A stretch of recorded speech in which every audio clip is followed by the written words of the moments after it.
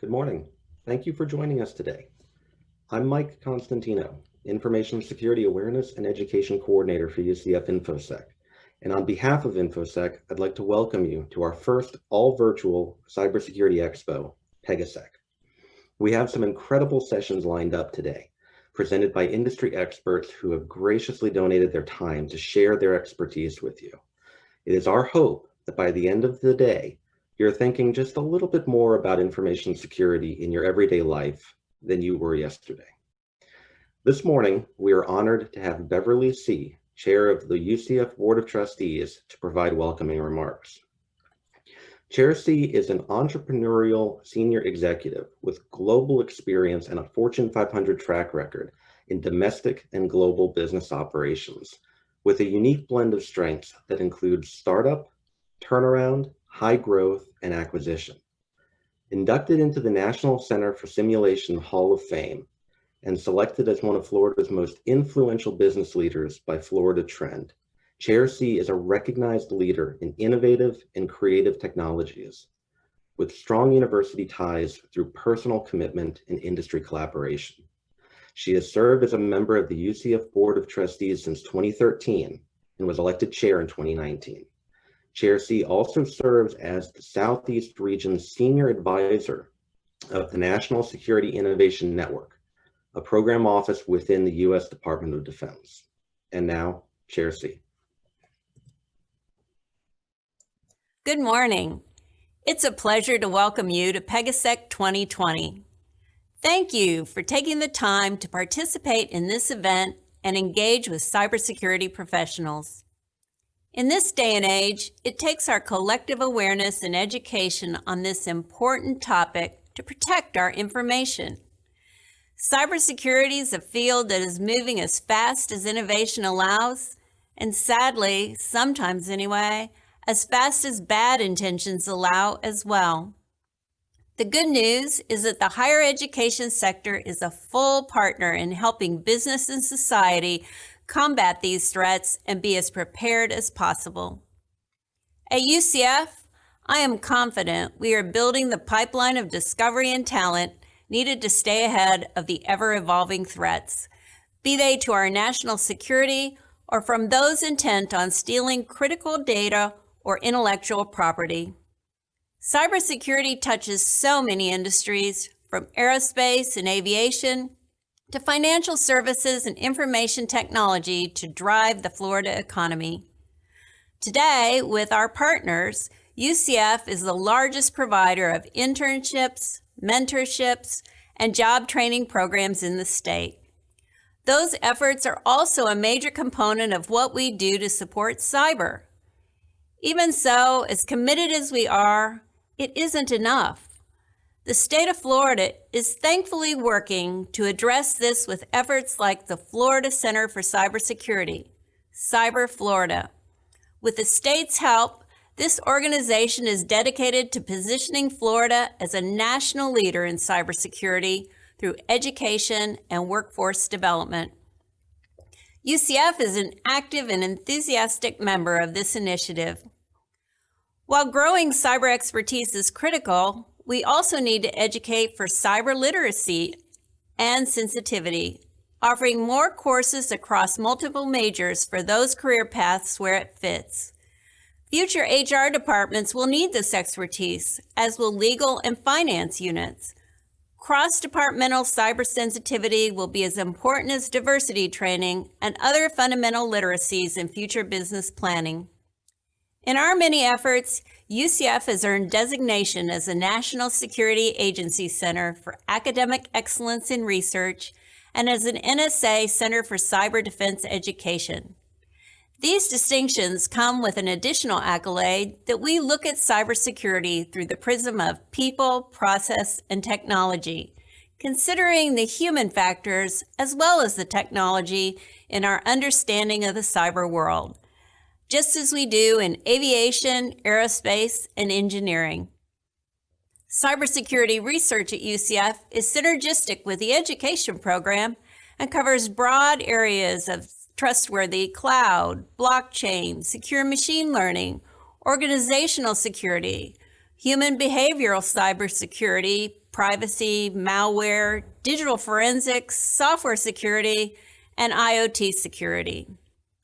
Faculty research is coupled with important partnerships with the defense sector. UCF's world-renowned Institute of Modeling, Simulation, and Training supports the U.S. Army's persistent cyber training environment. UCF is also creating ways to harness the interests of our best and brightest students and those who might have an affinity for this work one day. Our now famous Hack at UCF Student Club, with over 350 active members, has a mission to foster a new generation of active information security learners. This club has defensive and offensive cyber competitions. Members provide tutorials and tech talks and invite the public to cyber and security workshops. Since its founding in 2013, the UCF Collegiate Cyber Defense Competition Team has earned a reputation among the nation's top teams. UCF is also active in the Army's Threat Systems Management Office's Red Team Internship program. This challenging program, known as Pathfinder, now includes several undergraduate students from our College of Engineering and Computer Science. Students like these will be well prepared for future jobs. Finally, we have a solid commitment to growing the future pipeline, doing our part to support K-12 STEM outreach programs with a 4-day cybersecurity introduction for high school students and a program over 15 Saturdays for middle and high school students. Programs like these and much of our research in cybersecurity is made possible with generous federal support from the National Science Foundation and the U.S. Department of Defense. We are also aided by grants from industry such as Intel and Sophos and longtime partner Lockheed Martin that recently provided funding of $1.5 million to create the Cyber Innovation Lab at UCF to support special efforts in education and mentorship that link classroom and industry learning in ways intended to enhance the performance of the future workforce. I am proud of UCF's involvement in addressing cybersecurity challenges in education, research, and workforce development. Together, we can and will continue to make important progress for Florida and for our nation. Thank you for having me here today, and enjoy PegaSec 2020.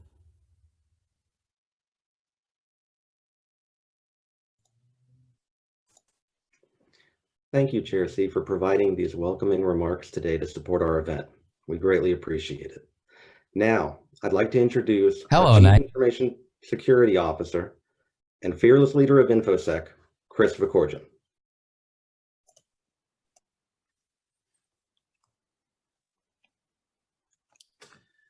Thank you, Michael. I appreciate the introduction. A real fearless leader is about to come up, so I think we might have that order wrong. Good morning, everyone. I'm Chris Vicorgian, UCF Chief Information Security Officer.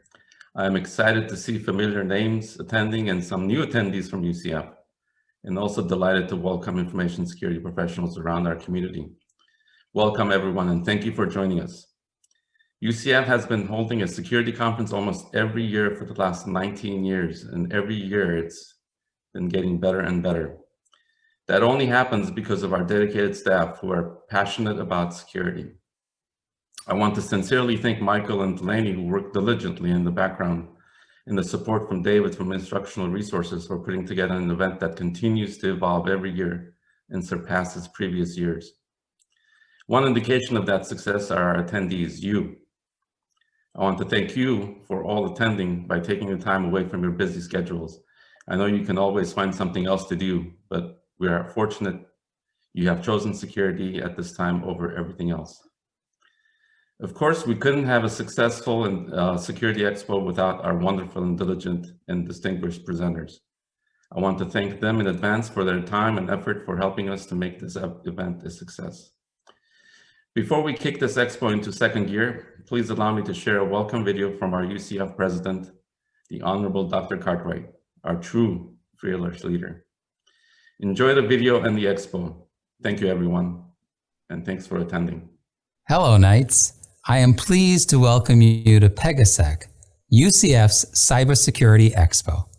For 16 years, this forum has advanced information security for UCF and the greater community, and we are delighted you are here.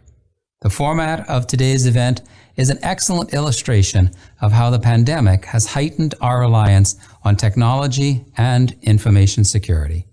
In fact, the pandemic has likely fundamentally changed the way we do things moving forward, in both our personal and work lives, including how we meet for business, learn, and stay connected to one another. For more than 20 years, UCF's innovation and agility have made us a leader in digital learning.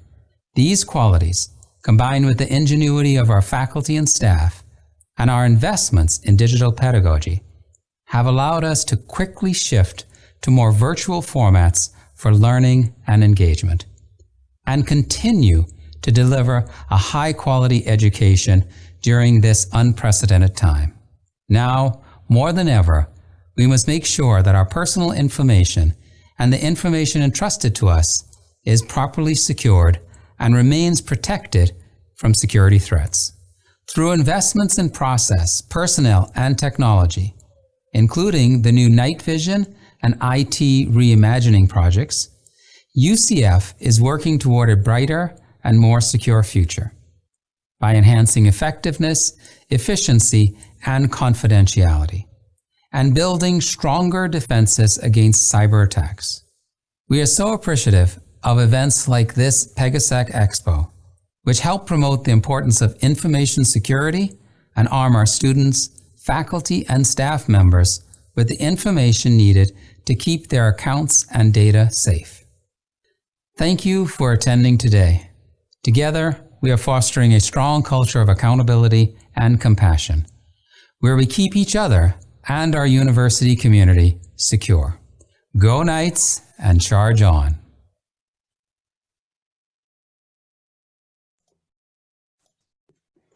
Thank you, President Cartwright, for that message.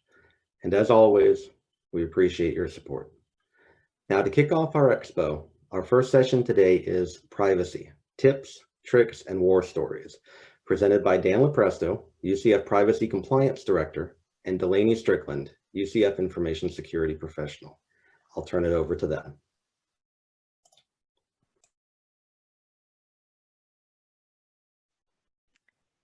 Thanks, Mike. We're glad to kick off PegaSec today.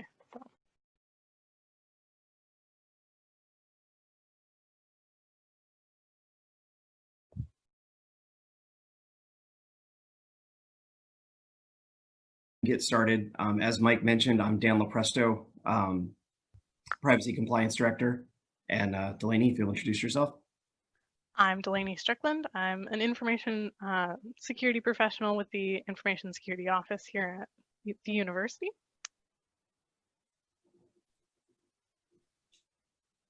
Can everybody see the screen here? I can. Okay, that's good news. So we've introduced ourselves already, kind of jumping the gun here. We're going to talk about data privacy and what the protection of that data really means. Do you want to kick it off here, Dan? Sure, thanks, Delaney. So privacy, as many of you know, is the state in which one is not observed or disturbed by other people, being in a sense free from public attention when you want to be free from that. Coupled to data privacy is, of course, the protection of data. And that is simply the safeguarding of important information from things like corruption, compromise, loss, theft.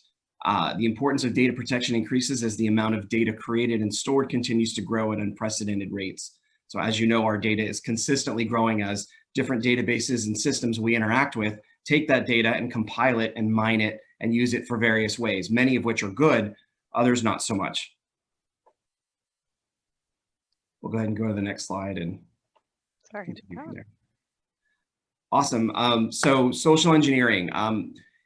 Many ways to protect ourselves from having our data stolen is to armor up when it comes to social engineering. And to define social engineering, which we have listed here, it's basically an outside hacker's use of psychological tricks on legitimate users of computer systems. And these hackers do this in order to obtain information that they're looking for to gain access to systems that they otherwise aren't able to access and shouldn't be accessing. They look forward to extracting information from us, money, other access to differing accounts, and consistently look for ways to just take data, steal, and use it for nefarious ways. Basically, social engineering is the clever manipulation of the natural human tendency to trust. And it can start by simply holding a door open for someone and go as far as answering phone calls and texts and emails that are intended to fool you. Next slide.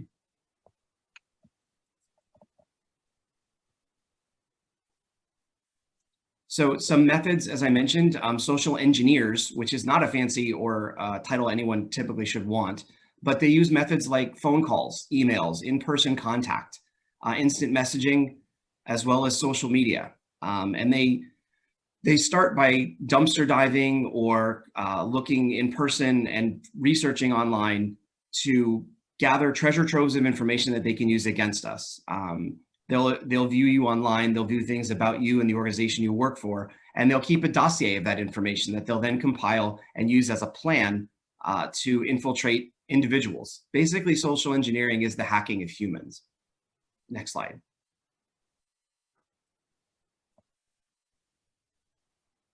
So summarize, and Delaney, do you want to go ahead and take this one? Go for it. I just wanted to help lead into it. I'm sorry.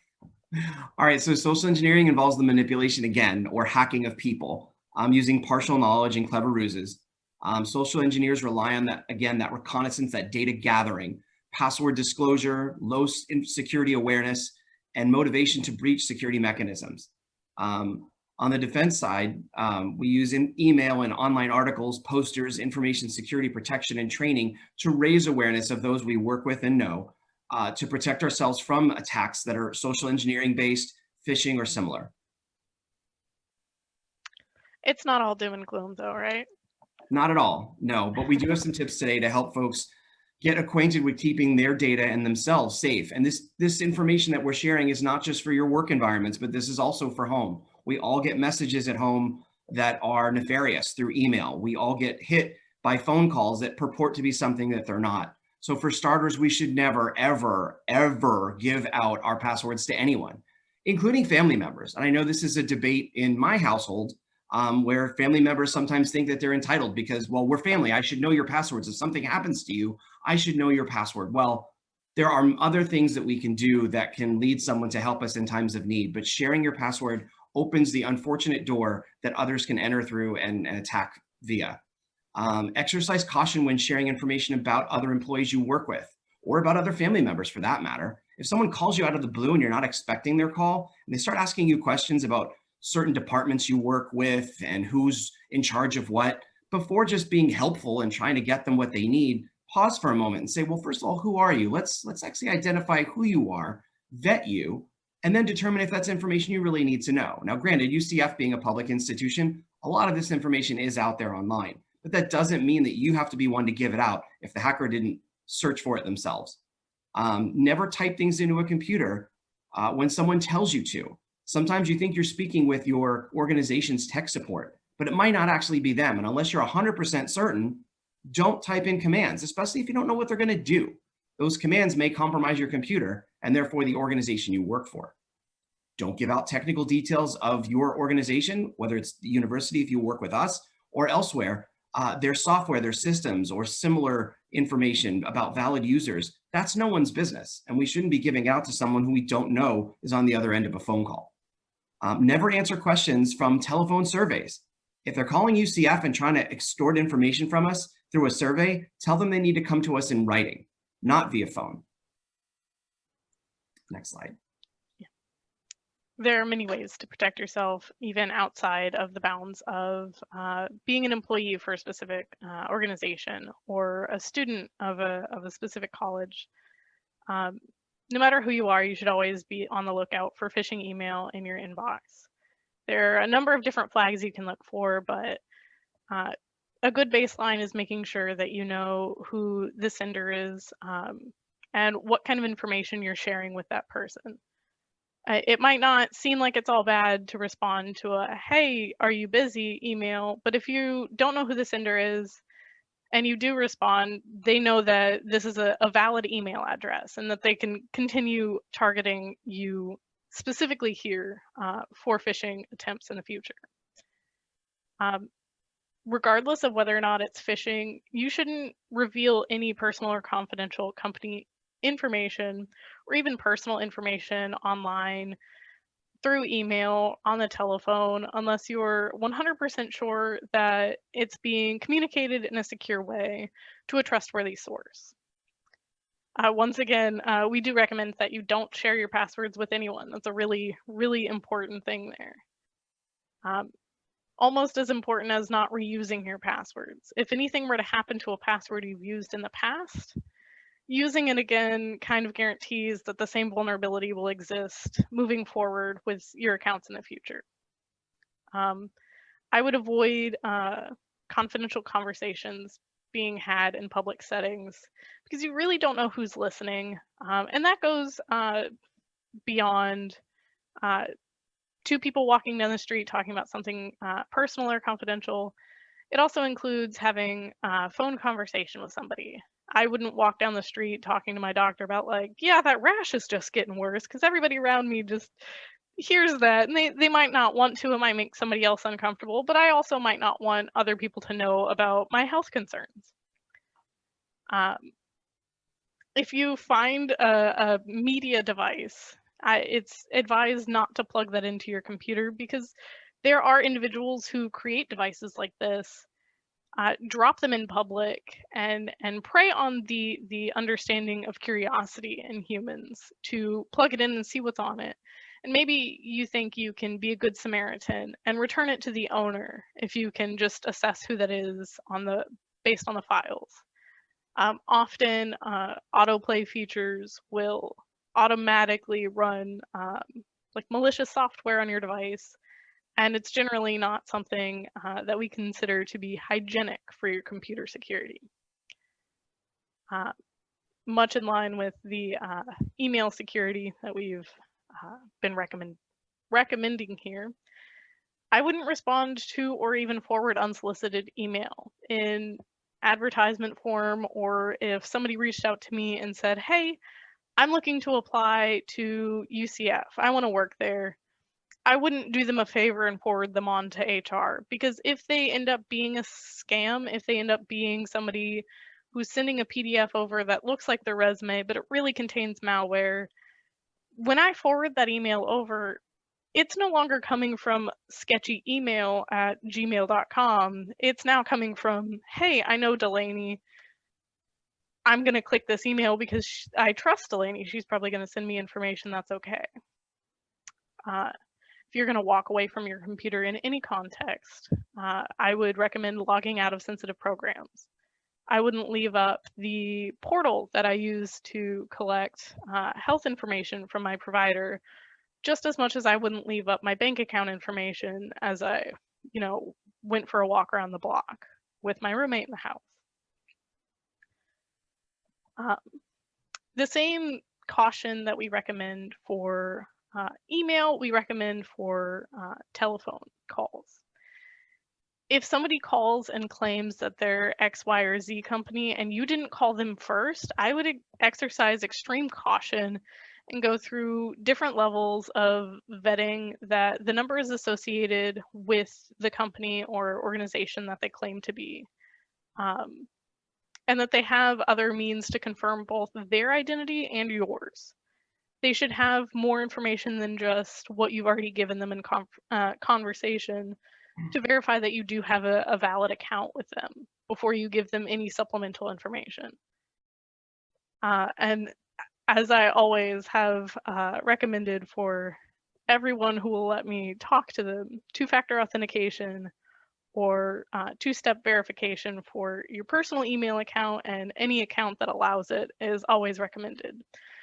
This kind of is a caveat to the password problem we mentioned earlier, because even if your password is breached, somebody finds what it is in a cracking attack, or they're just a really good guesser, they're likely not going to be able to circumvent the two-factor authentication that protects your account beyond the password.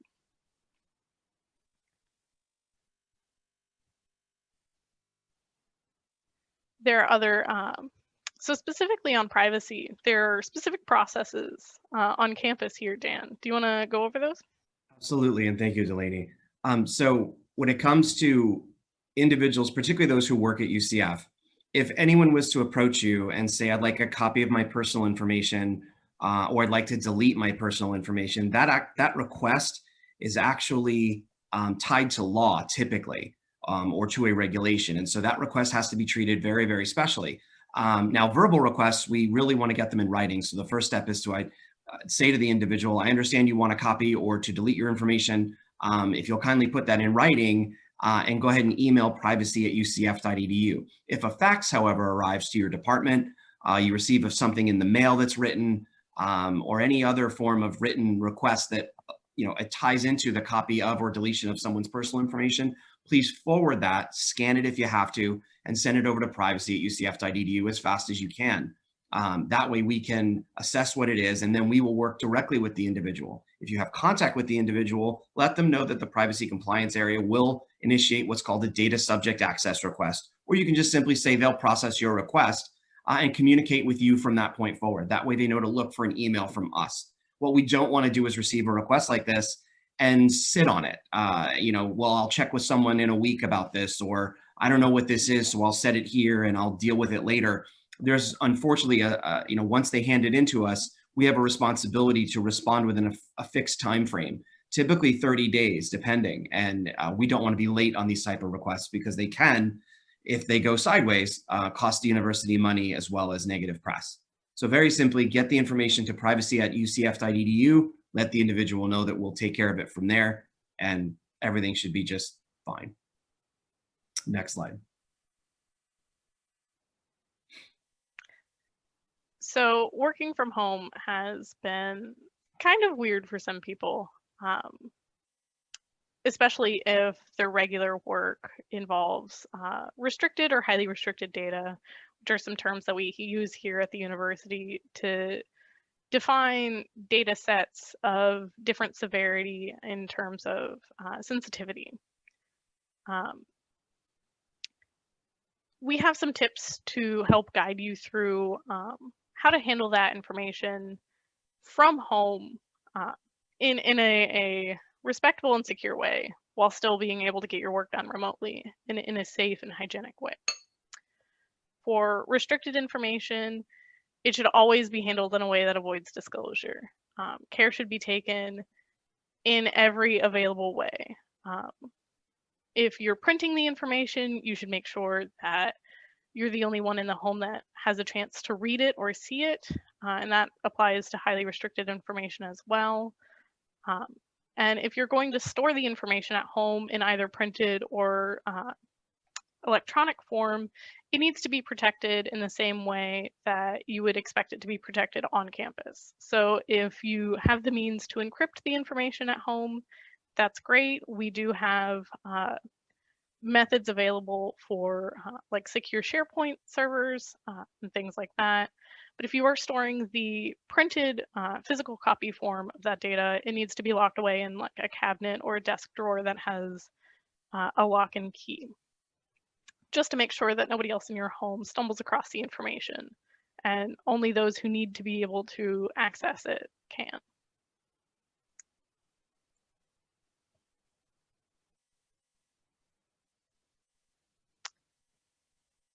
So when it comes to handling personal information, similarly, paper materials containing personal or otherwise restricted information belonging to students, faculty, staff, donors, etc., if it's associated with our university, when no longer needed, should be cross-cut, shred, or destroyed in such a way that it can't be reconstructed. So if you don't have a cross-cut shredder at home, you can hang on to that information in a secure bag or box, and then at some point when you return to campus, locate one of our shredder bins and place the documents there. We don't want you to simply throw them away, because that's where, as we mentioned earlier, social engineers will look for it. They actually go into dumpsters and do what's called dumpster diving. They go into a trash bin and look for paperwork and other information that they can use against us. So we want to make sure that information, when it's time to dispose of it, is properly discarded and thereby shred in a cross-cut shredder or a shredder box where a corporation picks that up and then destroys the information.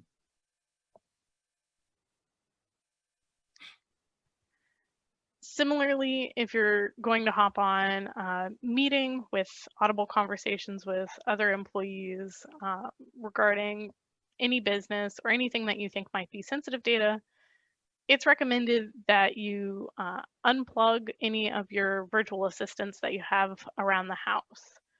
So any Google Assistants, Siri device, Alexa, just to name a few, they're known to record these kinds of conversations while activated, even when they're not specifically called out to be activated by a fully intending and well-aware user. So it is preferred that you unplug these devices to make sure they absolutely cannot record any sensitive information, but simply powering them off or kind of disbanding them by closing any relevant applications is also recommended.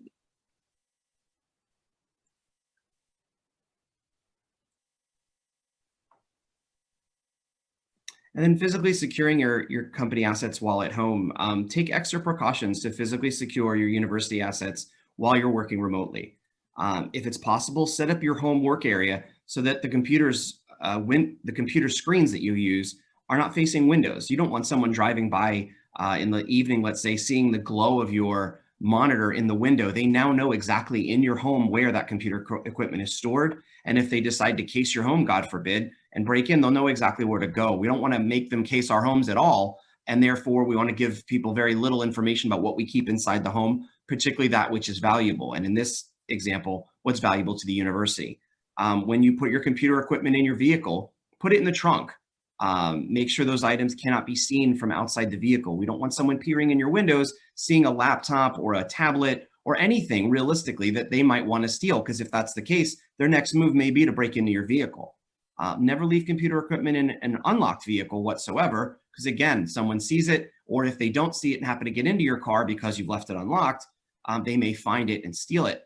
And of course, if God forbid something does happen and your information is stolen, whether in paper form, digital form, on a laptop, on a tablet, etc., please immediately report that to our security incident response team, which is simply sirt@ucf.edu. We cannot afford to let time pass if an incident goes missing. So even if you're not sure where it is, probably best to report it to CERT first. Then if you find it, you can let CERT know, hey, I did find it. Turns out it was underneath something. That's a far better scenario than waiting to report it because you're not sure where it is, but you think you might find it. And then several days elapse. And then you realize, oh no, it's truly stolen or lost or missing. And then you alert CERT. Now they have all that time that's passed for that information to be more difficult to locate. So always report it when you think your computer systems or information has gone missing. And then if you find it, great news. If not, we'll get started on looking for it for you and try to help you recover that.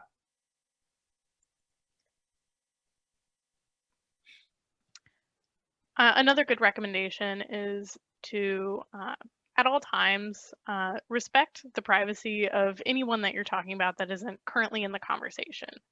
So any information that you think might be personal that you know about faculty, staff, a student, a guest of the university even, might not necessarily be something that you want to share and let others be privy to. That's always something that I try to make sure is something that the individual gets to opt into personally.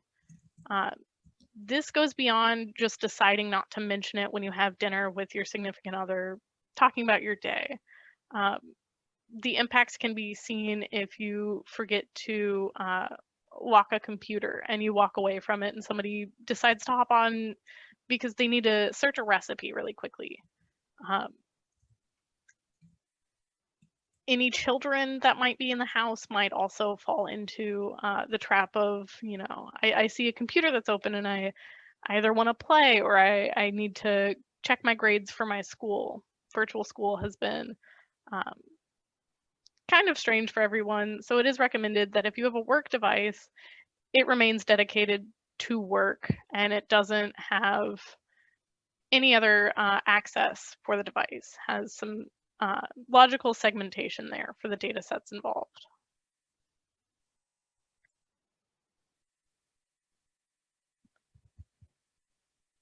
With respect to data, keeping it on university-owned computers is a must.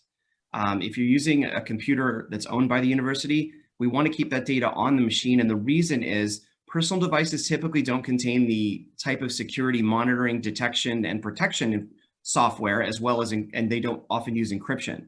And so you don't want to put that information on your own personal thumb drive, because if that were lost, someone could grab it, plug it in, and easily access the information. Better to keep all information regarding university business on university equipment. That way, that equipment is encrypted. If a criminal was to try to access it, they'd have extreme difficulty. If you need to port information in a secure manner, work with the Information Security Office, and we can share with you information on how to securely email that information if it needs to go from one source to another, etc.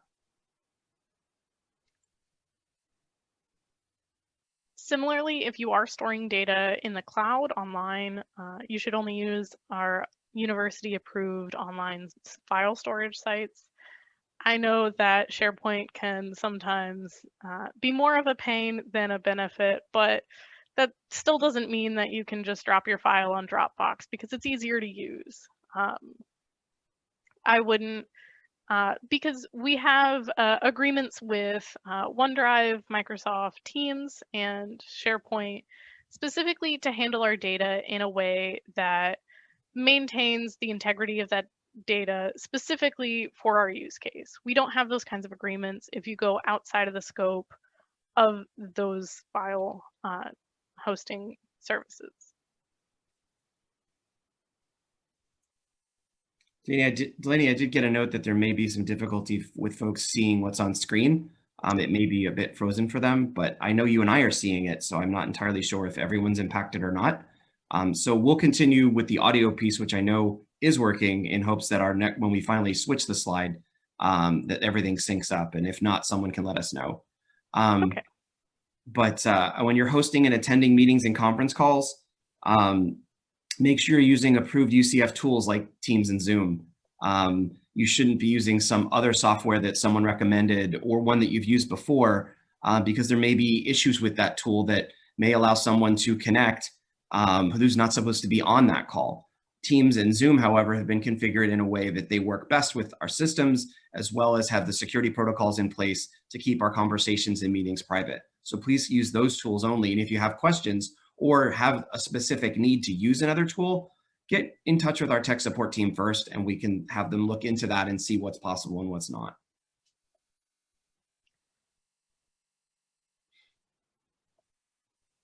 Sorry.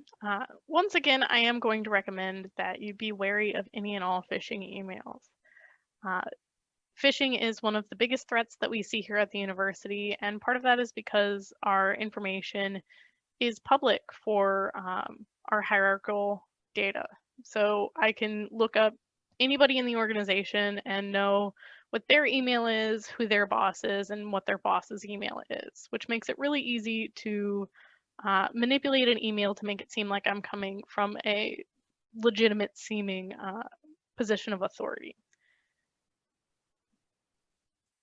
Opening a phishing email might have negative impacts in terms of improper disclosure. If you're going to respond to somebody thinking it's one of your colleagues asking about some either a student or a colleague's personal information, and you respond with that, or it might be clicking a link or downloading a file and introducing malware or malicious software into your device that handles UCF data. If you think that you have either clicked on an email or downloaded something malicious, you can report that to CERT. And if you think that you've come across an email and you haven't clicked anything, or even after you've clicked it, you can use the Phish Alert button to forward that malicious email to CERT so that we can address it and assess whether or not this is something that we're seeing across the university.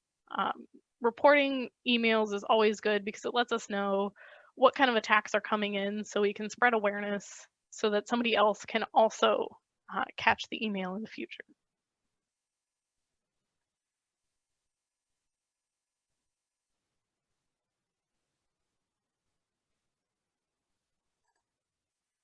Okay, so, and lastly, only use secured Wi-Fi or wireless networks when you're connecting to the university.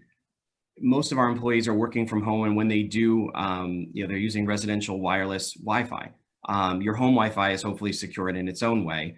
However, what you don't want to do is, let's say you leave your house and you go to somewhere public like a coffee shop or a mall, even an airport. These are prime spots where malicious parties will put up what appears to be a secure network or a network that sounds familiar. And if you do connect to it and you start to try to authenticate and type in your information, that information is captured, unfortunately, by that malicious actor who put up that fake site or that fake Wi-Fi signal. So do your best to discern what's true and real. It should, if you connect to a public Wi-Fi that has security, it should prompt you for a password, and it needs to match the password of the place that you're at. For example, Starbucks or Panera, there should be a password. So if you type that password in and it doesn't work the first time, unless you think you typed it in wrong, which you could try again, but if it still doesn't work, that's a sign that you may not be connecting to the actual Wi-Fi signal that they've put out there, but instead possibly connected to someone else's. Or if it doesn't prompt for a password at all,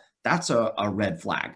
So just keep wary of that. And also use VPN. That'll encrypt your connection, creating a virtual tunnel, and that'll keep the information that you send through that tunnel private. So if you're not sure how to use VPN, if you don't know if you even have it on your computer, give tech support a call. IT will work with you to make sure that you know how to use it and that you have it available and that it works the way it needs to.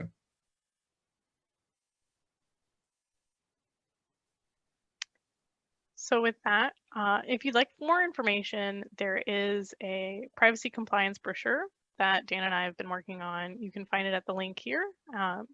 We will share that information in a more easy format, and the slides should be available after the expo, so you won't have to remember that very long URL. But I know we've gotten and answered some questions in the Q&A. We have some open questions. Do you want to address these, Dan? I'm actually answering them as quickly as I can in between. I can see. To verbalize them for the recording, we've had questions about specifically asking regarding verbal personal data requests. The clock starts with that verbal request and not when it arrives at privacy@ucf.edu email inbox. And the answer to that is technically yes. When they make the request verbally or otherwise, receiving it in writing is what can be proven, but technically the clock does start for compliance at the time of the verbal request. We were also asked about Siri and voice assistants on somebody's device or computer, and it is recommended that we disable Siri on any and all personal assistants while attending work-related or otherwise confidential meetings.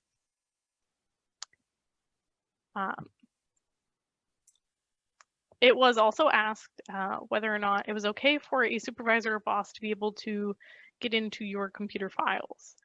And the answer to that is, as Dan put it, only if it is authorized to do so by the supervisor. So if it's appropriate for your supervisor to be able to assess your files and things like that, then yes, they should be able to.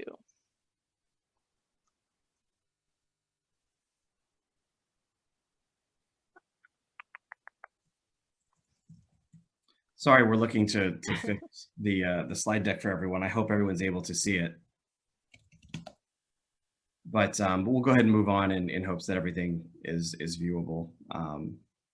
But first and foremost, thank you for your time today. And if you stick around, we have some information to share with you, as I believe we have a little bit more time left. We're coming up short on time, so I think the questions that are currently in chat, we can address after we go over the next part of the presentation. That sound good to you? That works for me. And I don't know if my background has changed. We were trying to correct the camera and the freezing up piece. So I lost my background and tried to replace it. So we'll get through it. Okay. So we wanted to take a moment to talk about what it is to be a privacy compliance officer. That's not necessarily the largest sector of cybersecurity, and I know that I have a lot of questions for you, Dan. Would you like to talk about the different roles and responsibilities associated with your Sure. If privacy sounds like something that you or someone you know might be interested in, I'll share a bit about what it's like to work as a compliance officer in the privacy space. Part of my job is providing guidance to departments I work with around protecting our restricted data, processing it securely, limiting the amount of information we process if we can. And that's really inside and outside the university. I belong to a security professional networking group, and I've spoken there and worked with individuals there as well to make sure that if they have questions, I can answer them. But as far as the job itself, you become a subject matter expert around data protection and how to keep that information secure at all times, and to limit the collection and how to treat the data appropriately. If you want to hit the next bullet, and honestly, Delaney, if you want to hit them fairly quickly, I'll go through them fairly quickly since I know we're short on time. But in accordance with our policies, our state and federal laws that we must follow, international regulations and best practices, a privacy officer such as myself will work with nearly every department to help secure their digital assets and answer questions that they have, again, with transmitting and securing data. I do serve as the university's GDPR, or General Data Protection Regulation, Data Protection Officer, which very simply means that I'm responsible for assisting with the requests that I mentioned earlier, where someone wants a copy of their information, or they want to have their information removed, or the way that we treat data in general, and how we form our privacy statement online, et cetera, something that we're in the middle of updating. As for a HIPAA privacy officer as well, learning and understanding the nuances of the HIPAA privacy rule, the HIPAA security rule, et cetera, helps me help our College of Medicine and Student Health Services and others protect data, instill policies that support the keeping of that data safe and keeping patients comfortable and safe with their information. Maintaining compliance when investigating potential violations as well. I do investigate FERPA violations where a student's data comes into play, whether it's directory information or other. If a student has concerns that someone may have accessed it inappropriately or wants to limit that, I work with our registrar to understand what's going on and then provide them what they need, they being the student. Consistently collaborating with the information security team, our general counsel or legal team, and I'm an active member of our security incident response team to investigate incidents when they arise. Coordinating with the university departments to ensure privacy-related audit findings are addressed. So internal audit will perform audits on campus and such to make sure that we're following laws, excuse me, and best practices. And when things come up that are privacy-related, I will go in and work with these departments to iron out maybe a little tweaking to their policies or their processes or logging that they do, et cetera, to make sure we're in accord with audit and that we can fix the finding that was highlighted in the audit. Reviewing contracts and negotiating language that promotes the protection of our data and that of our students. Developing privacy training materials, working with the ISO or Information Security Office, again, making sure that you have posters and emails and other campaign efforts to keep top of mind the best practices you can use to keep data safe and keep your own information from being compromised. And finally, privacy risk assessments, ongoing monitoring activities, just to make sure we're following the letter of the law, as well as our policies, regulations, practices, et cetera.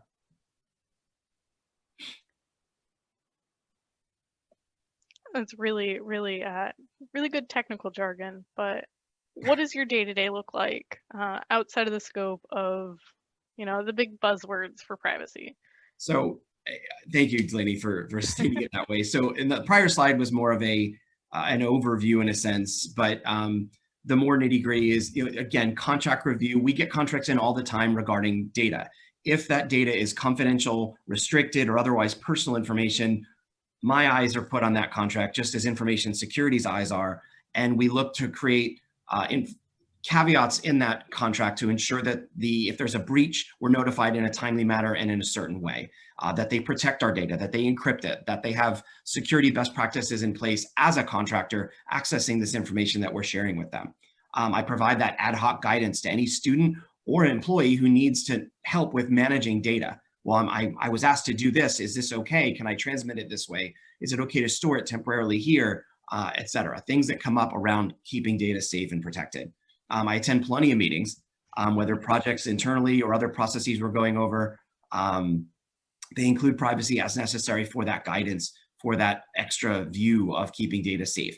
I perform research online and through reading books and otherwise to understand best practices and other ways that we can protect our data, our systems, understanding new vulnerabilities and threat vectors, I'll attend webinars and conferences, both in person and online, to just make sure the information I have is timely, current, and also able to assist in the various meetings and mechanisms that they need to.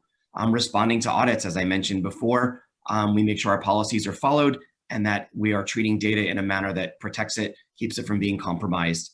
And finally, I participate in a data governance committee where we're looking at better ways to manage data through other varying systems, making sure we have a consistent record. As you can imagine, data flows across, let's say 10, 15, 30 systems. We want to make sure we have a golden record in a sense, or a record that is pure, one that we know is up to date, and that information propagates to other systems so that any system someone goes into, they have an understanding of how current that data is and how valuable it is, and of course that it's protected.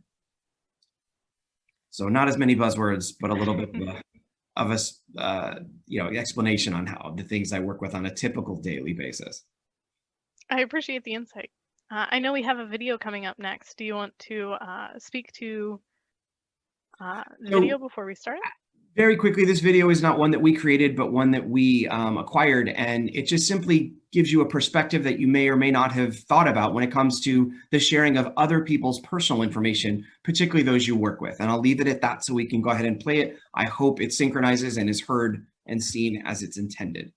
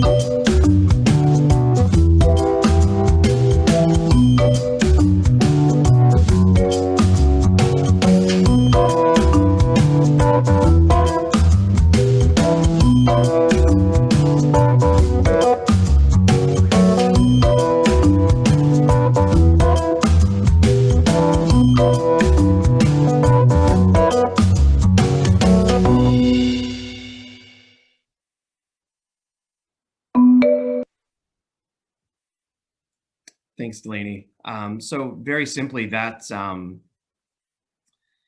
video exemplifies that just because you know something is happening or with someone, that just because you know their personal information because they might have shared it with you, be it medical or otherwise, doesn't mean it needs to be shared with your coworkers. So if you know something, before you share it, whether in writing or verbally with others, think for a moment, are they really privy to it? Is the person who told me this about themselves, is that something they would sanction? Is that something they would want me to share? It's just typical for folks to talk about others, as we do all the time. But when it comes to personal and private information, we want to take that step back before we just share. So real quickly, I can share a privacy war story or so with you. So in a prior position that I worked in, I was speaking with a colleague and we were talking about LinkedIn, and she had mentioned that, I should probably change my LinkedIn profile a little bit to exemplify some of the things I had done. And so we ended up screen sharing. And in our conversation, I mentioned a different university that I had taught at for a moment. And just as we were going over the profile, and in an instant on her screen in LinkedIn, she got an ad for that university. And I thought, wow, that's odd. I mentioned a specific university, and within moments of doing so, it appeared on her screen in LinkedIn as an ad. So then I decided, all right, well, I'm going to test this. And I mentioned a very well-known computer maker to her, and I said it a few times just to kind of trigger the ad. And sure enough, that ad came up. Now, I had turned my ad settings off in LinkedIn. That's actually a setting, but she had not. And what we realized was the phone system that we were using, which was a voice over IP-based phone system that our employer installed for work was actually capturing the data that we spoke, the information that we spoke, digitizing it, monetizing it, and shoving ads in our face. And I thought that was rather invasive. And it was also unknown. I was never told by my employer or when I, signed on to that voice over IP phone system that it would be using my data in that way. And it really got me thinking, how many other systems where I pick up the phone and have a conversation with someone are taking what I say, translating those words into ads, and then serving them to me or to that individual or to both of us at a later time, if not, in real time. So it was kind of creepy in a sense, and it can be helpful, but it's not always helpful. And then really quick, if I have the time, do I, Delaney? We're just shy of 3 minutes before the next talk is set to begin. Okay, so perfect. So really quick, another incident that occurred while working for another employer was one of our financial folks got a phishing email and I guess clicked on it. It prompted them for their password. I suppose it typed that password in, not knowing, innocently. Their account was compromised. The individual then created inbox rules so that everything that they sent and that was responded to didn't get seen by the individual whose account was compromised. They purported a wire transfer. Now, this individual was someone who had authority to send money from one company to another, from our company to another company. Needless to say, they crafted an email by looking through other emails in this person's inbox and in folders that they had saved, crafted a very specific email to transfer money, and successfully had wire transfers in the amounts of $10 million sent out. So our company at that point over time lost $10 million based on one compromised account. Fortunately, by quick action on our part, we were able to recover around 6 million of that, but still $4 million from the company's budget disappeared based on a phishing message. So if there's anything we could leave you with, it is be extraordinarily professionally skeptical of anyone asking you for information through email, through text, or even in person, especially if you don't know them. Do they have a need to know that information? And if you get a phishing message, and look for those telltale signs, whether there's the name in the from field doesn't match the URL or doesn't match the domain that's in the email address next to that, or the links that you go to click on don't sync up. They don't seem like they're going to the right place by hovering your mouse over it. And if you're not sure, forward that email or use the report phishing button to get it over to cert@ucf.edu. Our team can then examine that email and determine if it's phishing. If it's not, awesome. They'll let you know. You can continue reading and clicking on it. But if it is phishing, you have that opportunity to stop what could otherwise be a compromise to your system and to other systems at UCF, or for those that are not working for UCF, at the organizations with which you work, as well as your home systems. But I'll go ahead and stop there. Delaney and I will look through the questions and try to individually answer them when this is over with by getting in touch with the individuals who asked. Okay. I appreciate your time. Thank you everyone for joining, and enjoy the rest of PegaSec.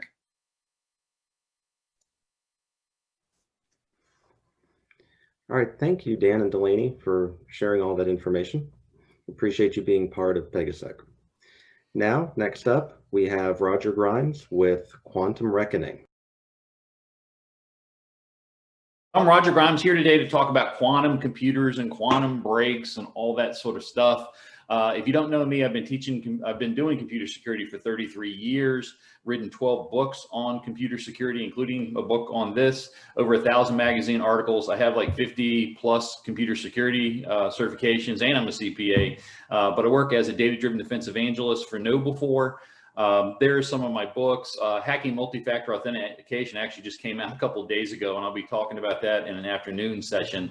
But this talk is really kind of centered around a book that's called Cryptography Apocalypse. I don't like that title, but Wiley just wanted to do a marketing thing. But it just talks about quantum computers, quantum cryptography, and how it's going to break. Basically, everything I'm going to talk about this morning. I work for KnowBe4. We're the world's largest integrated security awareness training and simulated phishing platform. So we help people, train their employees and students and teachers so they don't click on phishes. But today, we're really talking about none of that. We're going to talk about how quantum computers are soon likely to break most public key crypto called asymmetric encryption, and every secret it protects, but it's not a big deal because it's only the RSA encryption, Diffie-Hellman, elliptical curve cryptography, El-Gamal, PKI, digital certificates, digital signatures, TLS, which covers 90–95% of the internet, most VPNs, Wi-Fi protection, smart cards, cryptocurrency, and two-factor authentication, like those new FIDO keys everybody tells you is hard to break. So it's just that. That's all it's getting ready to break, just those things. And it also weakens for the things that it doesn't immediately break, it significantly weakens. So the other types of cryptography, like symmetric encryption, like AES encryption and hashing and random number generators, it cuts their strength in half. So we're going to talk today about what quantum is if you've not heard of anything other beyond the name, although it could take days to talk about quantum physics. I'm going to give you a couple of facts, and then we'll talk about quantum computers and quantum information sciences, then how they break encryption and how you need to start preparing today. So quantum mechanics, you always hear quantum mechanics seems to be so strange and weird. People get like me, I've been studying quantum mechanics for 30 years. Everybody you talk to, when you're first trying to learn about it, it kind of hurts your head because literally many of the things we see at the quantum level, and by the way, when we talk quantum level, all things work on quantum mechanics. When you take everything in the world down to its smallest particle level, submolecular, like atoms are made of electrons, protons, and neutrons. Well, the electron is called an elementary particle. You can't break it down any smaller, but protons and neutrons, we can actually break down into other elementary particles that are called quarks. And they got really weird names like smart and up and down and charmed quarks. But when we look at things and do experiments at the quantum level, which means at the smallest level we can get to, we see all kinds of behaviors that we don't see anywhere else. As a matter of fact, they seem really quite counterintuitive than anything we've ever seen before. I mean, let me give you an example of one of them. Imagine you're at night with a loved one staring up at the stars. Well, the light from that star really isn't where you see it. It's where the light or the photon particle left that star, years ago. I think the closest stars are, besides the sun's 8 minutes away, but besides that, the closest star is like 4.5 years away, light years away. So the light that when you're looking at stars is not where that star is, it's where the star was when that light left that star. But quantum physics tells us that when you look up and see a star and that photon enters your eye, it actually changes the path of the photon back when it left the star years ago. And this is not speculation. This is not, oh, do we think it does it? It absolutely does it. It is proven beyond a shadow of a doubt. We don't know how it's doing it. We know why it's doing it, but it really is some confusing stuff, strange and weird behaviors, but they're very proven. We know for sure that they exist. Quantum mechanics is among the most proven sciences in the world. We just don't always know why it's doing it or how it's doing it. Even Einstein got his only Nobel Physics Prize for, he was kind of one of the earlier discoverers of quantum mechanics. Even he couldn't believe a lot of what he learned about it. And he actually went to his death thinking that quantum mechanics wasn't really real. But about 20 years after he died, we learned that it was all real and that Einstein was wrong. Quantum was later proven to be real and underlines everything that we do and everything that appears. But there's some weird things, like a quantum particle can tunnel through an object and appear on the other side, and we don't know from a classical physical thing how it does it. It would be as if you had somebody with a weak arm trying to throw a rubber ball through a wall, and it just bounces off the wall, bounces off the wall, bounces off the wall, and one day just goes through the wall and ends up on the other side. And we don't know why. It's called quantum tunneling, and it underlines everything in the world that we do today, but we just don't know how it does it, why it does it. We just know that it happens.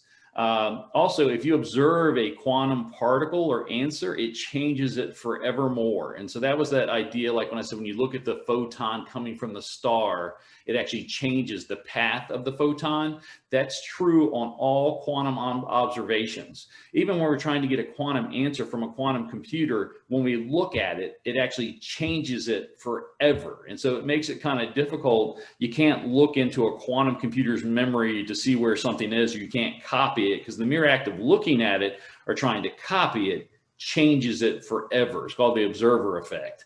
And again, measuring or viewing it will change not only what it's doing now forevermore, it actually appears to change it in the past. And that's really, like, we don't know if that's really what's happening, but that appears as what is happening, as if it's actually changing something in the past based upon something we're doing now. And we don't know how to describe it any other way. Our understanding of the universe isn't complex enough to tell us what's really going on, only that it appears to be changing something in the past, although we don't think that's what's happening, but we don't know any other way to describe it using current space-time continuum understanding. And even like answers, like a quantum answer, like you're asking a quantum answer to be a yes or a no, and let's say you get the yes, there's this theory that the no answer could be in another universe, that at any 1 second with us, there's these trillions of quantum answers and happenings happening, and each one of them is splitting off into another universe that is only different by that one quantum answer. Otherwise, completely the same. Your entire life before and after, completely the same, except for that one small quantum decision. It's called the many worlds theory. And it sounds crazy because it means there's like a trillion of us all around and all these other multiverses that don't know about each other. And it seems insane, except for the math works out. When they check the math, it seems to work out that way. And when they've tried to make experiments to disprove the many worlds theory, those experiments have failed. And the experiments that have worked to prove that the many worlds theory is true have all been successful. So we don't know what's going on, but so far it's a little bit scary in that the math seems to work out for that. But the two most important quantum computing things you'll hear about is superposition and entanglement. And superposition is that if you have some type of quantum experiment going on where you want an answer, let's say a yes or a no, the quantum answer is always all possible answers. While it's in its quantum state, the answer is always yes and no, and yes and no, all at the same time. So there's a little video there where, hey, is it heads or going to be tails? In the quantum world, the answer before it's measured is always heads, tails, and heads and tails. It's always all possible answers. Then you measure it and you get one answer and it stays that answer forevermore. But why it's being used to calculate things, it's always all possible answers. Like if you're going to, is that photon going to go right or left? In the quantum world, the answer is right, left, and left at the same time. Sounds kind of strange. And the weirdest one is quantum entanglement, which is anytime any two quantum particles meet. Now remember, everything in the world is nothing but quantum particles, right? There are electrons and quarks and neutrinos and all these other weird names. Everything is made up of quantum particles. And when they meet and touch each other, for the rest of their lives, they will be entangled with each other in such a way that when something happens on one particle, the exact same thing happens on the other particle. And every particle is entangling with a trillion other particles every second. So even if you take those entangled particles and split them across the universe, when this one turns, the other one turns, even if they're across the universe. And it happens faster than the speed of light, even though nothing can be faster than the speed of light. So this and this is the way everything works. And this is not speculation. This is the way it works. Like literally, that we've done tens of thousands, hundreds of thousands of experiments, and they've all shown that fuzzy entanglement, quantum entanglement is real, and it's the way it works. And nothing we have today would work if not because of that. So that's kind of a strange one. That's the one that Einstein really had a hard time with, and he said that can't be real. That can't be real, but it turns out it was. I love these sayings here. Niels Bohr is considered the father of quantum physics, said, those who are not shocked when they first come across quantum theory cannot have possibly have understood it. I agree with that. Or Arthur C. Clarke, science fiction author, said, any sufficiently advanced technology is indistinguishable from magic. I certainly believe in that as well. So what is quantum computer? In traditional classical binary computers, when you have, let's say, an electron that's representing information or a positive or a negative charge, each bit, binary digit, can only be a 1 or a 0. So a bit can be a 1 or a 0, but when it's storing information, transmitting information, it can only be a 1 or a 0. It can only represent one thing at one time. So if you had 2 bits, those 2 bits could actually be probably, 3 or 4 different things. It could be 00, 11, 01, or 10. It could be 4 different combinations, but when that information is being stored and transmitted, it's only going to be 2 bits of information, whatever that information is. But in the quantum computing world, because of superposition, those bits are all the possible answers at the same time. So if you have 1 qubit, it can actually be a 1, a 0, or a 1 and a 0, and so on. And when you add that up exponentially, so if you have 3, like if you had 3 bits, 3 bits in the binary world would only be 3 bits of information. 3 bits in the quantum world is 8 bits of information. And as you add every additional what's called qubit, quantum bit, it can represent more and more information. How much so? 80 qubits is probably enough storage space to store all the information that has ever been made in the universe. It could document every single change in atom in the universe. Forget the Library of Congress, we're talking about all information and energy matter changes since the beginning of what we know as time could fit in 80 qubits. And maybe somebody say, well, it would take 400. So whatever, 80 to 400 is big enough to store all the information in the universe that's ever occurred. Pretty wild.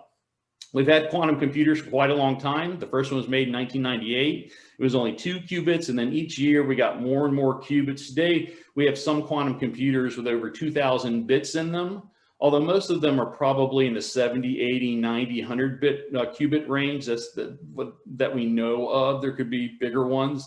Microsoft's got quantum computers. Microsoft has 8 multi-billion-dollar quantum labs that focus on quantum computers around the world. Google is spending millions of dollars.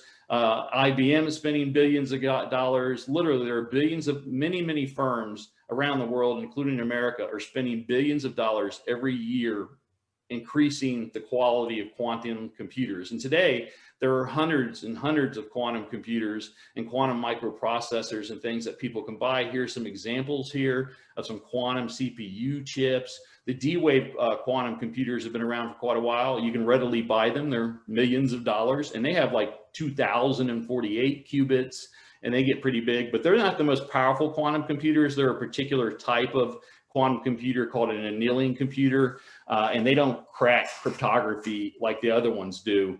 But if you look at these other types, whenever you see like those copper coils and everything, that's because they're trying to super cool the quantum bits. The quantum bits, when they're super cooled, tend to behave better and have less information, less interruptions and less errors. So whenever you see those coils there, that's just super coolant. They really, in most cases, most quantum computers, they're trying to get the temperature down to what's called a 0 Kelvin, which is negative 460 Fahrenheit. If anybody was ever able to create 0 Kelvin, which no one's ever done before, it would stop all matter. Even quantum computers would not work at 0 Kelvin. All molecules, all quantum bits would stop working. But as they get them down very close to it, like maybe they're doing negative 437 or negative 459, when they do that, the quantum computers tend to operate better. And so a lot of these, not all quantum computers need supercooling, but most of them tend to do better with supercooling on it. And again, there's all types of different quantum computers out there.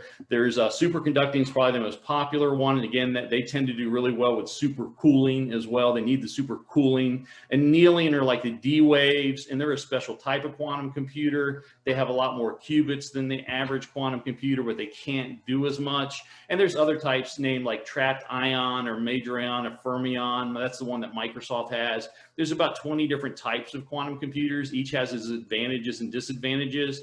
And right now, we don't know which method is going to win. They're all fighting it out right now. But what's called universal quantum gate computers, those are the ones that can break the cryptography. Right now, they have 72 stable qubits. And we're going to talk about why that's important in just a minute. But just know that the computers that are capable of breaking cryptography, they don't have thousands of stable qubits. They're only at like maybe 72, 80, or 100 or something like that.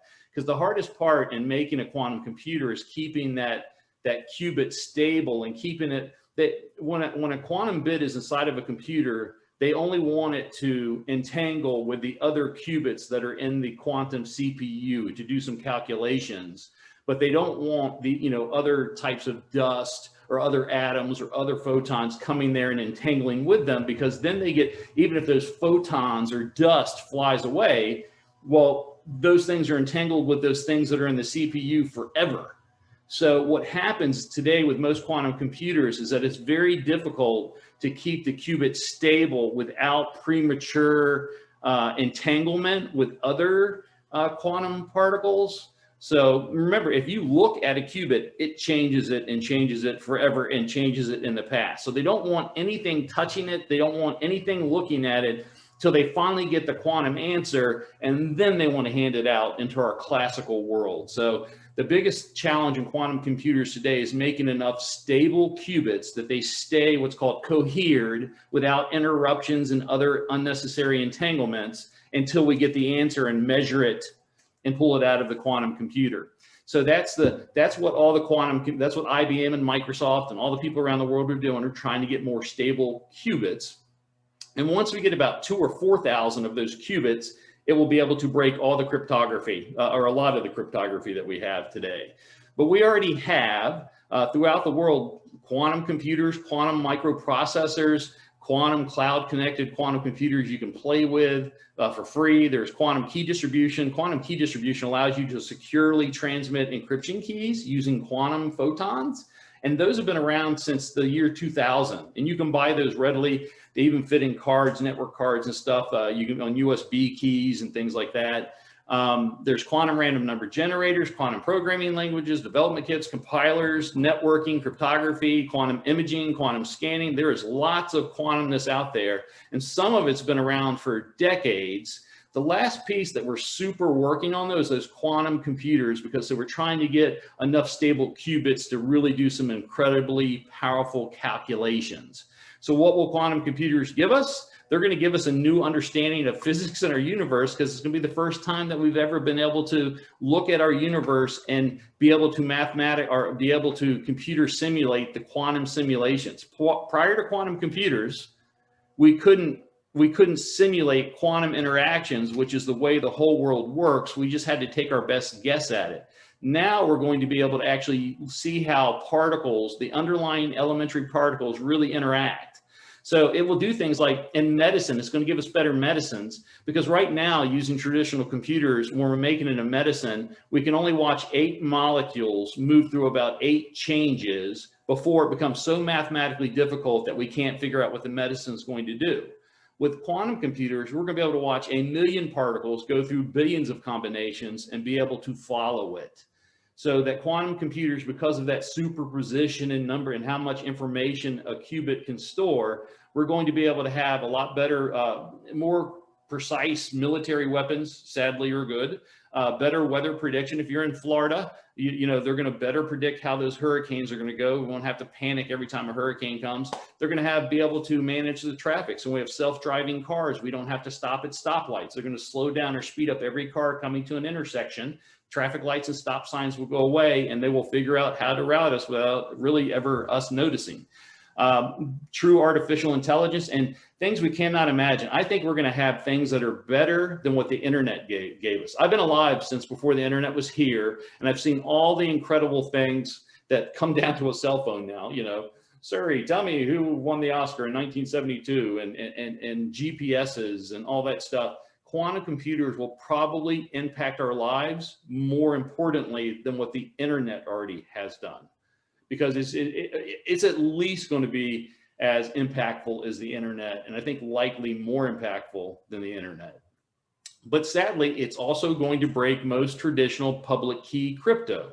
Public key crypto is where you have a public key and a private key that work together to encrypt and sign digital information. And really what it does is that quantum computers are able to factor certain types of math problems that are the ones that are used with our traditional key cryptography, which is they multiply 2 large prime numbers called the integer factorization problem. So it ends up breaking when quantum computers get about 2048 bits, are really 4,096 bits or 8,192 bits. When a quantum computer finally gets 8,192 bits, it'll be able to break any public key that's 4,096 bits or less in minutes or instantaneously. So it's most of our public key crypto, including, most of the internet runs on HTTPS using TLS, will be broken then. And it's also going to give us new, supposedly unbreakable encryption. It's theoretically unbreakable, but I think practically, we'll figure out a way to break it.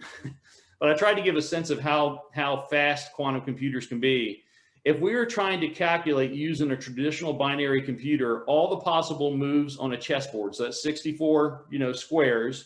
And if you were to kind of take away the chess rules, but just think about, okay, if I had what's called 2 to the 64 possible moves, and if each one of those moves was represented by a grain of rice, that grain of rice that to represent just 2 to the 64 would be as high as Mount Everest.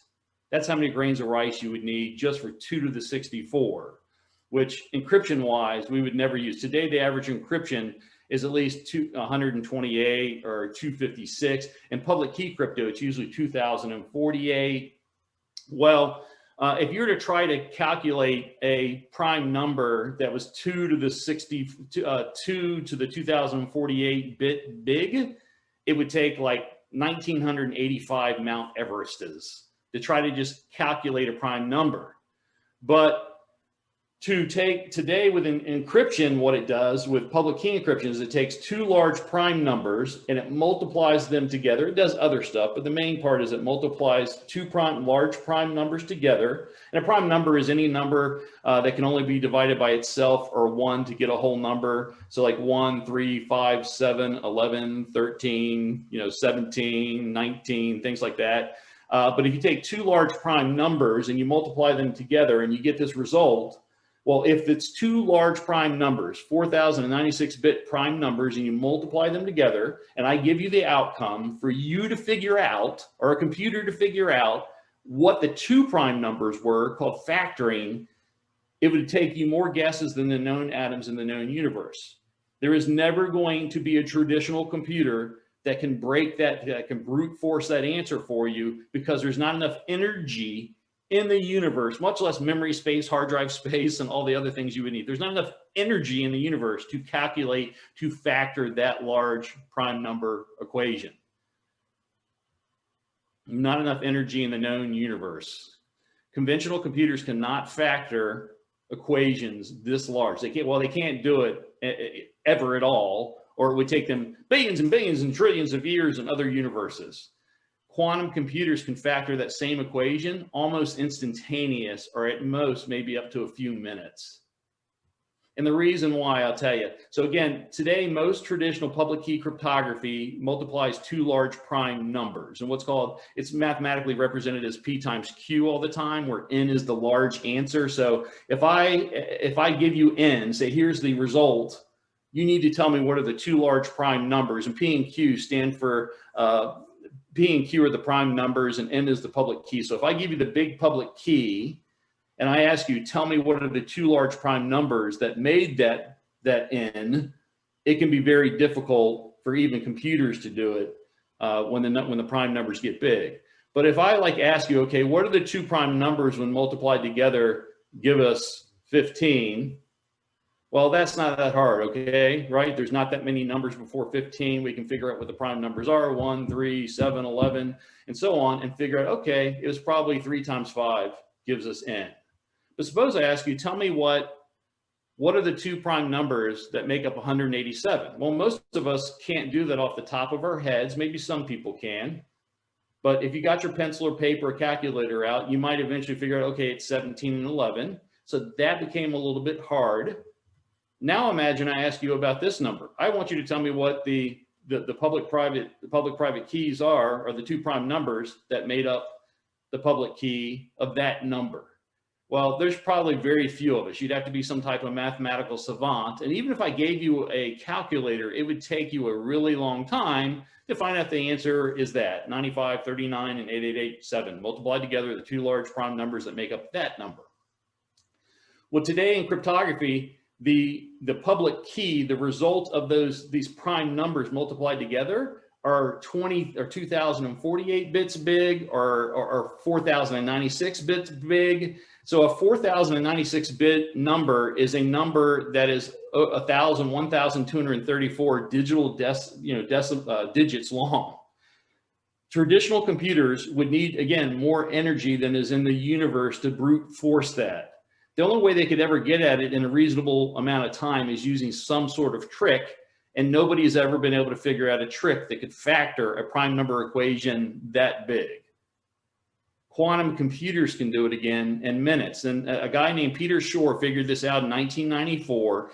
He realized that if you had quantum superposition, so you had all these qubits that could store all this information, that if you gave a computer double the number of qubits, so if you want to break a 2048 key, you would need 4096 bits or whatever that ends up being. Or if you had a 4096 bit key, you would need an 8192 qubits plus a couple, 1 to 3 qubits extra, kind of as management. But Peter Shor figured out that once you got quantum computers with enough stable qubits, double the number of bits that you're trying to break on the key, that you could use something that's called Fourier's transform and modular exponential resquarings. But you could use some math. And the way that it works is that you tell the quantum computer, create all the possible answers for this equation. So it has to be a possible answer. Quantum computers, because of superposition, do that really, really well. So they get all the possible answers, and they're all wrong except for one. Then he takes, using Peter Shor's algorithm, he takes a wrong guess, and then he can move to the right answer in 8 quick steps. So he figured out, you give him superposition, you can get to the right answer in just literally 9 steps overall. And strange enough, the first guess has to be wrong. If you guess one of the prime numbers in your first guess, it doesn't work. So you have to guess wrong, but you're usually guessing wrong. And then he uses this Fourier transform. He actually converts all the prime numbers. He adds them, the 2 prime numbers together, converts them into sine waves, and the tallest sine wave is the answer. So that's kind of a complicated way of saying, I tried to explain it as best as I can, is that we can guess that quantum computers, if given enough stable qubits, can break large prime number equations in seconds to minutes using Peter Shor's algorithm. There's another guy that came up with Grover's algorithm, and he learned that he could basically cut in half, he could exponentially speed up random searches, like looking for hashes, looking for symmetric keys, that it ends up having the protection of those symmetric keys. So how long till quantum computers break cryptography? Traditional public key cryptography? Well, we have to have enough stable qubits. Once we get to 8,192 or 8,195 qubits, it's stable qubits, it's game over for what our traditional public key crypto is, because they'll be able to break those large prime numbers. Everybody I know thinks it's going to happen within a couple of years. I personally think it's probably already happened, and the NSA and the Chinese already know how to do it. Because I know several friends that are working on projects that say that they're going to have several thousand stable qubits within a year or two. And if that's what I'm publicly being told, I bet secretly they already have it. But we don't know. Publicly, no one's ever said that they've been able to break it yet, the quantum crypto break. All I can tell you is that in 2016, NIST and the NSA said now is the time for you to be preparing for the coming quantum crypto break. So it's been 4 years. Y'all are all prepared now, right? Everybody's been working on their post-quantum crypto plans? Rarely is that the case. So how can you prepare for the break? Well, if we're lucky, we'll be able to all move our what's called quantum susceptible ciphers. So that's Diffie-Hellman, RSA, TLS, all that stuff, to post-quantum cryptography, which means quantum resistant cryptography, before we find out somebody can actually break our cryptography.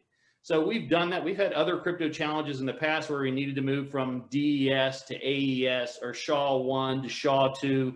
These crypto migrations are not unknown. We've done them before. The problem here is this is like impacting 20 different types of ciphers that most of us use for 99% of our life.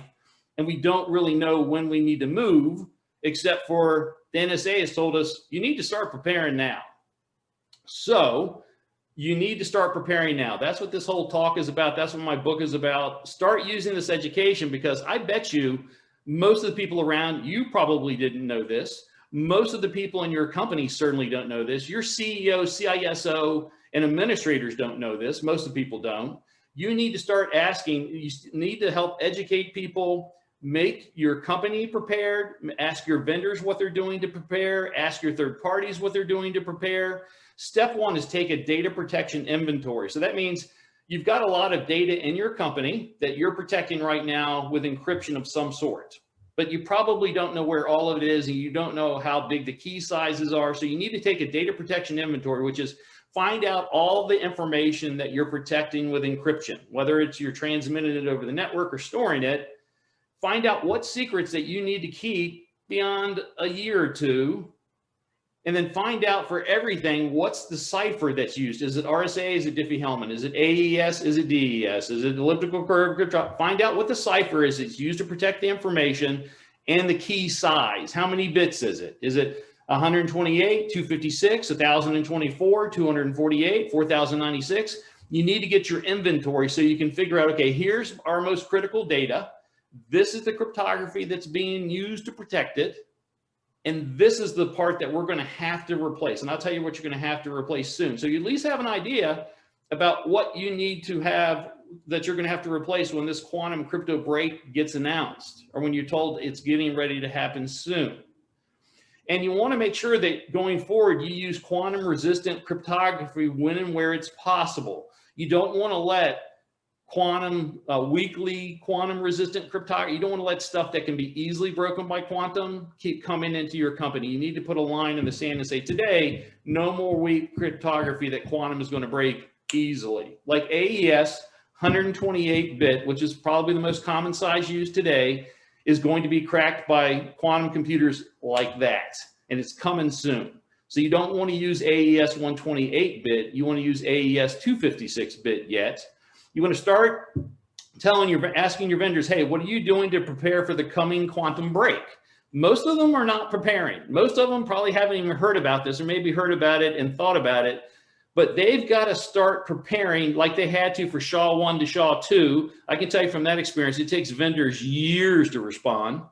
And you at least want to demand crypto agility from your vendors' products, meaning that, okay, when you switch from this quantum susceptible cipher like AES or RSA or Diffie-Hellman or ECC, when you switch from that to one of the new post-quantum ciphers that are quantum resistant, that you'll be able to swap out one cipher for another cipher, and it's not that hard. Like in Microsoft Windows allows people to update their ciphers actually fairly easy. Microsoft Windows is crypto agile. They have the keys that are used to encrypt stuff in Windows, not all of them, but the most important ones can be upgraded without having to upgrade all the software incredibly. Also, you have to realize that if you have secrets that you want to keep secret for a long time, and you have competitors that would love to learn those secrets, or possibly you could be targeted by a nation state, that it could be that the attackers are sniffing your traffic today, storing it, waiting for a few years till they get a quantum computer, and then crack and learn that information. So if you have high value data that you don't want your competitors or a nation state to learn, you need to start protecting it today. It could be already too late for some companies. So this is what you need to do now. You need to increase the key sizes of quantum susceptible ciphers, and I'll tell you what those are in just a minute. That's what you need to do now. And protecting your most private information, your most critical information, you need to protect it from eavesdropping. Now I'll talk about how you do that in just a minute.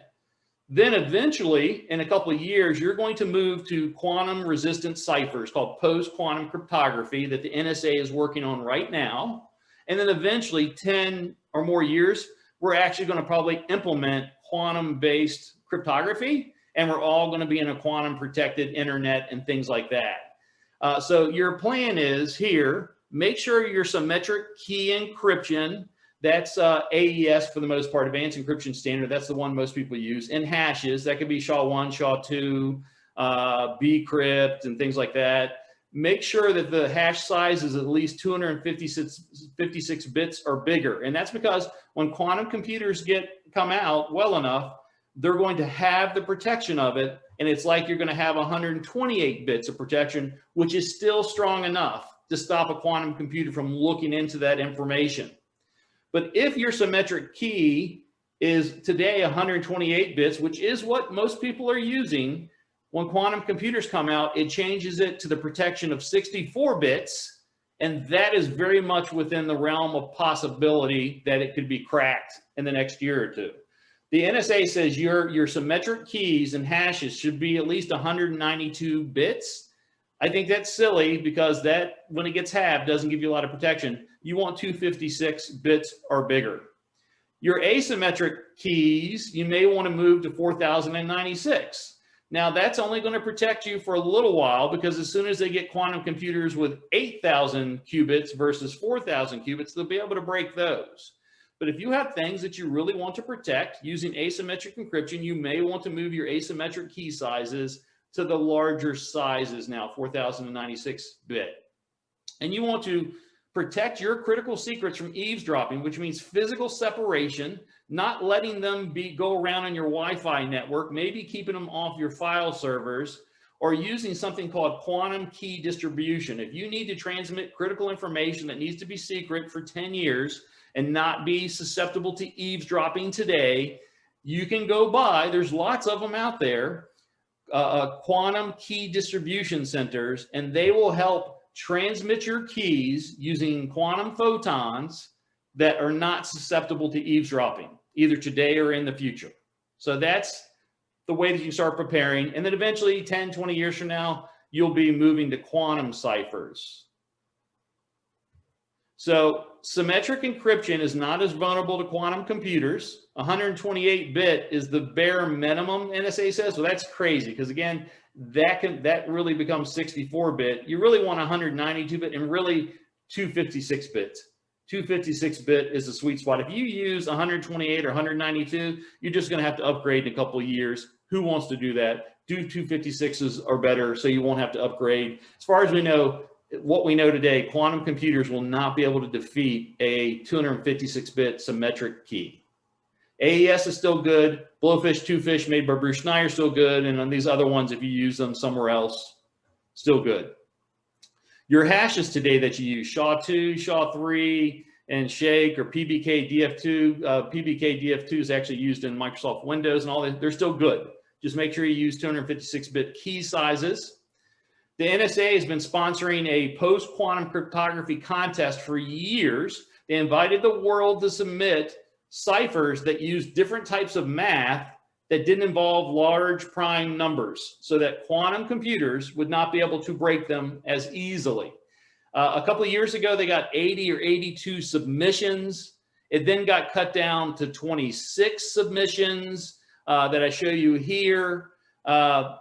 And they've got really weird names. I love Crystal Kyber and Crystal Dilithium, because one of them is from like Star Trek and the other's from Star Wars. And I think it would be cool if we had post-quantum ciphers based upon Star Wars and Star Trek. But you can see there's a bunch of them here. That's what they chose a couple of years ago. In July 2020, just recently, they gave us the third round finalists. So look at this, Crystal's Dilithium and Crystal's Kyber still made it. I was very excited. But in the next year or so, the NSA and NIST is going to announce the actual finalists. And I think they're going to announce 1 or 2 finalists for public key cryptography and 1 or 2 finalists that we should use for digital signatures. When that happens, we all need to, as fast as possible, get to those post-quantum ciphers. You don't want to do it ahead of time, because, suppose you decide, well, I'm going with Crystal Kyber. It could be that the NSA says the entire world needs to be on something else when we found there's an attack that's been successful against Crystal Kyber. That's happened. Like a lot of these ciphers right here were found to have exploits that worked against them that weakened them. So these are the ones, these are the possibilities, but really you can't move to them till the NSA and NIST says, okay, now move. Oh, they gave you some alternate candidates as well. But really, you're probably going to be going with one or two of the finalists. Although I'm glad Fredo made it. Picnic is supported by Google. So what can you do? Well, you can start using quantum random number generators. There's a lot of them available today. They make verifiably guaranteed random numbers. Anything that's not, this is interesting, anything that's not a quantum, if you have a random number generator and it's not quantum based, it's not truly random. It's just as close to as random as they can make it. Quantum random number generators are truly random and verifiably random. They're the only ones in the world. The NSA is even making one that's going to be available online where you can just go give me a random number and it will give you a random number. But they even have them in cell phones. Quantum random number generators are so available that you can actually buy cell phones that have quantum random number generator chips in them. They usually work on photons. For 20 years now, we've had quantum key distribution systems. If you need to keep your network secure, use quantum key distribution. This is not, lots of people are doing this, like Wall Street and a lot of the, very rich financial companies that are, trading stocks and stuff. They've been using quantum key distribution for decades. There are quantum key distribution networks all around the world. There's hundreds of them in New York City alone. You want to use post-quantum cryptography when the NSA says that it's ready and can be used. And eventually 10 to 20 years from now, you'll actually use encryption that's based upon quantum. Post-quantum cryptography is actually just a traditional binary cipher. It doesn't use quantum properties directly. It just uses math that quantum computers and Peter Shor's algorithm can't crack, at least what we know for now. If you want more information on quantum of this stuff, I wrote a whole book on it. And I know that's kind of a big sales part, but anybody that goes to learn about quantum, and this is what you should do, go on the internet, go to YouTube, go to Amazon, and just, or go to YouTube and go, hey, I want to learn about quantum or quantum mechanics. You're going to get this video this guy talking about it like me, and you're going to go, okay, that makes sense. That makes sense. That makes sense. What's he talking about? Huh? And then that person will go somewhere to where your head hurts very quickly. And you're like, there's no way I can understand what that stuff is. So you start with another video and you're like, this guy makes better sense. This is the guy that's going to tell me like it is. This is what I should have known all along. And then all of a sudden you go, wait, I don't understand that. Oh, that doesn't make sense. Let me tell you, from 30 years of studying quantum and quantum physics, that it takes you a long time to understand quantum and quantum physics. And I literally wrote my book in what I thought was the easiest and best explanations of quantum physics, quantum computers, quantum cryptography that I thought I wish that I had learned. Although people frequently read my book and go, you lost me too at the end. So I'm one of those guys now. But you don't have to buy the book. You can just go to YouTube or Amazon and search on quantum. You get a ton of stuff out there. There's probably at least 10 or 20 books out there. None of them, the thing where my book is unique is it tells you a plan, even gives you a work plan, a Microsoft project work plan of how you should start moving, to prepare for it today. I even have some letters in there. Like, I think everybody's senior management needs to be told about this huge looming Y2K problem that's getting ready to hit us. And I have a 2-page memo that anybody can download off the internet and go give to their bosses, so they're at least aware of what's going on. If you go to my LinkedIn account, I get a ton of free articles that go through all of this. And I'll tell you, a lot of those articles are even better than the book. Like they're like, I'm thinking to myself, well, I need to put this article in that book when it gets updated. So a lot of free stuff out there. You don't have to buy my book. Although, if I'm on Twitter, I'm on LinkedIn. We have a couple of minutes left, I think. Anybody want to ask a question or two? Like, Roger, how did you get this job, and how did I know you're not just faking all of this? Roger, I think we had a couple of questions come in from the Q&A. I know we have about 3 or 4 minutes. Let's take a look and see here. So we had a question come in. So what do you think of PQ, NTRU, Tangle, and other lattice-based encryption? Will it help? Yeah, so I mean, they are. So that's a particular type of post-quantum cryptography. I like them a lot. They've proven to be relatively strong, and some of them are making it. But I'm not a qualified quantum cryptographer to say if they're going to be one of the eventual finalists. They're good. The problem with any of these, with most of these, not all of them, but 90% of the post-quantum cryptography is they have not been tested for 10 and 20 years. Some of them, like classical McLeese, has been tested for 30 years. The newer ones, like the Lattice ones and Psych and Bike and stuff like that, they haven't been tested but for a couple of years. But that's the whole reason why it's taking 5 years for this post-quantum cryptography contest. So, you know, and I don't think those choices made it through to the final, although there were an alternate, I believe. But go with whatever the NSA or NIST says. A lot of people don't trust them, but on this, on the quantum stuff, you're going to be able to trust them because they're needing to protect everything. Another question is, how would quantum computing change the current cloud service? What can we expect? Well, so I think eventually most of the early quantum computers from Microsoft and Amazon and HP and IBM, a lot of them are already on the internet already. I think initially the big quantum computers are going to be on the internet, and you'll be able to rent time on them. And essentially you're going to be able to, not everything needs to be quantum calculated. Actually, quantum computers, they do some things very fast and good, but they do other things slower than traditional computers. So I think what you're going to have is that you're going to have when you need quantum, it's going to take your quantum thing and put it to a quantum subprocessor. That's eventually what will happen. But in the medium time, I think that anytime you have something that needs to be quantum calculated, it will feed it off to a quantum computer and then come back and give you the answer. But most of your computer will still be classical and binary. But eventually the entire cloud will be quantum. Probably every computer and device and everything we have will be nothing but quantum. We're going to have a completely quantum world probably within 20 years. All right. Well, thank you, Roger. I think we're running short on time. I know there were a couple of other questions we didn't get to. I know you've said in the past you would like for them to email you. You have your contact information up here on the screen. So I would ask, if your question didn't get answered, please reach out to Roger, email him. I think we can contact, reach out to him. I'll answer any questions sent to me within 24 hours. Okay, great. RogerG@4.com. Thanks everybody for putting up with me. I hope to see some of y'all at my hacking multi-factor authentication talk today. All right, welcome everyone to our Phishing Derby review session. Hopefully you should be hearing me and you should be seeing my screen. We'll get started in just a minute here.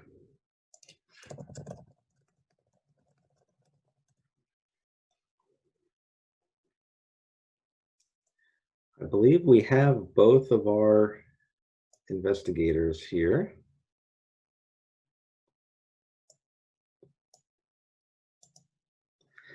I'll see if I can have them join us. Clay, are you able to jump in here? I am. Can you hear me?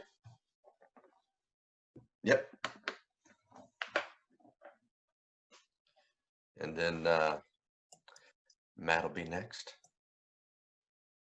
Both of the investigators are bald. It just happened that way. Okay, we didn't plan it. We didn't shave our heads for this. Well, Clay, I'm not hearing you. I'm not sure if that's me or your system. Matt, I'm going to see if you can join in. Okay. Can you hear me now? People can hear us. Great. Well, this will be very interesting. So Mike, you can hear me? No, it's interesting. I don't think Mike can hear either of us, but we can hear him. Okay, let me check this here.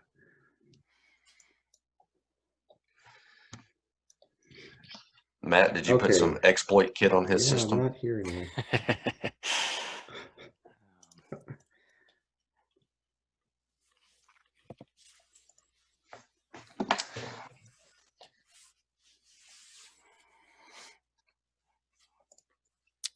Maureen, I like your background. Very cozy looking. All right, I think I fixed it. Can you hear me okay?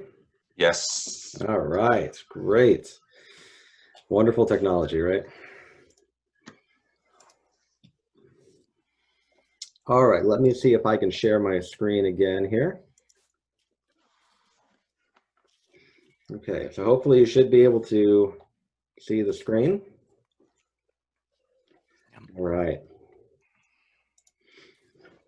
Okay, welcome everybody. This is our Phishing Derby review session. I'm going to go through kind of a brief overview here. So, kind of brief introduction, real quick. Least important can go first. My name is Mike Constantino.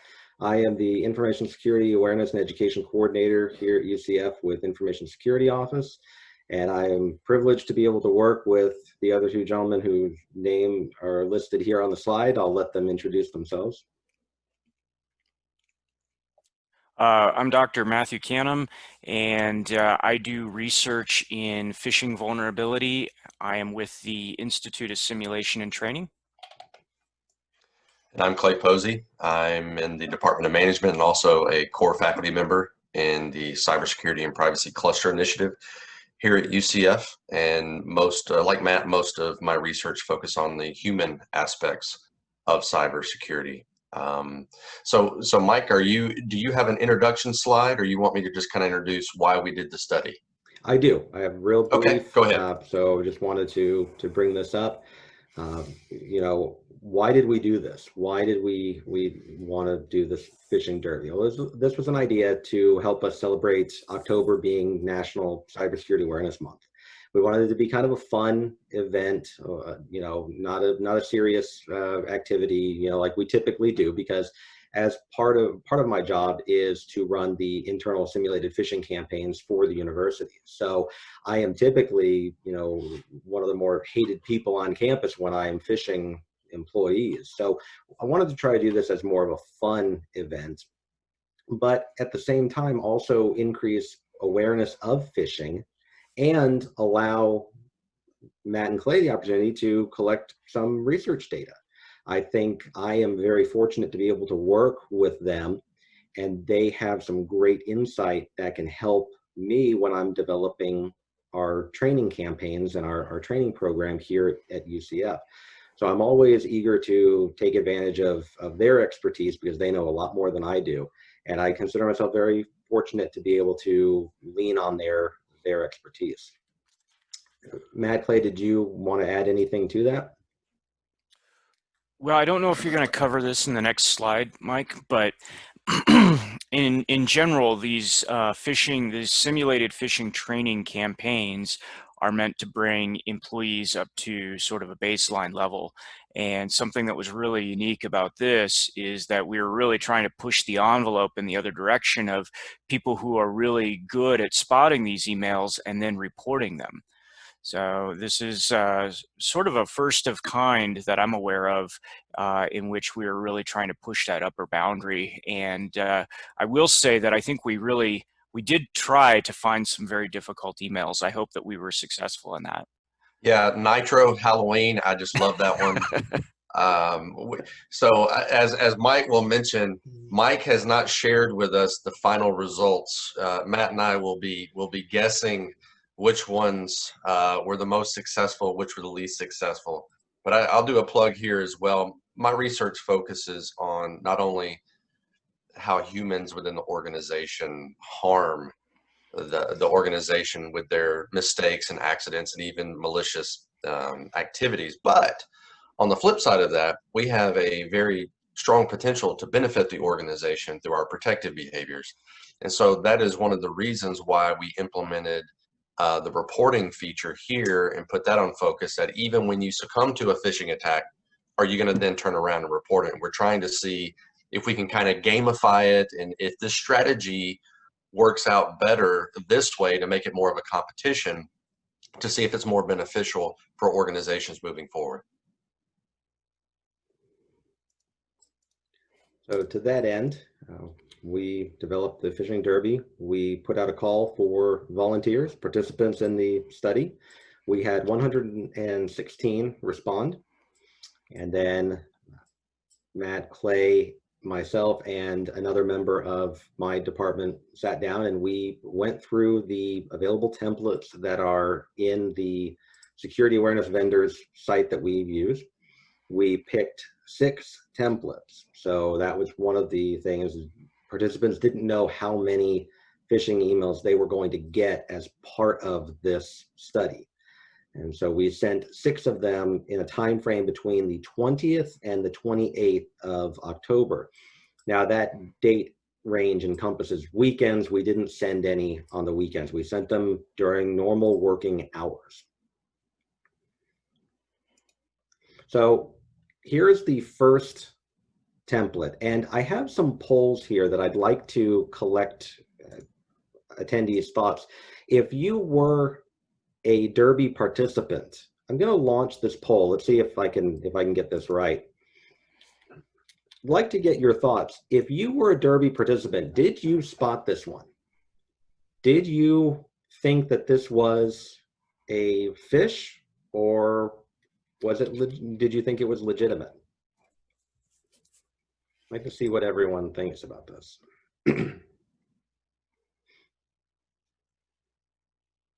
So it looks like numbers that are coming in, quite a few did not see this one as a phishing email. Mostly they ignored it. Mike, can we make this non-anonymous so we can see who's doing what? No, joking. Oh, probably I could have when I created the polls, but I thought maybe we could we'll get more honest answers this way, right? And Mike, you'll save the results of these polls? I will try. Okay. To full disclosure, this is the first time that I've done a poll in Zoom, so we'll see, hopefully.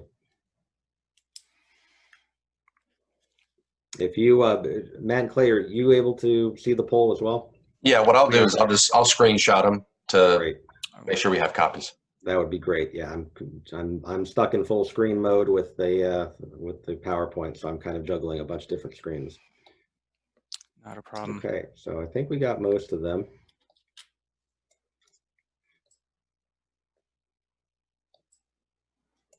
So we can share the results here. You see that the majority ignored it. Personally, I thought this was going to get a lot more people. I thought this was going to get more. I don't recall off the top of my head the click rates. We'll get into that in a little bit, but I wanted to show the different templates that we used first. So I wanted to get your thoughts, Matt and Clay, on this, because one of the other things that I wanted out of this Derby review session is a review of how we could spot these, how we could spot actual phishing emails, what we can learn from these. And so what I did was I put together a couple of little red flags that I point to in these templates to show what would have kind of given this away. And in this case, I found these two. The sender's email address, which we always tell users, make sure you check the sender's email address. And then the link itself. If the user had hovered their cursor over the link, they would have seen that it was clearly not taking them to LinkedIn. Is there anything else that would make this a very convincing template, or something that they could spot easily? What are your thoughts on that? For me, I utilize my personal email system for LinkedIn. So if it's coming to my UCF account, that would be a signal to me that something's probably not right. But then again, we're answering emails across all different types of systems, and that might be a simple mistake that you fall for, not realizing you're responding to LinkedIn through your UCF account as opposed to your Gmail or Yahoo. And I would say that as I talk to more and more people about how they detect phishing, something I am coming across is that there are these certain archetypal sort of emails that people start to hone in on. Social media requests, something wrong with a bank account, a request to purchase something. These all sort of fall within this line of what people typically think of as phishing emails, which probably makes this, I'm guessing, probably one of the less difficult templates for people to spot. So. Okay, so we can move on to our second template. This was sent on Wednesday, the 21st. It's a UPS delivery, and I'd like to get the poll here. Any Derby participants, did you spot this one right away? Did we fool you? Again, I thought this was going to be a good one. That probably shows how much I know, right? Matt and Clay know this is not going to be a good one. I thought it was good. Well, this really depends, because this gets to what we talk about with NIST and the premise alignment. And so in this case, if you were expecting something from UPS, this might be more likely to fool you.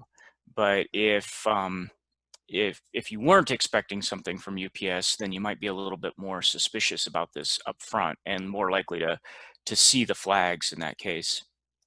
So I wanted to bring this up. I wanted to mention this to get your thoughts on this, Matt and Clay.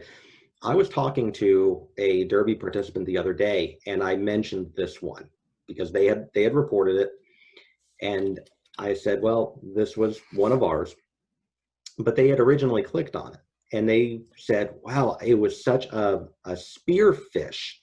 This was a targeted attack because it had my workplace information. It had the address, and it even said Milliken Hall. And I kind of had to take a step back and I said, well, no, it didn't. The template didn't have Milliken Hall in it. And I actually had to go back in and check to make sure that I wasn't wrong. But I found it very interesting that this participant filled in that detail. When they saw the email, their mind saw Milliken Hall in the address, and that's the building where they work. And so to them, it just made it even more realistic. And I wanted to get your thoughts on that, how that could happen. Well, and so as you know, but I don't think I didn't really mention it, my background is in cognitive psychology. And so that's why these are really interesting to me. And what you're describing is what we would refer to as top-down processing or knowledge-driven processing. And when something conforms to our expectations, we do exactly what you just said of filling in the blanks.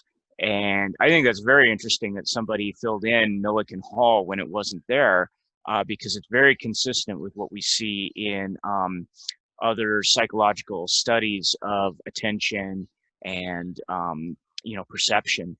So it makes a lot of sense. Mike, we wanna. I know at the end of the Zoom meeting, the chat messages, we'll have an opportunity to save them. We want to save them because a lot of people are putting in some good information about, they took the tracking number and then went to UPS site to check it.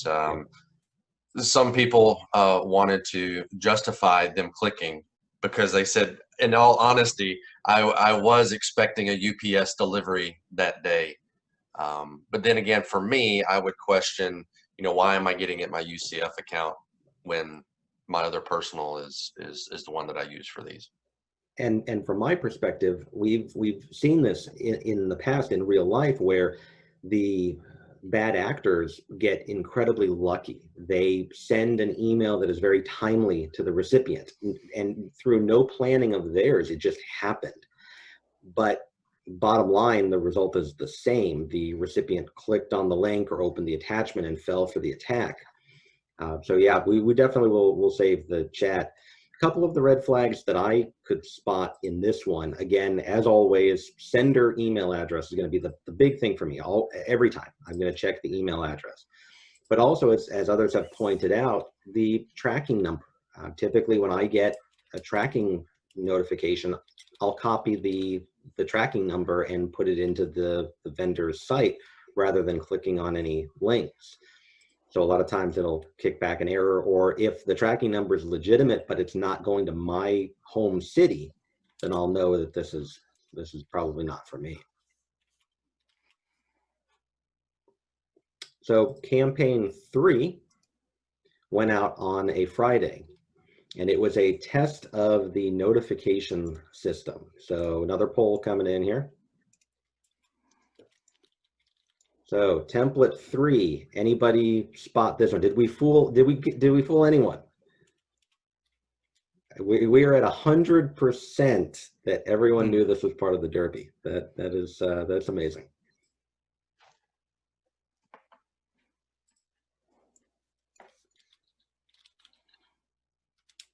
There were some little things that we introduced into this template to make it a little bit noticeable. I think there were some red flags that we introduced in here.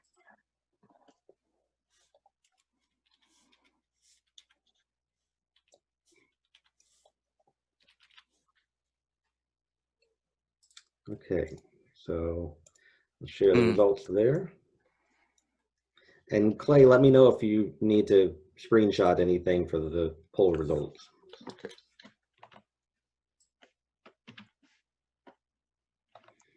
Yeah, I didn't expect we would get anybody on this one.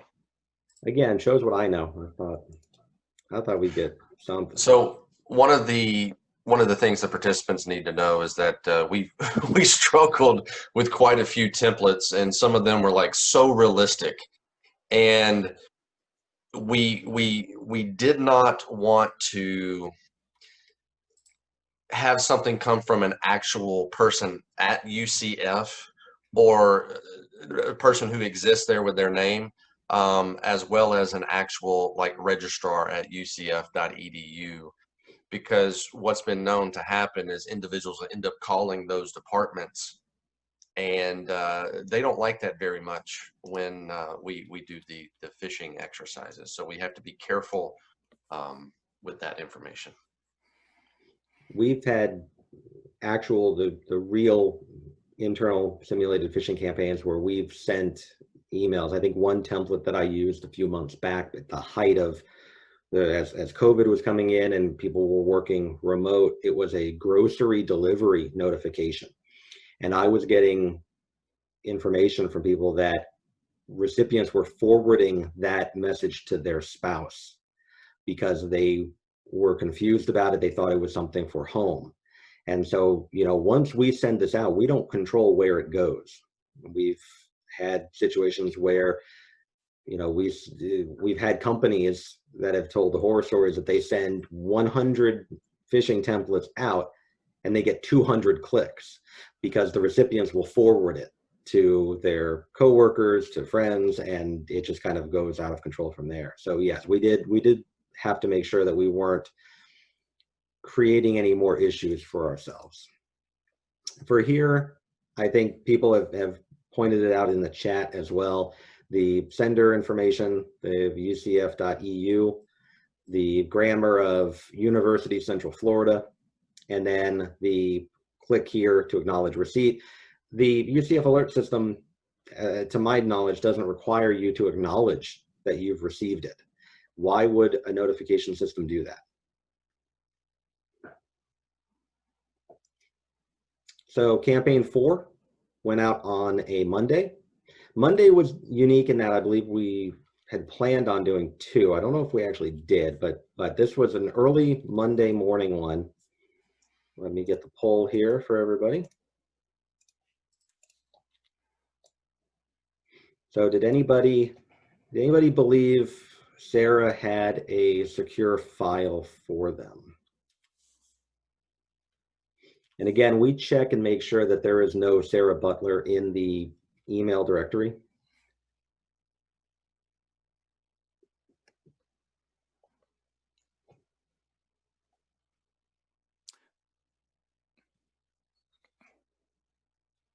So it looks like a lot of people spotted this one as part of the Derby as well.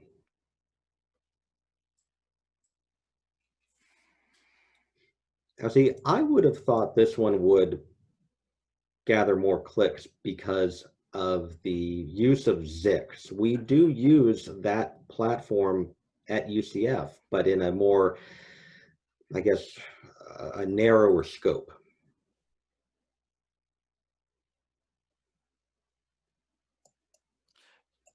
Yeah, I was wondering about this one also because I've never used Zix. So we're hearing in the chat that some people searched for Zix or they forgot about the Derby. I know I've heard from people too that they forgot about the Derby. I had one person reporting the messages saying, "Why am I getting phished so much lately?"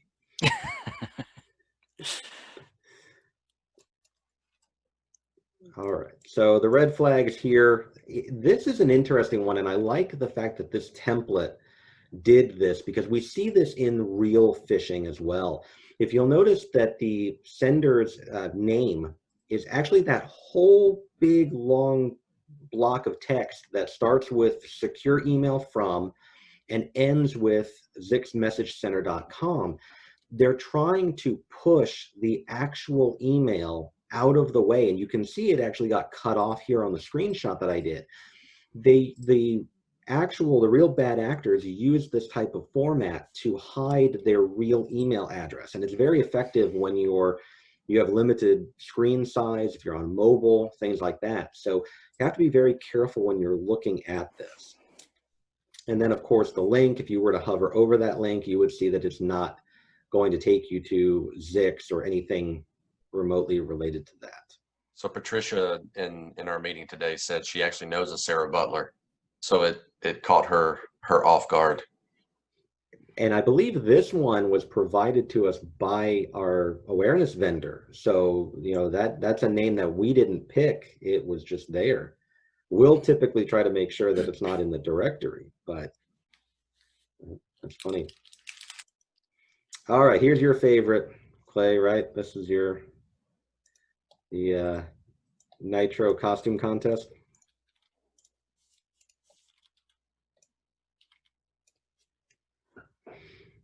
So did anybody spot this one? I thought this would be, you know, get a few. Who doesn't want to dress up and have a costume contest?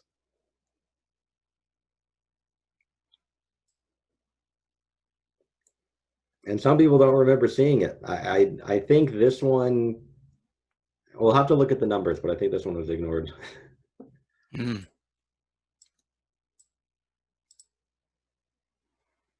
If it had any broken images, that's a good point.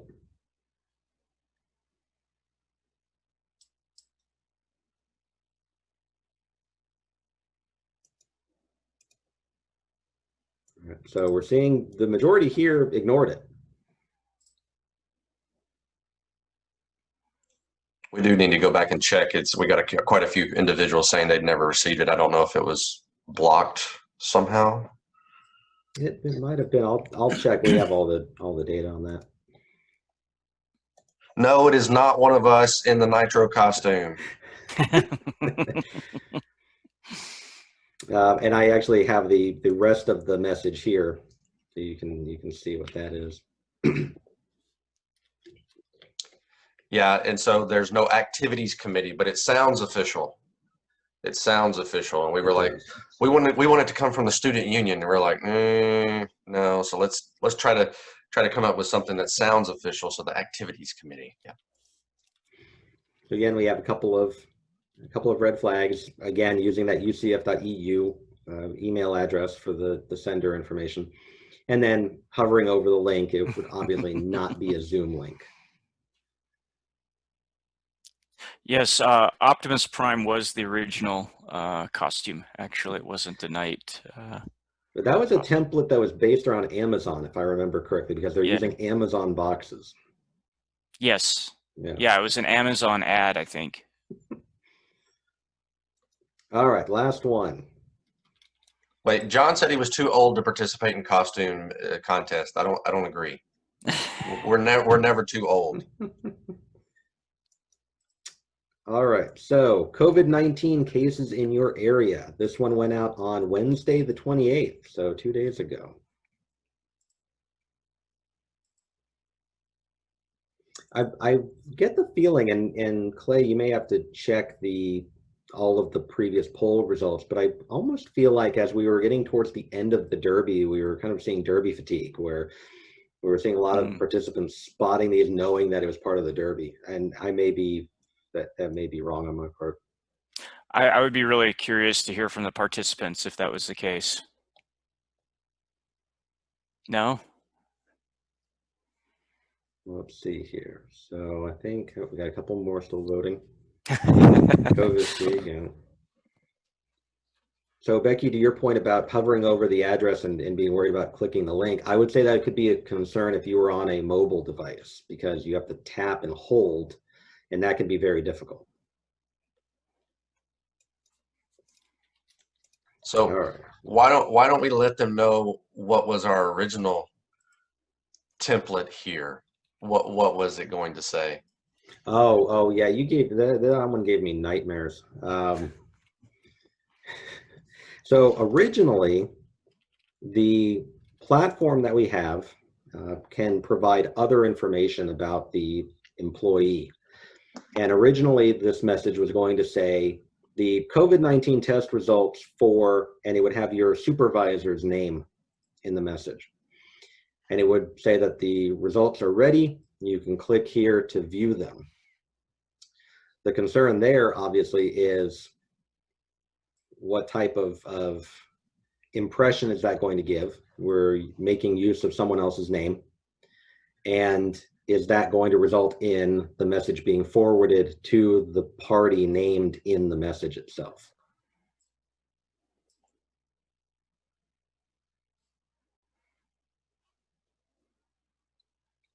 All right, so for this one, okay.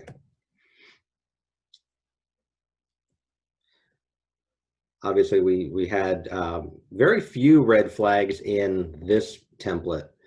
In most cases, it would just be the URL, the link, the sender information that could have been legitimate unless you were not expecting COVID labs.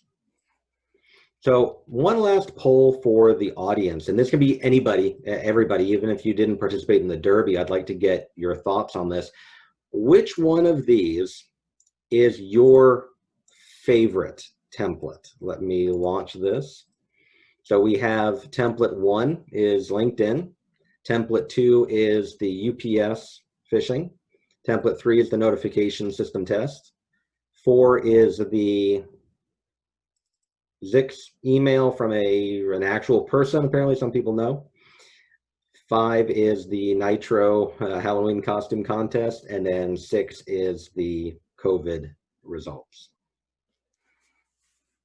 And by favorite, I mean, yes, if you think, boy, this is a really, really good, for whatever reason, you may think this is a really, really good template. If it looks really legitimate, if you think, boy, I would have fallen for that, or if you think that's just the funniest looking Halloween costume I've ever seen, and you want to vote that way.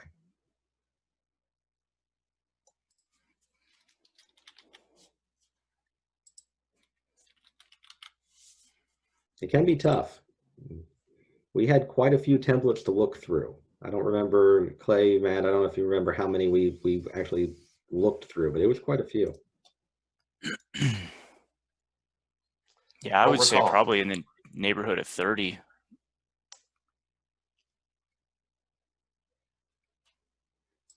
All right, so it looks like we have pretty close between two templates.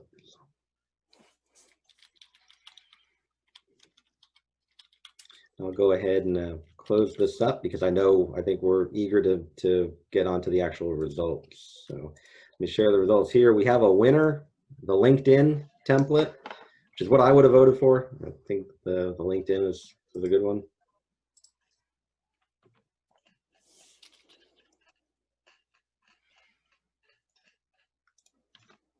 All right, so what I've done here is I've pit two of the templates against one another. And I'd like to challenge Clay and Matt to see if they can pick the one that got the more of the clicks or was more reported. So let's take a look at campaign 1, the LinkedIn, and campaign 2, the UPS template. Clay, Matt, anybody want to make a prediction regarding click rates for either of these? Now, keep in mind, just so you know, this is in percentage. So I've put this in the percentage of participants who clicked. I gotta say LinkedIn is probably more susceptible than the UPS. Okay. I'm going to say UPS is probably more susceptible. And if anybody in chat wants to join in and make a prediction, feel free. This is pretty informal. Whatever one you think might be the better of the two here. So for this one, I was kind of surprised. The click rate for the LinkedIn was about 9.5%. The click rate for UPS was a bit more. Really?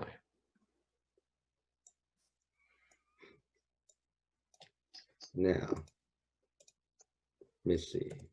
Oh, wow. Yeah. I thought it would be more, but I'm surprised it was that high. UPS is the highest one? Come on. Wow. All right. Okay, well, I'm wrong in my overall guesstimate, I'll tell you that I right am as now. well. Yeah. All right, so how about report rate? If the UPS one had the most clicks, do we think that maybe the LinkedIn had more reporting then? I'm gonna say that with the higher click rate, UPS was reported after the fact. Okay. That when people clicked on it, they were more likely to report it there. So I'm going to say number 2 for reporting as well. I have that data coming up, so we'll review that. Okay. Yeah, I didn't think LinkedIn would be reported as much. Okay, so I had to go back through and check these numbers twice because you're not going to believe this. It was the same report rate as click rate for LinkedIn. We have a little bit of overlap, but it's not the same people clicking and reporting for this. And then for UPS, quite a bit. Wow, that's a good report rate. How do you remember roughly how much report or overlap there was on the UPS? Not off the top of my head, but I have the numbers coming up. So we'll go through that. And we'll look at the total numbers in another slide. So that is coming up.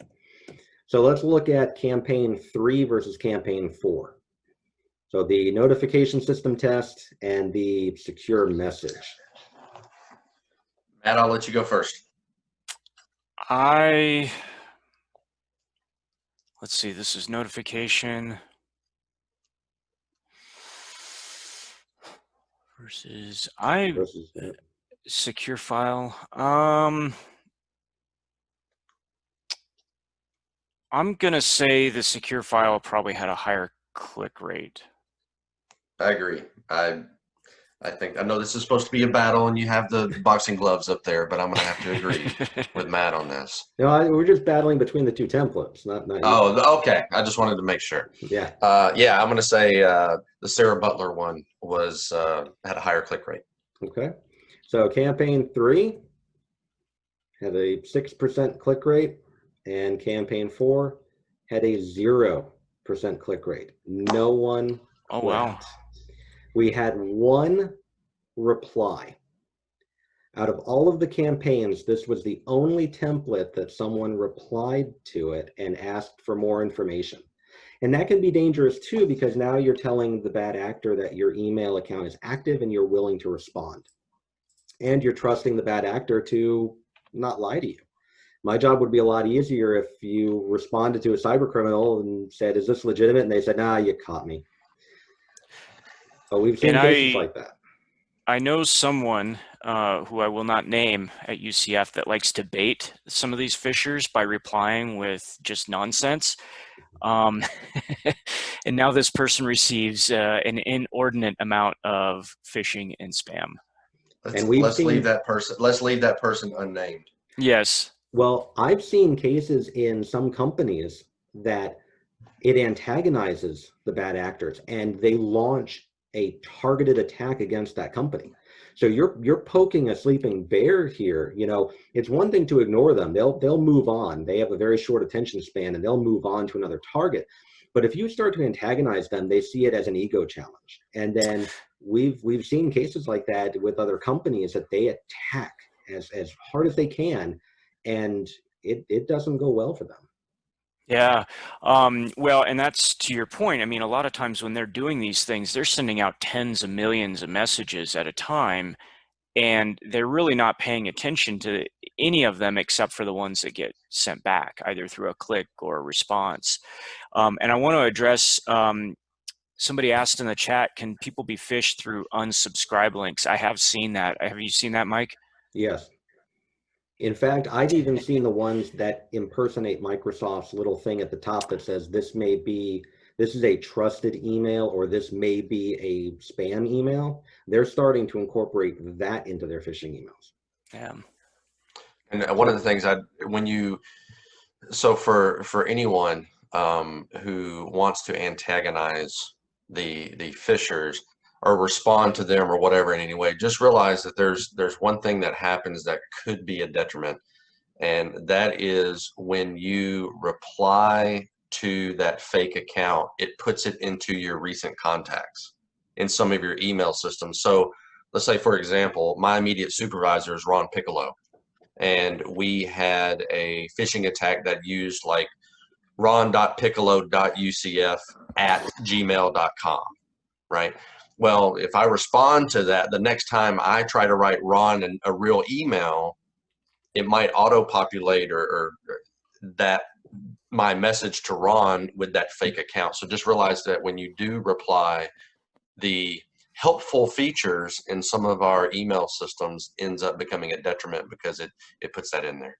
And that has happened to us. We had a situation where a person responded to it was a gift card scammer, and I reached out to them after the fact, and they responded, and they tried to copy their supervisor, and they copied the scammer instead. So the scammer had our entire conversation history. So yeah, be very careful with the autocomplete. So let's go through the report rate here. Anybody want to hazard a guess? Did we talk about which one got reported more? I don't know. I'm going to go with with click rate. Worries you, doesn't it? Yeah, it does. I originally I would have gone with the same, that there would have been a higher report rate. I'm going to say higher report rate for campaign 4. I'll go 3 just to be contrary.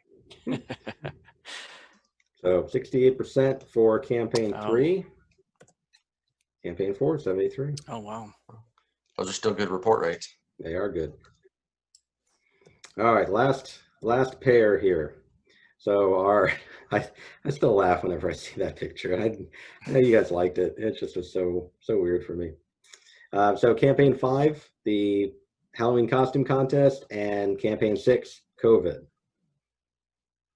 I got to go with my favorite. I'll go Nitro. Yeah, I likewise. Okay, so campaign 5. Campaign 5 had a 0.9% click rate. Wow. Maybe nobody wants to dress up anymore. But it's personalized with Nitro. It's Nitro. How can you not click on it? Yeah, I really would have thought. So then the COVID one had a 3% click rate. This is why I thought we were kind of getting into derby fatigue. But as far as reporting, what do we think? Probably higher for 6. I'm going to say 6 because it has a health or medical aspect, and in people's minds, it's more private. You have HIPAA violations, that type of thing. So I'll say 6 is more reported here. Okay. So campaign 5 had a 22% report rate, and COVID had a 56% report rate. And I know someone had asked in the comments in the chat about what's the average for a normal phishing and one of the real ones. It can vary. There are so many different variables in play with regards to the subject of the message, how challenging it is, but we generally see over 50% report rate. And that's pretty good, considering that some may not have the fish alert button or may not be familiar with it or using it.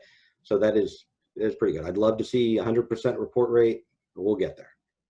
Mike, if somebody doesn't have the fish alert button handy, is there another way to report it? They can, depending on what it is, but if you ever have any suspicious email, you can forward it as an attachment to the Security Incident Response Team, CERT, S-I-R-T, at ucf.edu. And that's a good way to do it. The fish alert button is available both mobile, web, and Outlook desktop clients. So you do have that option one of 3 ways. But if you're, when in doubt, always reach out to CERT. They're a good group. They're very busy, but they do a really good job of responding. So one of the questions I would like to have, we see a lot of emails just being ignored. And we don't know if that is they're being deleted or you just see them and it remains in your inbox and you need to let it go. So I'm interested to hear, and Mike, you might have a poll or something, but there are some behaviors like ignoring that we can't capture. So what does it mean when you say you're ignoring it? Are you just opening it and then just letting it sit in the inbox? Are you deleting it? Because that's not a report and it's not a phish. So it's something in the middle for us. Right, right. And I wanted to get a little bit more information because Clay, I know you wanted to know this. One of the questions was how many Derby participants reported all of them and how many reported none of them. We had 4 100% reporters and all 4 of them had no clicks. So they didn't click on any of the 6. Mike, what was the total on the participants again? 116. 116. 116? Okay. But just because they're perfect doesn't mean they're getting a bigger Amazon bonus, okay? I mean, they might get some bite swag. There you go. I'll have to see. 19 did not report any of them. And 8 of those 19 clicked at least one. Okay. And then we had 27 who reported after 4 hours of receiving the message. Wow. So we talked a little bit earlier about kind of the overlap between clicking and reporting and things like that. So here are the raw numbers that I have. This chart shows each column is one campaign.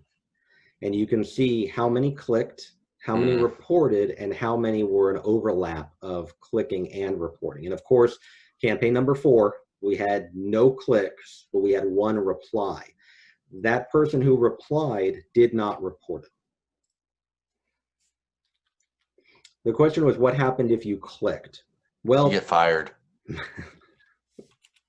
That's a complicated answer because it depended upon your environment. Unbeknownst to me, it looks like there's a little bit of a change in how the email system handles these phishing emails. If you clicked on the link in an Outlook desktop client, you would most likely be taken to a Microsoft web page that was warning you that the site was malicious. It was basically preventing you from going to our landing page. If you clicked on a mobile device or in the web client, you should have been taken to our landing page. That would have shown a picture of our mascot, and it would have said, oops, you clicked. This was part of the phish derby that you signed up for. Don't worry, it's not a real phish, and it won't impact you. So it depends on what environment you had.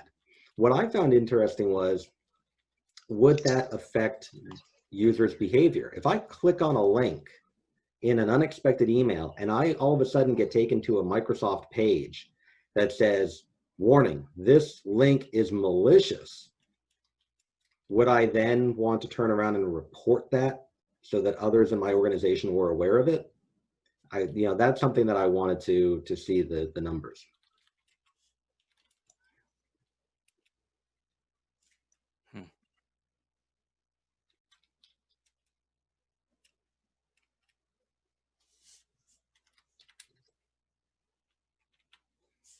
So I think the 4-hour mark was part of the Derby rules, correct? I think we were looking at trying to find those who would report it in a timely manner.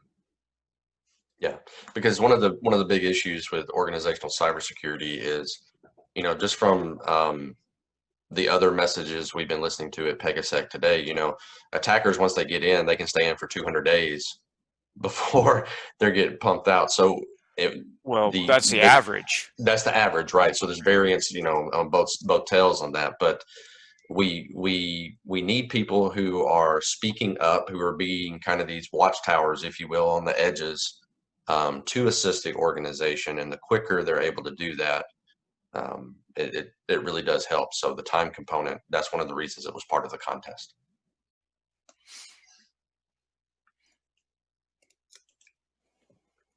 All right, So that's the data that I have for you. Can I interject and just respond to a couple things I saw in the chat? Of course. So one of the reasons I brought up the email is somebody brought up that it's difficult to report on mobile, and that's true. I've noticed that as well on my mobile app client. And so, Mike, what advice would you have for someone to report something on mobile? Would it be better to just forward it to CERT? If you feel comfortable doing it, bear in mind that with the mobile device, it can be very difficult to forward it as an attachment as well, because CERT really needs it as an attachment. That provides the header information that CERT can analyze to determine if the sender information is legitimate or has been spoofed. So we typically recommend that you send it as an attachment, and that can be easily done on desktop more so than mobile.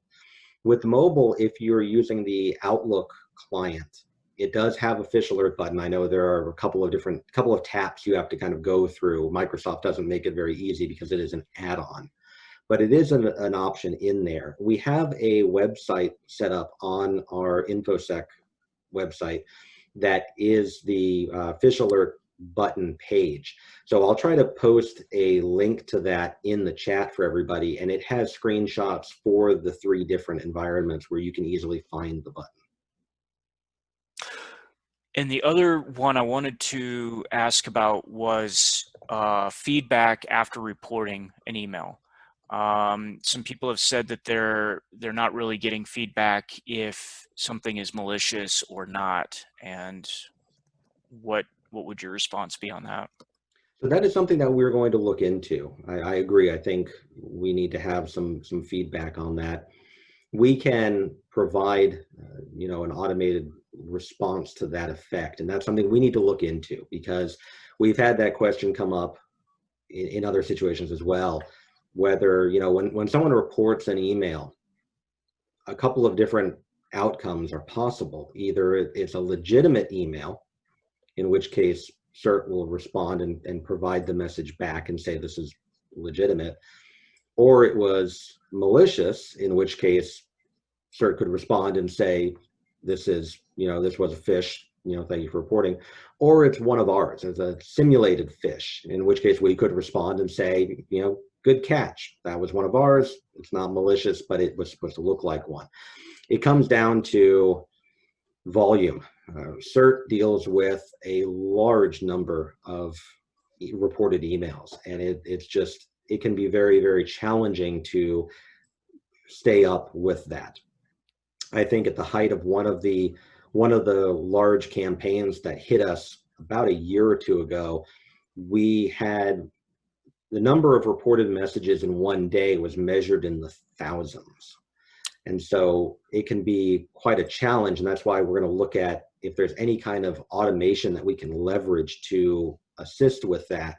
That might be an option.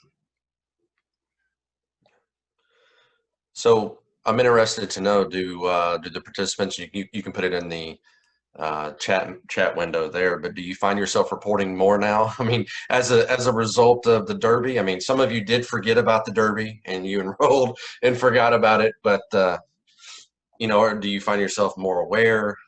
We hope we usually get it for research purposes, but we also want it for learning purposes as well, and to also complement the culture that Mike and his group have already started forming. So yeah, let us know in the chat window there. And Mike, you've said you're honored to work with Matt and I, but we're grateful to have the support of you and Chris and everyone on your team as well, because it's not always easy to get data on people's behaviors when it comes to cybersecurity. So anytime we can match that with a learning opportunity, it's a win-win for everybody.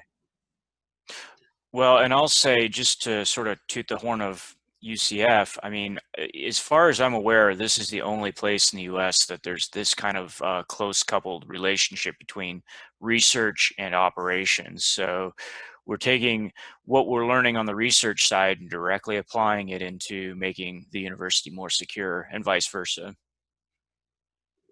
I am the envy of others in my field. because I have access to such great talent and expertise, and I'm very grateful that I have that option there. So I think we're okay on time. We're going to wrap up here in a minute or two, but I did see one question about what constitutes winning the Derby, not clicking or not clicking and reporting. And Clay, Matt, I don't know how you all want to calculate that. Yeah, I can speak to this. This was something that the IRB and I went back and forth with, because what I wanted to do was create a true ranking of, you know, the people who going from the people who reported all of them and clicked none, all the way down to the people who fell for all of them and reported none. And that creates a weird situation for competition. So that's the reason I had to put it in certain stages. So you have like $10 in Derby bucks, and for as long as you report one of the phishing campaigns, you don't lose anything. If you click one of the campaigns, you lose $1 of those Derby bucks. But if you then go and report it, you gain back 25 cents. And so at the end of this competition, it depends on the level of your Derby bucks remaining in your account, given how many times you clicked, how many times you didn't click and report it, how many times you clicked and reported it, so on and so forth. And so if you reach a certain level, you get $5, another level $7, another level $10. And so unfortunately, there is no grand winner. I would love to have some type of plaque or trophy from Byte that goes around and says I didn't get suckered in Fish Derby 2020, you know, and have it go around from 2021. So there is no official winner. You're all winners in my book. There are no losers here. We're all trying to do our best, especially during the times of COVID that we're in. But ultimately, there is no first place, second, third place, third place. I will tell you what I wanted to do. I wanted first place winner to get $500, second place $300, and third place $200. But IRB did not like that strategy. So we have the strategy before us. I know, Athena, that's a lot of money. That's a lot of dough, right? So we greatly appreciate you participating. We hope it was a learning experience as well, and also to add some levity to our current situation and a lot of Halloween candy. That's right. So yeah, be good to each other. And Mike and Matt, thanks for joining me with this. But everyone, thanks very much. Yeah, thank you, Mike. My pleasure. As always, thank you both. Thank you all for participating and joining us here in the Derby review session. We'll wrap this up, and don't forget, we still have more PegaSec sessions coming up, 1 o'clock. Roger Grimes will be talking about hacking MFA and what you can do to stop that. So hope to see you there. Thank you. All right, people are worried about their final stats. Matt and Mike, can we put together a ranking and for where people want to know out of their rank where they were out of the 116? We can look at that. We'll have to look at the data because I have it broken down by campaign right now. So you all are much better at the numbers than I am. Yeah. I can get you all the raw data and then you can work your magic on it. Yeah, and so people were asking how will they know if they get a card? You will receive an official Amazon email. It's not a fish, an official email with a hyperlink that you should click. Yeah, click here now to verify it. But it will be the UCF EDU account that you put into the first survey before the Phishing Derby started. I will tally those up, and I will be the one to send that to your UCF account, depending on $5, $7, or $10, depending on how you placed. All right. All right. All right. Thank you all. All righty. Bye-bye. All right. Thank you. Bye.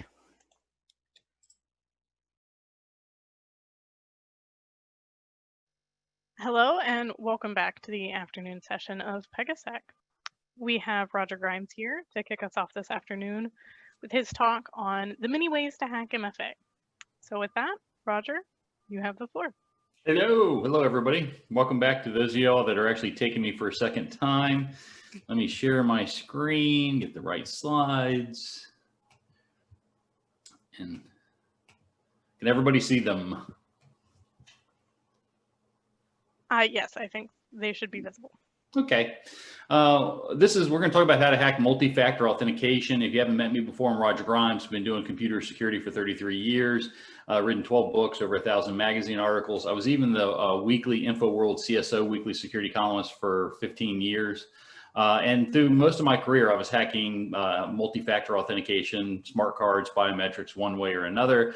I even wrote a book that just came out a couple days ago called Hacking Multi-Factor Authentication, which this slide deck here, I've been presenting for and teaching about computer security for 30 years. This has been the most popular slide deck, webinar deck that I've taught in my 30 years. So much so that eventually I wrote an ebook, a white paper, then an ebook, and then a real book. Although the book covers like 50 ways. I work for Noble4. We're the world's largest integrated security awareness and simulated phishing platform vendor. But today we're just talking about multi-factor authentication, all the different ways you can hack it. I've probably got more information that I can cover in the next 45 minutes, but I like to include too much information so people can look back, download the slide deck, email me for the slide deck, I'll send it to you. So it's kind of like a little book, but we're going to go through a lot of interesting hacks today. Although first you kind of got to understand what multi-factor authentication is if you don't know. Most people do know it as the three different factors of authentication. You're trying to prove that you own an identity label, which is your login name or your email address or a public certificate or private key or something like that. And so you provide the logon label, the logon name, and then you provide something that's a secret between you and the authentication system. And it could be something, like a password or a PIN, or maybe you're connecting the dots on an iPad or a cell phone or something like that. Could be something that you have, like a USB token, smart card, RFID transmitter or something like that. Or it could be something that you are that typically means biometrics or, like fingerprints, retina scan, even smell. I was once on a big multi-million-dollar Army project that wanted to see if they could identify people by their smells, and it turned out you smell different depending on what you eat and drink, and it didn't work out. But they're trying that, and they even have systems that can identify you by handprint and handprint geometry and retina and iris scans and even DNA. So, which is kind of what it takes a while to get your DNA back, but they're doing all kinds of different ways. Voice recognition, of course, is a part of biometrics. But those are considered the three factors. There's really more factors today than that for a lot of systems. Contextual or behavioral analytics, meaning that a lot of times, it's actually fairly common today that when you go to log in, let's say to Office 365 or Gmail, they actually measure how long it takes you to type each keystroke of your password. And if you take too long between the keystrokes or too long to put in your whole password, it will come up, it will raise your risk about you possibly being a bad guy or a bot or something like that. Could be what you do once you're on a site, like maybe you go into your banking website every day and all you do is, check your balance or something. Today you want to close your account or something. Contextual would be, what device you come in, and from almost all authentication today kind of looks at what device and whether you're using the same browser and operating system where you're coming from. I think we've all, logged into an email system where it said, hey, the last time you logged in, it was from Korea. Was that you? Some systems actually will do over 200 contextual and behavioral factors that all go into determining if they're going to allow you to log in the way that you normally do. So it's not necessarily just 3 factors today. It can be more factors, but you can log in with 1 factor. We call it single factor authentication. If you use 2 factors, we call it 2-factor authentication, or we even call it MFA. MFA is 2 or 3 factors. If you want to be more secure, you want to use different types of factors. Like if someone tells you to use 2 of the same type of factor, like something that like to say, type in a password and then type in a PIN, or type in a password and connect the screen dots. That's not as strong as 2 different types of factors. The idea is that, if you use different types of factors, it's harder for an attacker to both trick you out of your password or PIN and also have your USB key or something like that. So all things considered equal, you want different types of factors. Today, it's really, you'll commonly hear people say that they have 3-factor, 5-factor, 7-factor, and all that means they're using multiple instances of a common type of factor. All things considered, MFA is usually better than single-factor authentication. We should strive to use it when we can, where it makes sense. You don't always need multi-factor authentication. We don't need multi-factor authenticated logins to use Google to search for where the movie theaters are. And really, the best MFA solution only works on less than 1% of the world's websites and services. So no matter what, you're going to have to use a combination of MFA, multiple types of MFA to make your life run, and passwords. Passwords are going to be with us for a long time. But what I try to tell people is that I like MFA, but MFA is hackable. And a lot of people, the whole reason I did this webinar is that a lot of people thought, oh, I have MFA, or I have a token, or I'm using Google Authenticator, and I can't really be hacked. And that's not the case. You can be hacked fairly easily, even with MFA. And if you don't think that you can be hacked easily with MFA, then you might start to you might not look upon a phishing email as suspiciously as you can. So I'm going to start right away with probably one of the most common types that's been done for decades, called network session hijacking. This usually requires that the attacker trick the end user into visiting a fake proxy website that looks like the website that they thought they were going to. So it's a man-in-the-middle attack. And so if an attacker can trick somebody into visiting their fake website, the attacker will then proxy everything sent from the victim to the eventual server and vice versa, so that all the regular information that the client and the server would be exchanging with each other is the same normal communications and data, except for it's going through that proxy, and the proxy has a chance to capture it, steal it, or even manipulate it.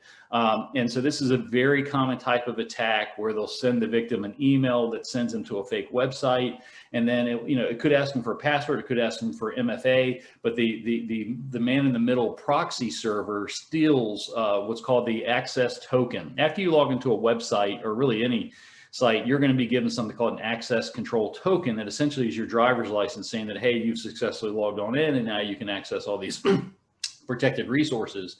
Well, with network session hijacking, what they do is no matter how you log in, they steal that resulting access control token, which is really a cookie on any website. It's just a cookie, a text file that gets sent back to you. It usually has an identifier, may have some other information in it, but the attacker will steal that cookie, and then they essentially become you. I'm going to show you a video.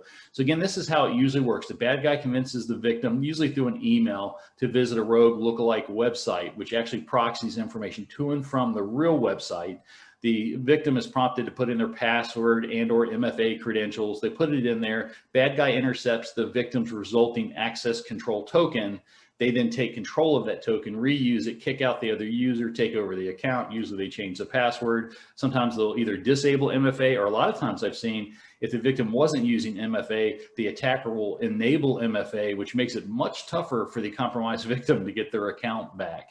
A really great demo I saw of this that actually kind of led to this whole webinar was by Kevin Mitnick. Kevin Mitnick is a kind of a famous, infamous hacker back in the day. Got arrested back in the late 80s and early 90s. Been a good guy hacker for 30 years now, and he's one of our co-founders and chief hacking officer. But he did this demo of hacking LinkedIn, and it's amazing because a lot of people say, "Oh, I got this MFA, it can't be phished." Nope, you can be phished in a lot of cases. So I'm going to show you this video, try to share that instead. Let me change my video here. Let's see if can I share something else? Yeah, let me stop. Let's do a new share and go to the video. Where is the video? Whiteboard, advanced, maybe. Let's see, show all windows. That's what I got to do. And is that enough windows? No, maybe I must have to unshare. Let me unshare for a second and then reshare. Let's see if I can get my video. I see my video. It's a really good video too. So let me, where did it go?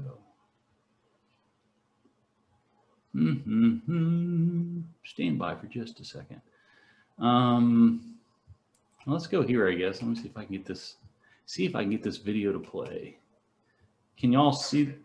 Yeah, we're seeing your desktop right now. You might be able to just share from your desktop if you play from there.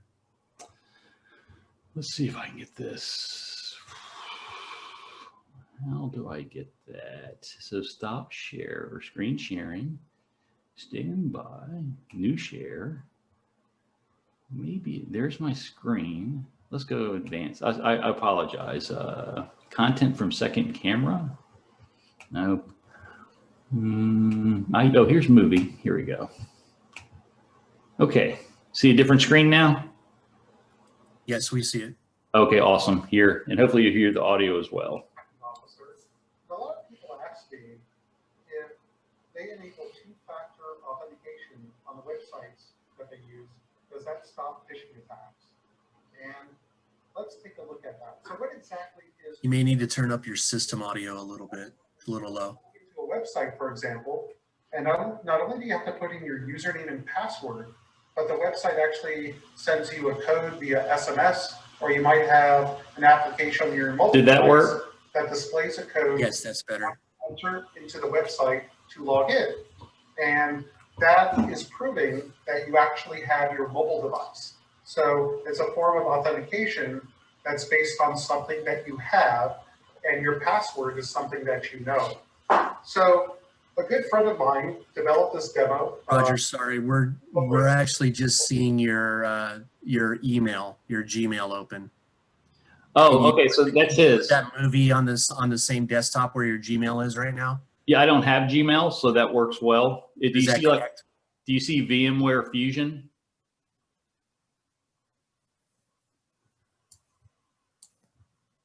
Let me see here if I can. Yeah, it might be right. I'm sorry. I didn't mean to interrupt. No. So yeah, if you see Google recommends using Chrome, that's the video. Okay, just checking. Thank you. I can get confused sometimes myself. That demonstrates how a bad guy could phish you even though you've enabled two-factor authentication. So let's take a look at how this works. So I'm logged into my Gmail account, and if you take a look at the second email here, I'll go ahead and open it. It appears to be an email from LinkedIn. And ordinarily, when somebody wants to join your network on LinkedIn, LinkedIn will actually send an email to your email address notifying you of that. And if you're interested, you can go ahead and click interested, log into your LinkedIn account, and authorize that person to actually become a connection. So if we take a look here, we have an email from LinkedIn that says, Kevin, I've read about your adventures and Ghost in the Wires and so on, and this person wants to join my network. But this is actually a phishing attack.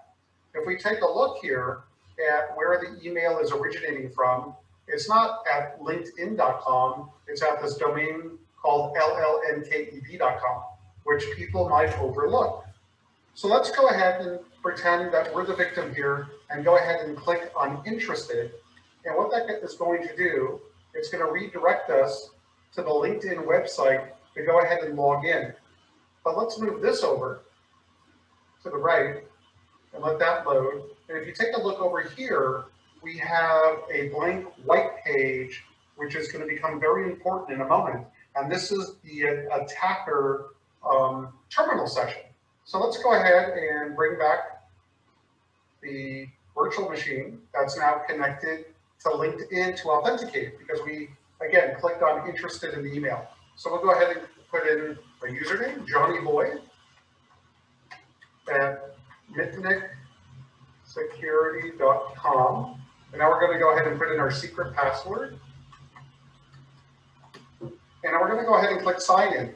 And when we click sign in, it's not going to allow us to log in. What LinkedIn is going to do is request our two-factor authentication code that LinkedIn is going to actually send to my mobile phone. And in a moment, you should hear a sound that the text message was received on my mobile phone. So let's go ahead and click sign in. And here we go. It's telling us that two-step authentication is enabled. We just heard a message come into my mobile device. We're going to uncheck this box that says recognize this device in the future. And I'm going to open my mobile device to take a look and see what the text message is, or what the code is rather. So the code here is 421-476. We're going to go ahead and click verify. And when we do so, it's going to log us into my LinkedIn account. So now we're logged into the LinkedIn account, but let's take a look at the attacker session over here on the left. So we're going to scoot this over to the right. And over here, what we have is what we're able to intercept. So we're able to intercept the email address, which is johnnyboy@mitnicksecurity.com. We're also able to intercept the password to the account, which is KnowBeforeRocks. And over here, this is not the actual 6-digit code that was intercepted, because you can't really use the 6-digit code again, the second factor. But what we're able to do is intercept the session cookie. And if you're able to steal the session cookie, or if rather the attacker is able to do so, they don't even need your username or password or second factor code. They can simply load the session key into a browser and they actually become you. So let me show you how this works. We're going to highlight the cookie. We're going to copy it to the clipboard, and then we're simply going to open up Chrome in incognito mode. And incognito mode just means with privacy. So now we're going to go to the real LinkedIn website. When we go here, obviously we're not authenticated. Now it's, wants us to log in with our credentials, but we don't have to do so. We're going to go ahead and go into developer tools. We're going to go into the console, but what we're going to paste into the console is the session cookie that we stole from the victim, which was myself, by the way. I'm going to enter it. I'm going to go ahead and close the session. Now, all I simply have to do to be logged into the victim's account with their session cookie is simply hit refresh now. So I hit refresh, and here we are.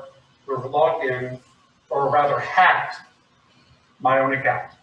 So pretty wild, right? All he did was, fake someone into going to a proxy lookalike website, and it was kind of game over. And that works and has worked for decades. It's a very common type of hacking. Let me get back, here we go. Do y'all see my slides again? Yes. Okay. So again, what he used was a hacker software called Evil Jinx, called Evil Jinx. It's been around for like a decade, and it's been able to intercept and be used against MFA for at least 7-8 years. But there literally are dozens of hacking tools that can do the same thing.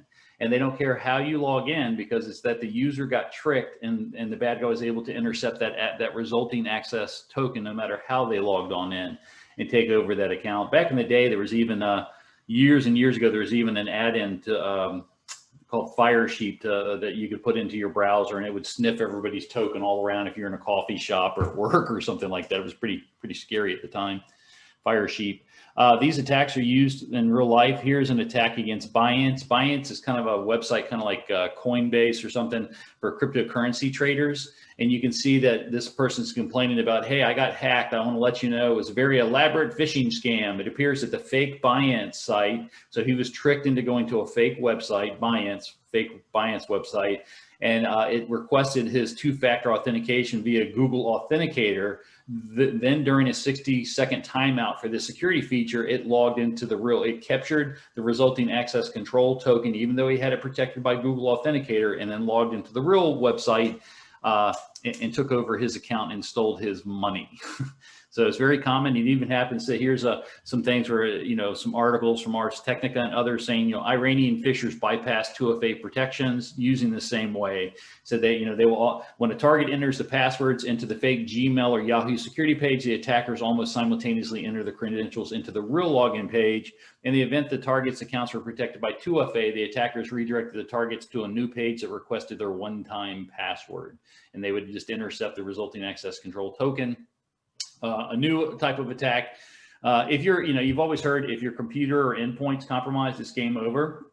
It is certainly, even if you have MFA, because if you have MFA, but your computer or device gets compromised, the attacker can do everything that you can do. They can log into whatever account you think it's been protected by, although they can steal your resulting access control tokens and session cookies. They can insert keyloggers and backdoors and all that stuff. But really what's common thing they do is they will start a second hidden browser session. Like suppose you go to your banking website, your stock website, they will stop. You can actually start browsers in a hidden mode or another console, another terminal, another Windows that will actually still use the same cookie, but then you can do completely different things that the end user that's in the local console or the first window doesn't see at all. These things have been around forever. They're known as Bancos Trojans, really banking Trojans. That's banking in either Spanish or Portuguese, I forget which, but that's because that's where they kind of started being originated from. First time I wrote about banking Trojans was probably in the 90s for InfoWorld, but it's this idea that your computer's compromised, and then this banking Trojan kind of monitors where you're going on the web. And then when you go to a banking web, they actually monitor your URL. And when you go to like one of the 100 banking websites or stock accounts or something like that, or PayPal, it kind of wakes up. It waits for you to log in no matter how you're going to log in, and then it steals all your money behind the scenes. You think you're just checking your bank account balance or maybe transferring $100 to your daughter, but really it's stealing all your money. These banking Trojans, very quite common. If you heard of TrickBot started out as a banking Trojan, and it's the most popular Trojan in the world. Here's one this is a 11-member crime group that stole $100 million from 41,000 people with the help of a stealthy banking Trojan. So this is just one, this is last year, this is just one group that stole $100 million. 11 people stole $100 million. And there are literally hundreds, maybe thousands of people that are using banking Trojans that are creating and using them all the time. They steal many hundreds of millions and billions of dollars every year because, you know, if someone's got a Trojan on your desktop, they can do anything that you could possibly do, including empty your bank account. Of course, it's moved to the mobile world. I'm not going to play this video. We don't have time today. We only got 25 minutes left. But this is a video. If you go to that link, it would trick users into installing. They said it was something that would watch help your cell phone not run out of power. It would watch your battery amount.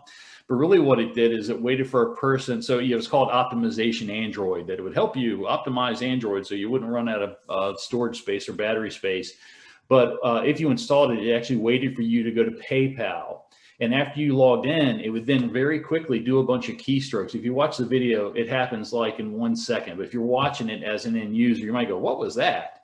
But what it was doing is very quickly running a script or a macro to otherwise do the keystrokes that an end user could do and steal all their money.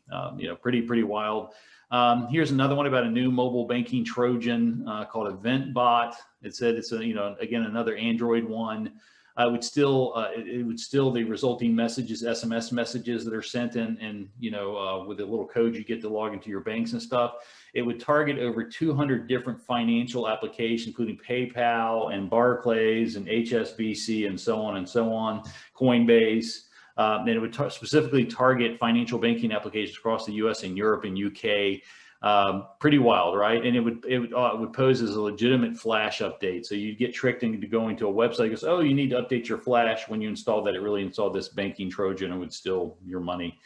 Another really common type of hack is based upon SMS. SMS stands for short messaging service, and probably the most popular type of multi-factor authentication on the internet is where they'll send you this little code to log on in. It's very common. I don't know what percentage it is of the MFA on the internet, but it's probably like 90%. But these are real SMS codes sent to me from Bank of America, from Microsoft Office 365, from Facebook, from Marriott. My favorite is this ID Experts My ID Care. That was a code sent to me because my fingerprints got stolen years ago. I'll cover that in a minute. And so the government said, we're going to watch your identity and report if anything gets compromised. Well, the government also said that SMS-based MFA should not be used. In 2017, the US government came out with a new update of authentication called the Digital Identity Guidelines, NIST, the National Standards of Institute and Technology. They released Digital Identity Guidelines. If you want to download it, it's a NIST special publication 800-63 that said SMS is so easy to hack that you should not use it as MFA. And yet every major vendor that I know uses it, including the US government, who says not to use it. But the problem is, there's a bunch of problems. It's just really unauthenticated, easy to steal. One of the ways you can steal it is that your phone operates on something called the SIM, or the subscriber identity module. For most of us, it used to come on this little micro SD card that you see over there in the slide. Today, it may be virtual, but basically that SIM card, that SIM information makes your cell phone your cell phone. It has your global unique identifier, it has your device ID, it has the subscriber network information. And if you've ever had a cell phone, lost a cell phone, got a new cell phone, they tell you to take the little card, you got to get a paper clip and pop that card out. It used to be it was behind the battery and then it's in a little slot. Today it may be virtual. These days you get a new cell phone and they tell you, oh, dial this number, *259#, and that transfers your SIM information from the old phone to the new phone.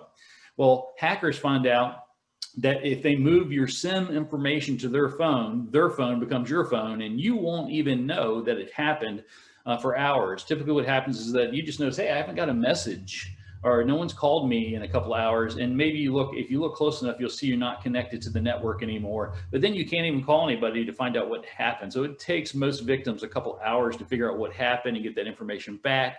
But again, the attackers transfer that SIM information to the new phone, and then they go into your accounts and they say, send me an SMS code, and that SMS code goes to the hacker's phone, and they take over that account. They've stolen hundreds of millions of dollars. It's so frequently done. Again, the U.S. government for 3 years now, said don't use it. You can see this. It's attacked. Not only they attack cryptocurrency people a lot. One time they stole this one guy $124 million out of this one cryptocurrency guy's account.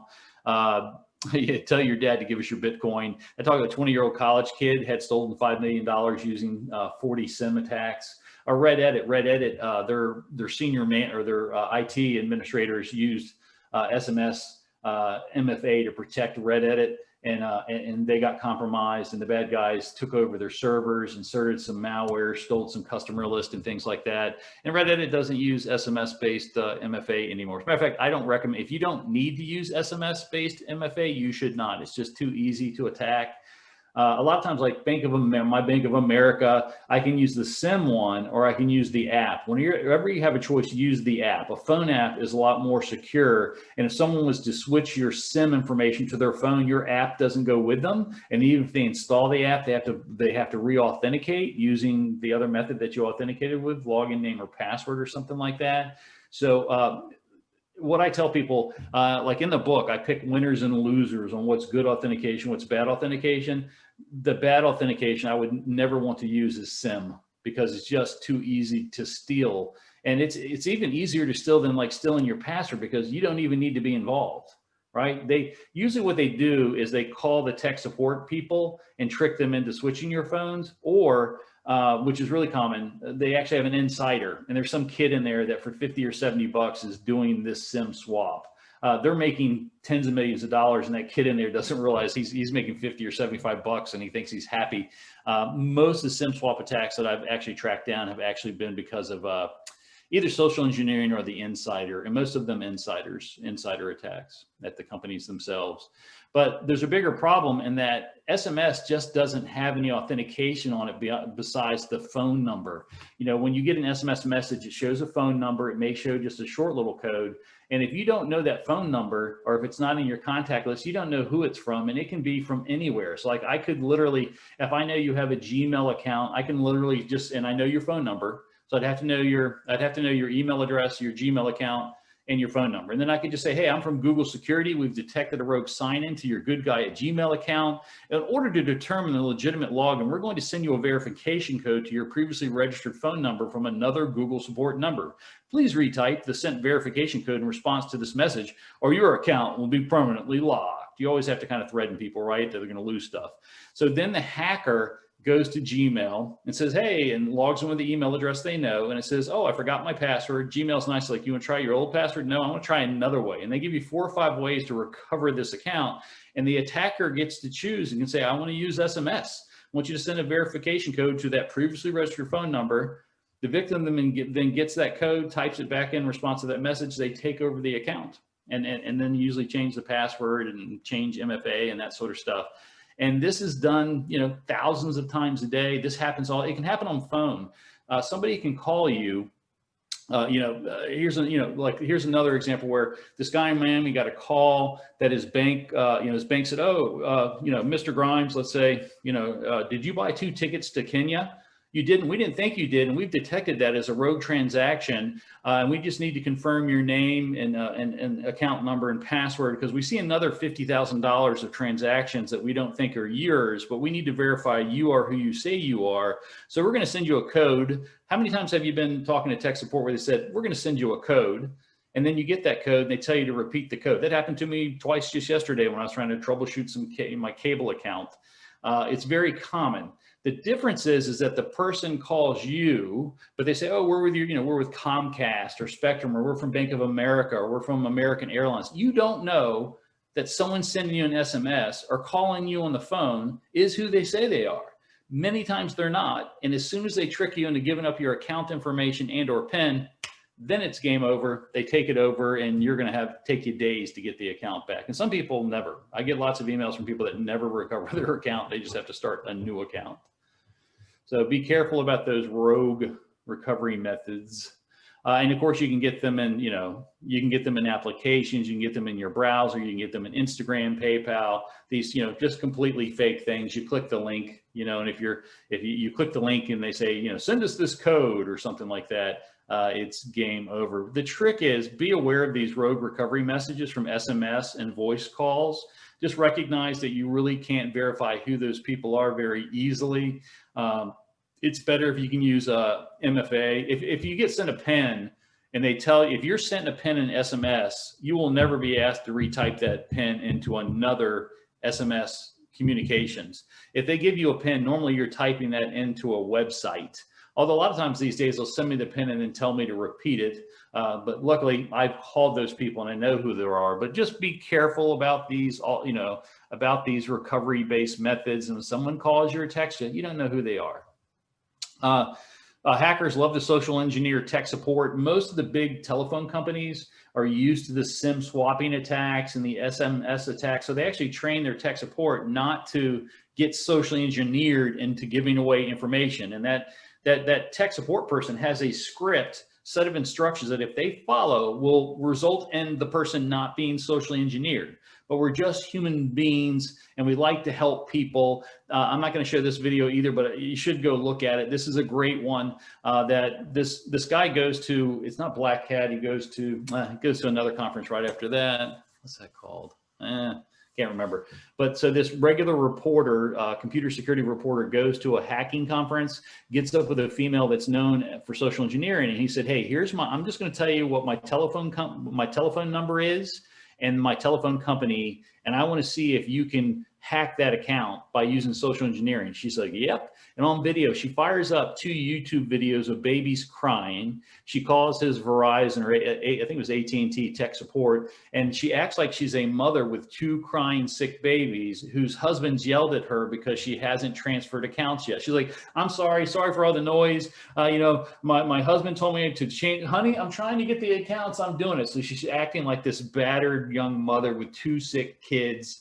And she doesn't even have his email address. The tech support person tells her the correct email address, tells her the password, and she even says, "Oh, my daughter's going to college next week. Can we get a phone for her?" And literally in a couple of minutes, she has complete ownership of his account. She knew no private information and was able to take over the account and even get a new cell phone. It's a pretty wild video to watch. Another way that you can hack somebody, we have a lot of these time-based one-time passwords devices. The first one that I ever knew about, I think it was the first one in the world, I may be wrong, was RSA Secure ID. But they give you either 4 digits or 6 digits, and they seem to be random, and they are kind of randomly changing, but they're usually based upon time. And the way that they work is that, and Google Authenticator is the most popular one today, is that every 30 seconds or something, every minute, they update the code, and it seems random, but really what's happening is they take the device identifier and they also create a random number at the very beginning called a seed value. So they have the seed value, the device ID, then there's this algorithm that is involved, and they use the current time, and it generates the code.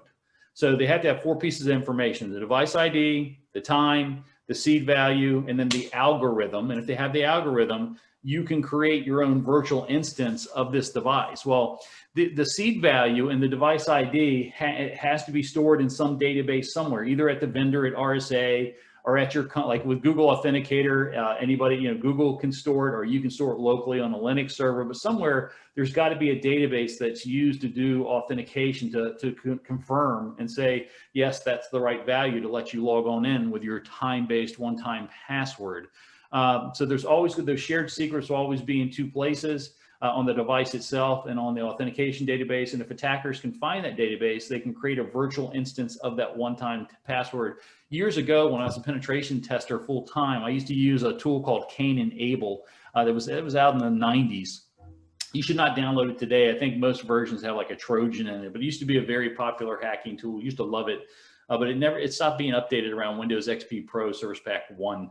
But you could actually enter in the serial number of the RSA device that key, which is the seed value, and then it would just start generating time hashes as if you had the device. And that was back in the 90s when you could do it. And it actually got attacked in real life in what's known as the RSA Chinese Advanced Persistent Threat Attack. Chinese broke into RSA. They used the RSA had not patched their office application in years. The Chinese APT sent some malicious documents to like 100 employees. I think 2 of the employees opened it. So the Chinese were able to break into RSA. They then found all the databases for different companies that used RSA secure IDs, including Lockheed Martin. And then the attackers created virtual instances of Lockheed Martin secure ID tokens and broke into Lockheed Martin and stole military secrets. You can read about that on the internet. And even today, so Google Authenticator is probably the most famous one today. Typically, they send you this QR code, that you scan in with your phone, and that QR code is really, it has a seed value in it. So if an attacker gets a hold of that QR code, they can create a second virtual instance. And as a matter of fact, you'll see people complain like this is a person, the poor cryptocurrency people are attacked all the time. But he's like, I'm now certain to how my 2FA was bypassed.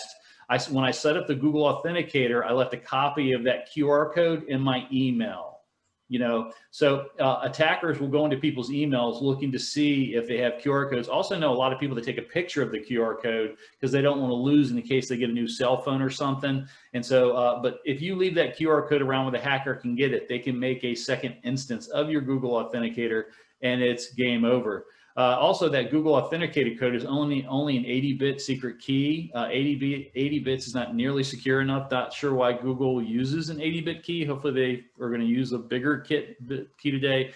U.S. government says any seed value key should be at least 128-bit for any time-based one-time password, but Google Authenticator isn't using that. But when someone gets a QR code, you're like, well, that's the seed value. But then they have to, and it's tied to the person's Gmail address, but then they'd have to know the algorithm. Well, it turns out that Google Authenticator actually comes from an open source algorithm that was created years ago, and you can still download an application called Pharo. Pharo is Google Authenticator in open source mode, and you can literally just, you get the seed value, you feed it into the Pharo product, and it will act as your virtual instance of Google Authenticator. Let's see, downgrade attacks. Even if you're using MFA on a website, it's really easy on most of these major, on Office 365 and Twitter and Facebook and stuff too. Even if you've told it, I want to use multi-factor authentication, you can usually claim that your MFA broke or you're lost it, and they will give you this different recovery methods to recover it, including these master keys or travel codes, which never expire. They're crazy. So if you download your master keys and the attacker finds that, it's game over. And they usually print up the master keys along with your email address, just so the hacker will know for sure who they belong to. But there's lots of different ways. A lot of times they'll let you send recovery codes to alternate email accounts, so the attackers will phish you out of your alternate email account that maybe you don't care so much for, and then they'll put your account in recovery mode and get sent to that. Or maybe it gets sent to your, to your cell phone, and they have to do SIM swap attack or something like that, or do one of those SMS recovery tricks. But the ones that drive me crazy are the password questions. Hey, what's your mother's favorite name or something? These are horrible. Like, whoever thought what your mother's maiden name was an actual, secret or something like that? I don't know. The same, but they'll say, what's the zip code of the address where you grew up? It's not that hard to look up that sort of information. And maybe it's hard. Like maybe they say, what's your favorite car? Well, there's really, your password could have a billion combinations, quadrillion combinations, but your favorite car, there's only like 100 different car brands in a given year, and most of them go over the decades. And your favorite car is probably not a Gremlin or a Pinto. It's probably, Lamborghini, Mustang, Charger, something like that. So it doesn't take them long to guess it. And I love, Google did a paper called Secret Lies in Account Recovery from the Use of Personal Knowledge Questions at Google. I love this stat here. Some recovery questions can be guessed on the first time, 20% of the time. The recovery questions can be guessed by a hacker on the first try 20% of the time. 1 out of 5 times, they just guess it. And then the next one, 40% of the time, people are unable to successfully recall their own recovery answers. I don't know what that means statistically, comparably, except for maybe if you can't remember your own answer, you should call a hacker and tell them to give it a shot. All I tell people for defense is, this is not Jeopardy. You don't have to answer the question correctly. I don't. I treat any password question, password knowledge-based question, like, what's your mother's maiden name? Frog, frog, dog, 52. What is the name of your best friend from high school? Pizza, pizza, 55. I treat them like passwords. The sad thing is it means I then have to write down my question and my answer. I usually put it in a password manager, but you could do it in a password protected document. Do not answer these questions correctly. What's your high school mascot?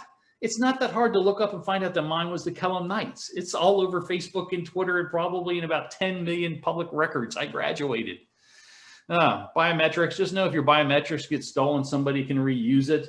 At the bottom of the screen in June 2015, Chinese advanced persistent threat stole the fingerprints of everybody that had ever applied for a US government security clearance. I applied for security clearances, so my fingerprints were gone. My wife had applied for security clearances when she was 17, when she worked a part-time job in a shipyard from like 1983 or something, and they had her fingerprints. And when someone steals your fingerprints, I mean, how are they ever going to know it's you that's logging in? That's the problem with biometrics or retina scan or something. If someone steals your biometric information, because remember, most of your biometric information is not a secret, right? It's you. And if someone steals it, it's not like you can change your retina or change your fingerprints or something like that. And breaches happen all the time. Like the BioStar 2 platform, somebody stole 1 million fingerprints were stolen. Some good guy hackers reported that their database was breachable and the vendor didn't believe them, never responded to them, and didn't fix it for weeks or months or something like that. And that's not unusual. Another way to break in is anytime you have like a PIN code or something like that, it seems like almost all the MFA that requires you to put in a code doesn't have account lockout, at least at first.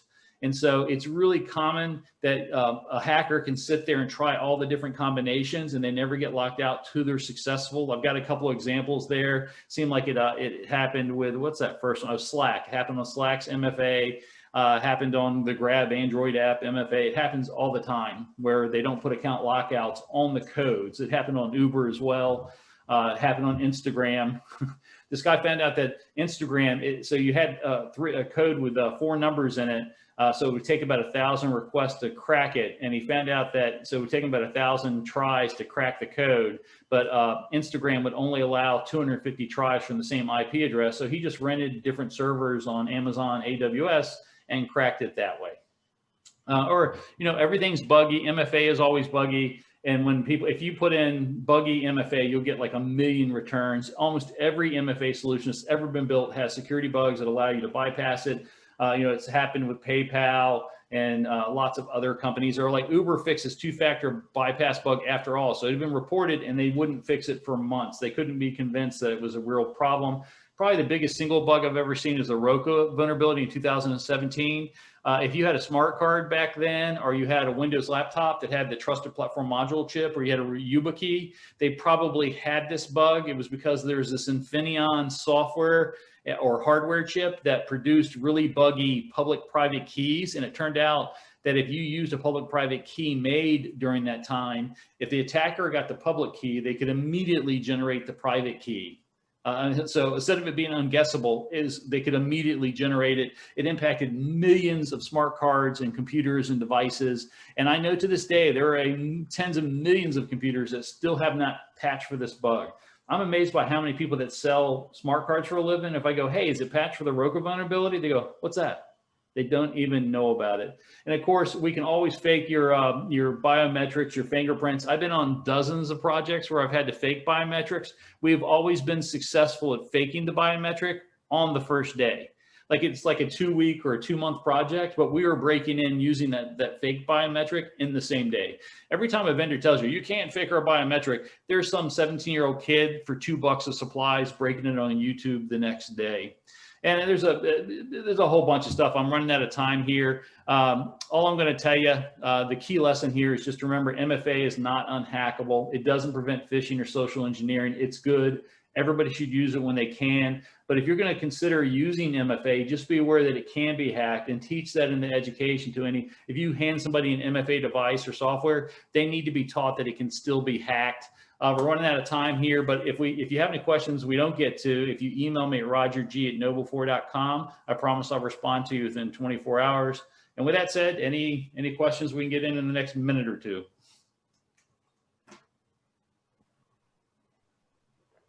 There are some questions in the Q&A chat that I can read to you. Okay. So we have an anonymous attendee asking, if banks don't offer a non-SIM version of MFA, what can you do to protect yourself? I'd say, well, for SIM, that's SMS based, you can try to tell your telephone vendor, cell phone vendor, do you have any protections to prevent SIM swapping attacks? The answer is it never works and you're just at risk. So try to, whenever you can, encourage vendors that are telling you that the only solution they have is an SMS-based solution. Let them know that you don't find that to be super secure and you would like them to develop and use another type of solution. If it's an SMS-based MFA that you're forced to use, you really, unless you change vendors, you don't really have a choice. Another user asks, how safe is Google's password manager? I like password managers, but if you're talking about Google's like the browser, Google Chrome password manager or something like that, it can, their TrickBot and stuff looks for those passwords and will try to compromise them. But, I'm actually a big believer in password managers, and if malware gets in your system to steal your passwords, well, it doesn't really care whether it's in a password manager or they install a keylogger.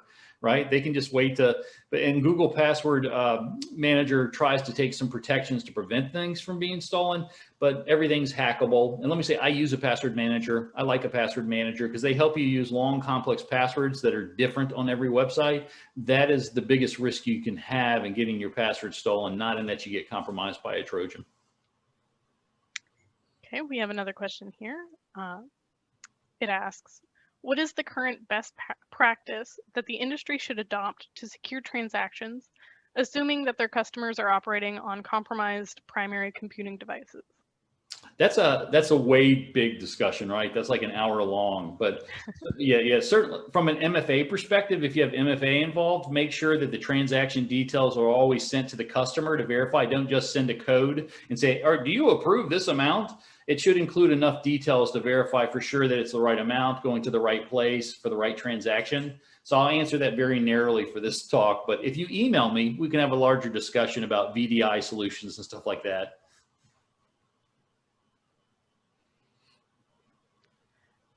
That's all of the questions that we had already queued up. Another question is, what password manager would you recommend? I tell you what, I don't like to tell people which one I use, but there's a lot of good ones out there. And what I would recommend is Google this, wired.com, that's Wired Magazine, wired.com, best password managers. They've got an article where they cover like 8 of them, and I agree with all of their answers. Do you see MFA being impacted by quantum computing?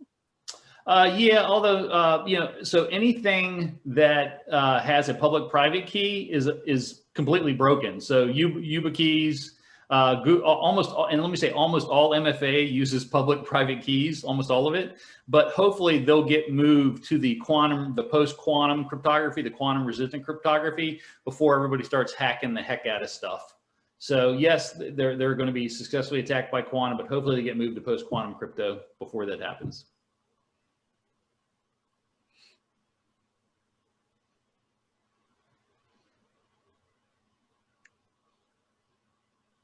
That's all of the questions that were already queued up. I think we can give a couple of moments for people to finish typing up questions they may have.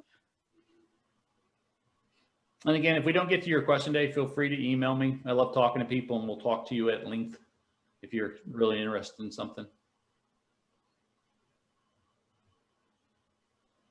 This one may be our final question, but this user asks, is the password manager, so probably the default password manager on a cell phone, considered safe? It's all relative and all that stuff. I don't know, but if your cell phone gets compromised by malware, I mean, it's pretty much game over, right? We talked about that in endpoints.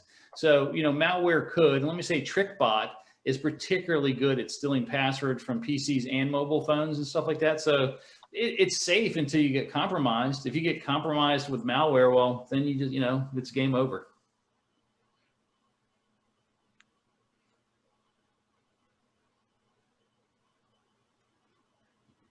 where can one obtain a set of your authored books for their library? Ah, bless you, whoever that is. And Mom, I'll thank you so much for asking that question. You'd have to go to Amazon and sadly order them one at a time. Even like my hacking multi-factor authentication book, which it's 600 pages and I've worked on it for a year. I don't have a copy of it yet. My copies apparently are not coming until this coming Wednesday. All my friends are sending me pictures of it, and I don't have a copy yet. But Amazon, I think if you go to Amazon, you can get my books before I do.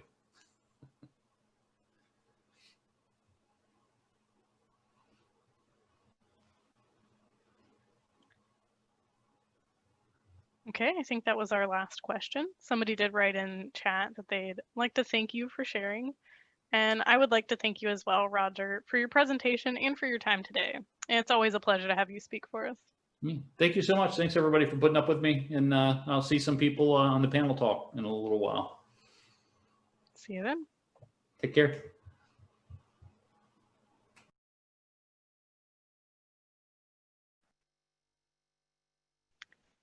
I would like to introduce one of our own UCF alumni, software engineer and principal cyber engineer at Raytheon, David Knowles. David, you have the floor. Thank you. I guess I have a few slides prepared that talks a little bit about myself and what I do here at Raytheon and a little bit about my career. And then I was going to open it up to questions if anybody had, to see what it's like working in the field. So with that, I'll get started with my presentation.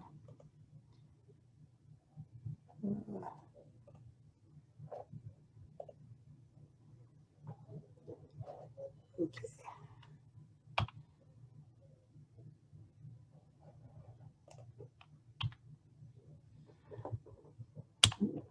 Skip the slide. So my name is David Knowles. There's an email address there. If anybody wants to email me a question later on, I'll do my best to answer it. And having said that, if there's any questions I can't answer today, I will try and find the answer for you and get back to you through email. So I was born right here, Cape Canaveral Hospital in Cocoa Beach, Florida. I went to high school, Merritt Island High School, and then I went to the University of Central Florida. My father was a rocket scientist at NASA, and my mom was a Latin teacher at Merritt Island High School. So I'm married and I have 2 sons that are grown up and moved out of the house now.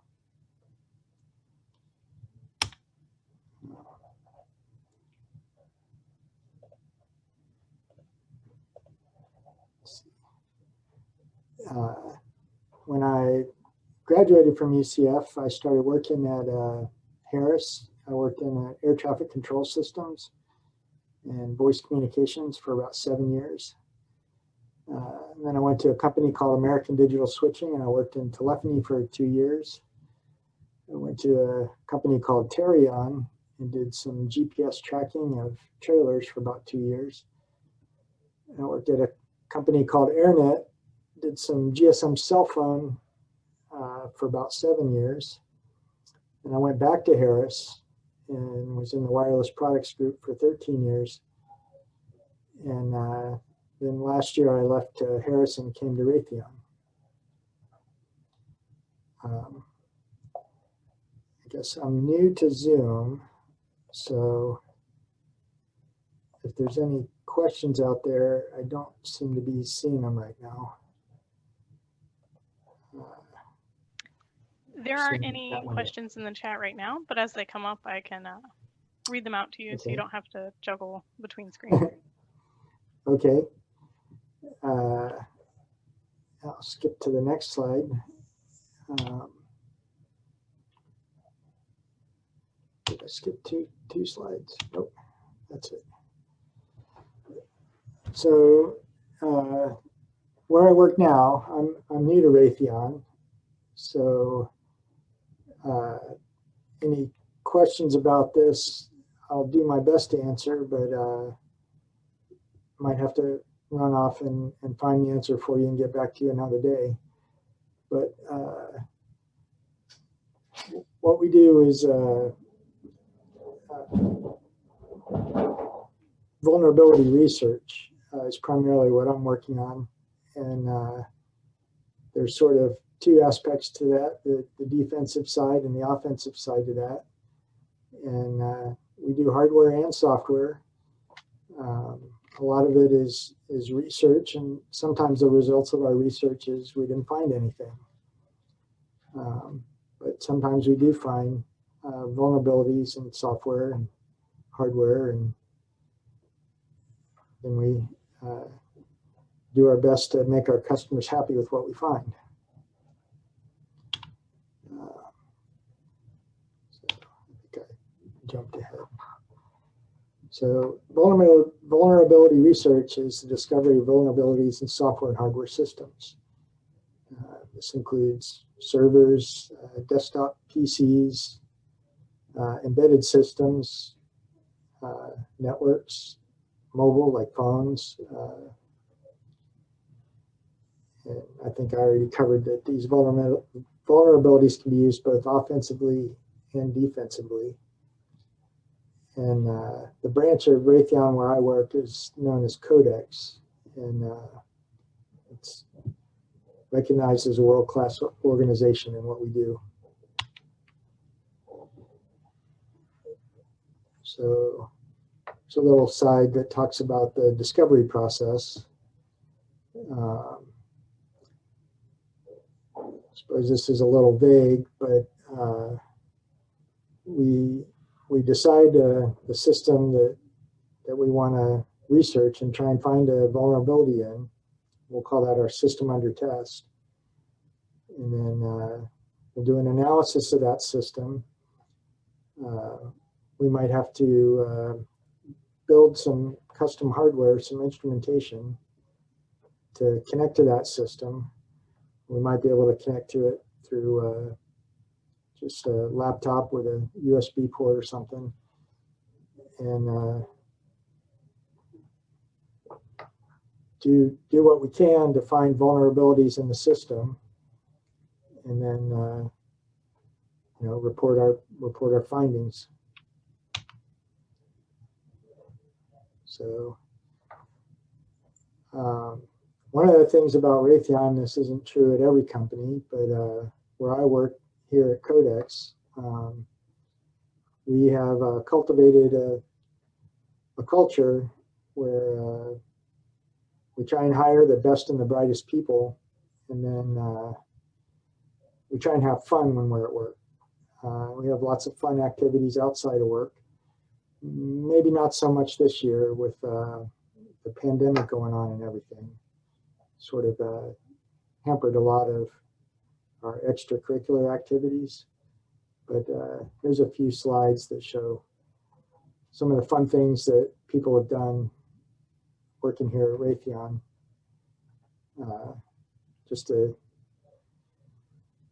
keep everybody happy and employed and ready to go back to work when the time comes.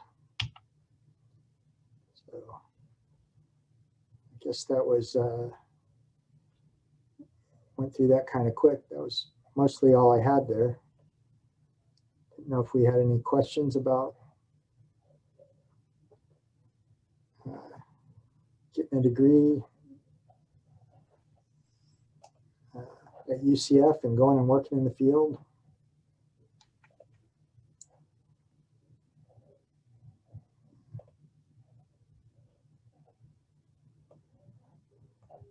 There's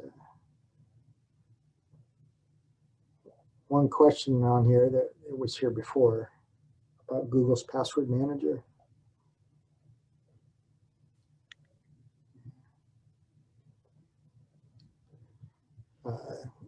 So sorry. What's the biggest hurdle to getting into the field? Well, when I graduated from UCF, I had grown my hair kind of long, and so I went on several job interviews and didn't get any job offers. I cut my hair short, and then the first interview I went on was I got a job offer. So, of course, that was 30 years ago. I think today employers are much less discriminatory against appearances and things like that. So I guess probably we're asking more like getting into the cybersecurity field. And I guess a lot of what you learn, a lot of what I learned in school, again, that was 1989, didn't translate directly into what I do here at work. So a lot of what I had to do was I had to learn on the job. And over the years, I just learned to pick little tricks up here and there, and got good at certain things, and then worked my way into a job here in cybersecurity.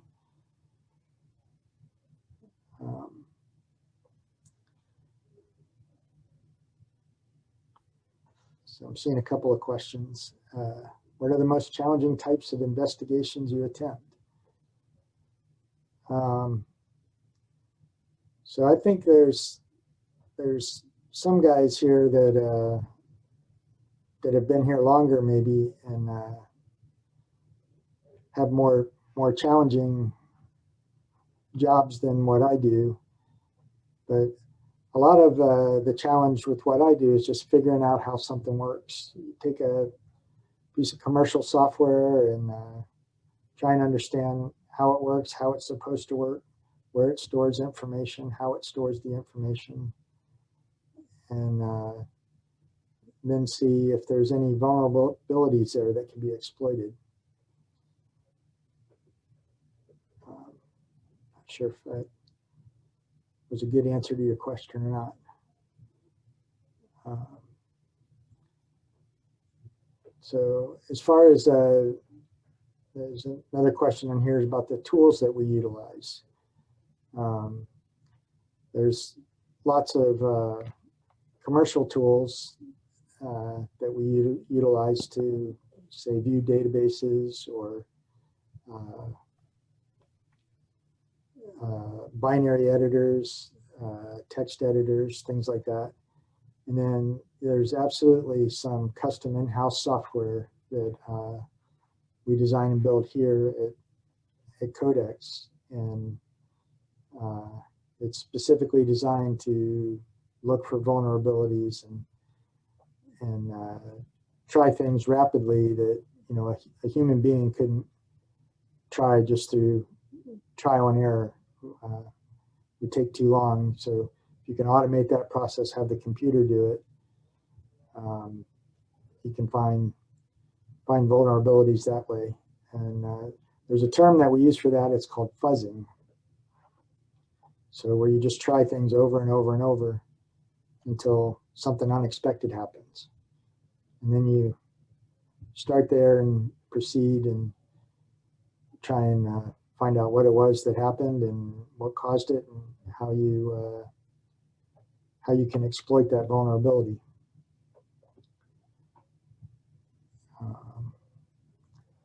Let's see another question. Could cybersecurity certificates without any work experience in cybersecurity help you landing a job? Absolutely. I think having a certificate without work experience would definitely add something to your resume, help you stand out in the crowd. Right now, cybersecurity is a pretty hot field. So they're in high demand, and anything you can do to distinguish yourself from somebody else in the field like that would definitely help.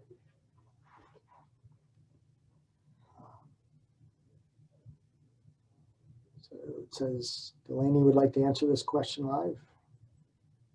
That's just the system. It's so I can clear the queue. Oh, okay. Okay. just getting started at my first job in the industry while finishing up my degree. Do you have any experience working in an SOC? What advice would you give someone just starting out? No, I guess I don't have any experience in that area. But I guess I didn't mention that some of the work that we do here at Raytheon is classified work. And all the work has to be done inside a secure area. And you're not allowed to take anything out of the secure area. You're not allowed to take your work home with you. And there's several protocols that you have to do about opening up the secure area first thing in the morning, and who can come in and who can't come in. So that's, I guess, a little bit different than some other jobs where you can just walk in, sit down, and go to work, and then leave when you're ready to leave for the day.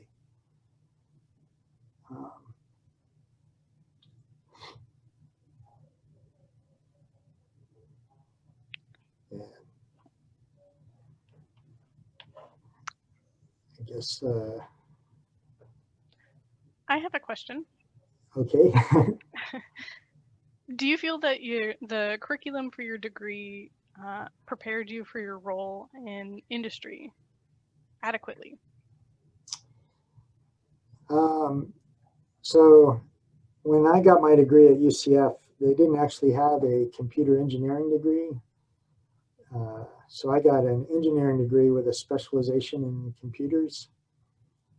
And I had one software course in my 4 years at UCF. And when I graduated, I started writing software, and I've been doing it for 30 years now.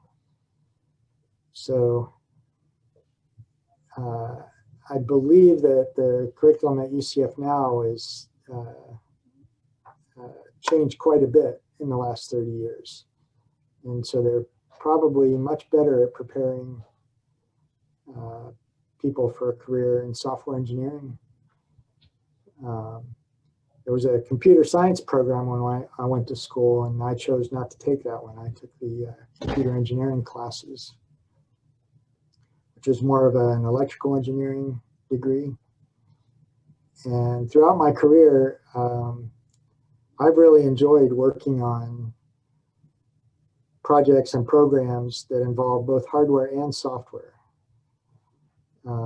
I had the hardware background from my college education, and I was learning to write software sort of on the job as I went along.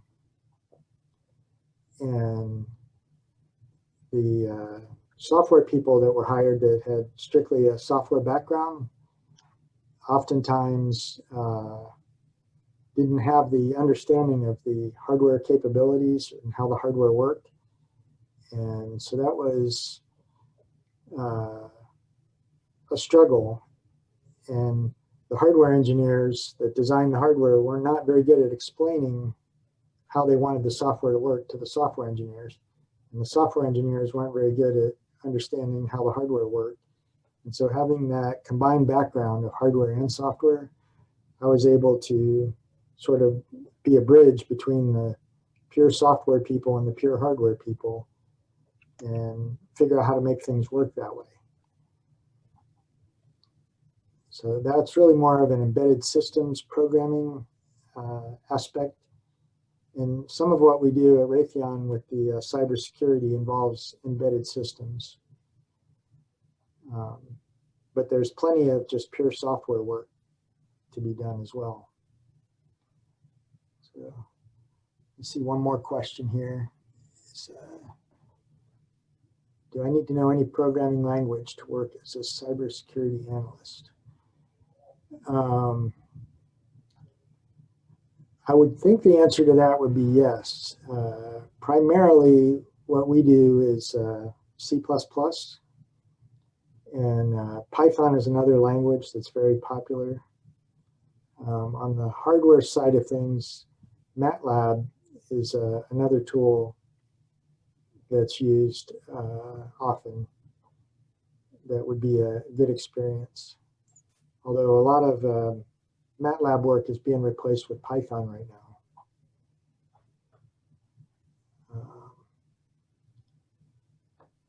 And then I guess the other thing, you know, if you dig down at a low enough level, everything is in assembly code. And a lot of the cybersecurity stuff, you really have to dig down to the lowest level and figure out exactly what the instructions are that the computer is going to execute next and how it works. And so a lot of vulnerability research is a background in assembly language is very beneficial. So I think that's about it for the computer languages. Is there anything related in industry that you wished you would have started learning sooner than you did?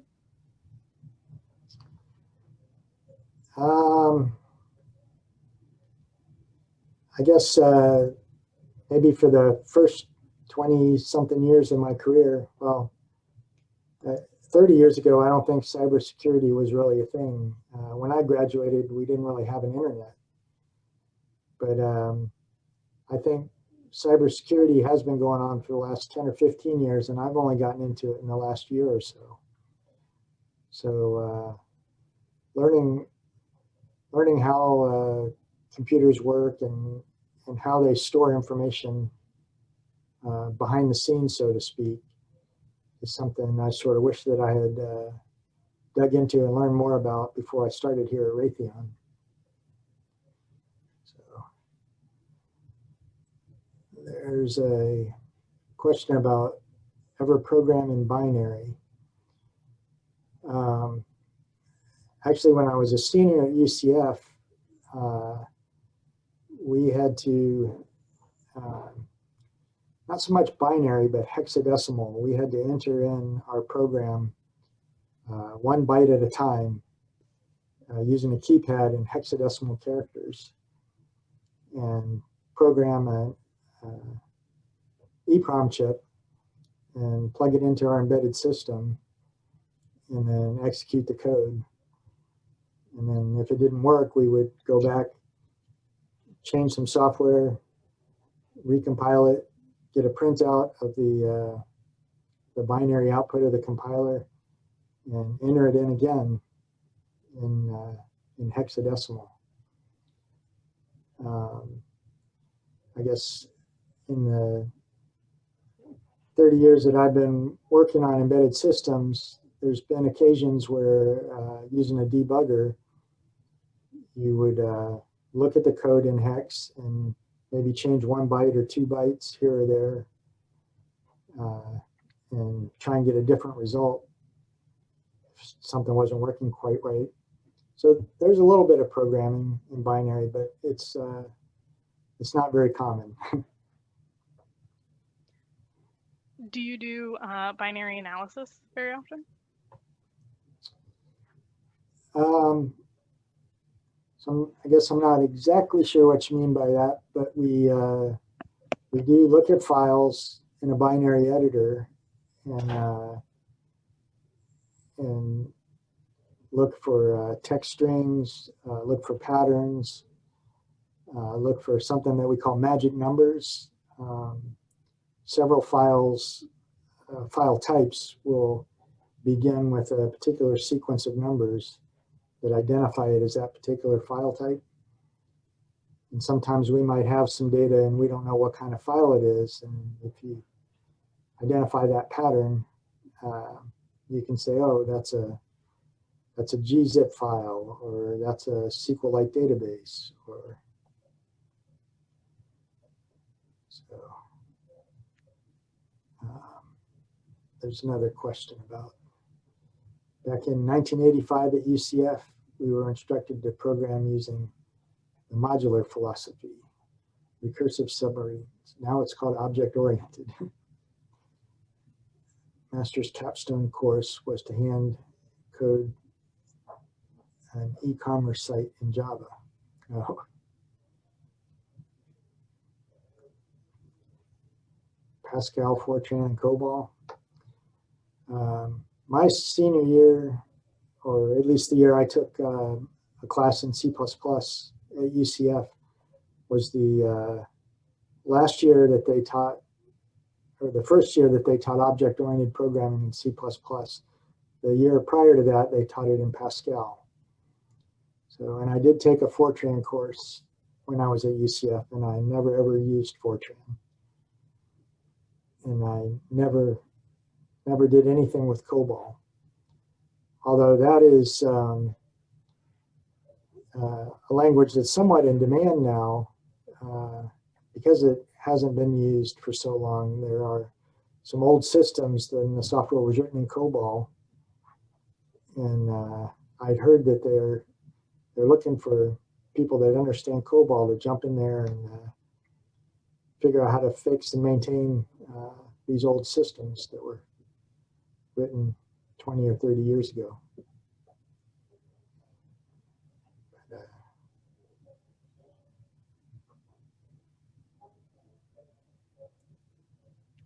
Yeah, I think we always called it object-oriented.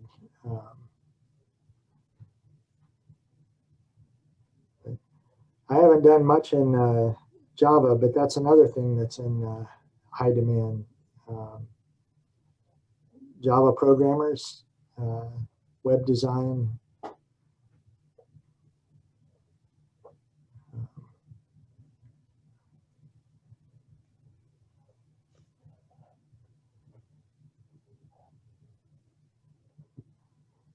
Ancient history languages.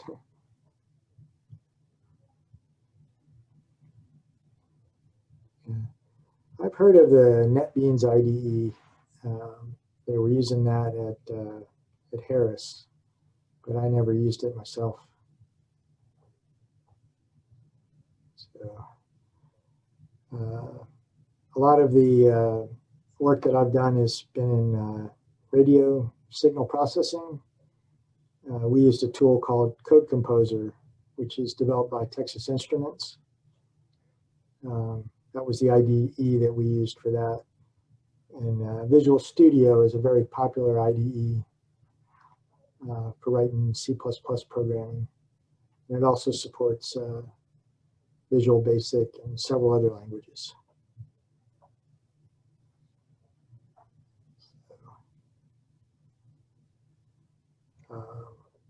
I sort of specialized my career in radios and telecommunications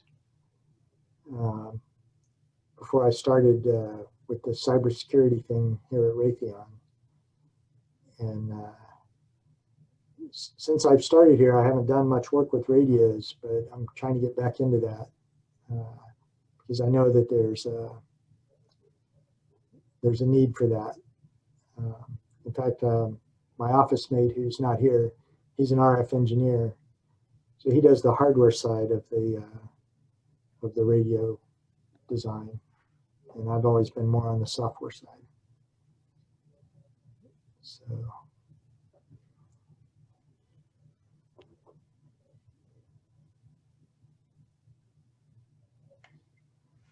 Started with computers in 1983.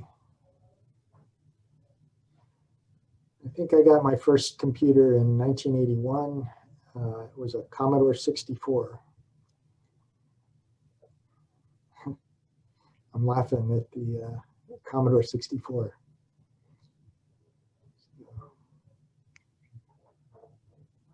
I started writing code in BASIC, taught myself how to write code in BASIC. I got kicked out of a class in high school. I signed up for a software programming class in high school because I knew too much about BASIC. The first week they said I wasn't going to learn anything in the class. So, started with a Timex Sinclair 1000. That was a while ago.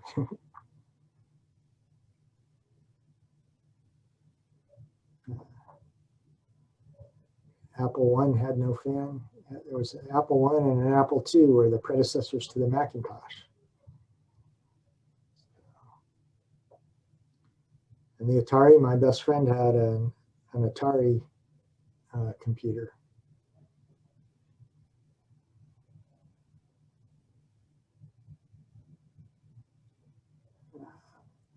Question about RF signals. The wireless mic spectrum is becoming much smaller all the time. What are your thoughts on the lessened spectrum for wireless microphones? So, sounds like not sure if I understand that question or not. The wireless microphones usually talk over Bluetooth, I think, the ones that I'm familiar with. But the voice translation, the spectrum that that audio goes in is pretty fixed. I think the human ear can hear from like 200 hertz to 20,000 hertz. So, yeah, I guess I'm sorry, I don't understand the question about the wireless microphones. Uh,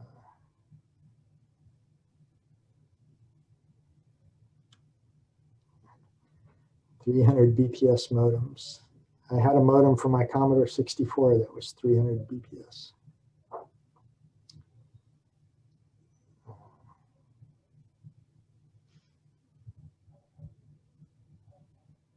So, I remember the BBS message boards.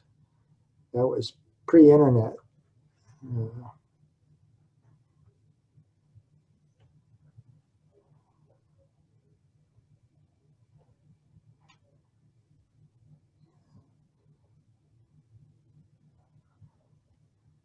Touching back on some of the analysis work you're doing, for individuals looking to practice their analysis before they get into industry, do you have any recommendations for where they can go for like materials to practice on? I don't know. I guess I'm not sure if you can buy books. You know, there are a few websites out there that you can find that specialize in. They're sort of like training websites that teach you how to do these kinds of things. I'm trying to remember the name of the one. Let me see if I can bring up an email real quick. And I think it has the name of the program that I'm trying to remember, the web page that you can go to. Might have to get back to you on that. Some users are suggesting, could it be something like Hack the Box or Over the Wire?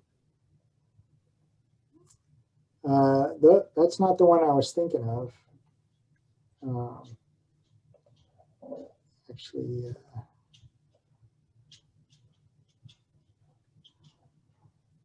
yeah, I'm not going to be able to remember it.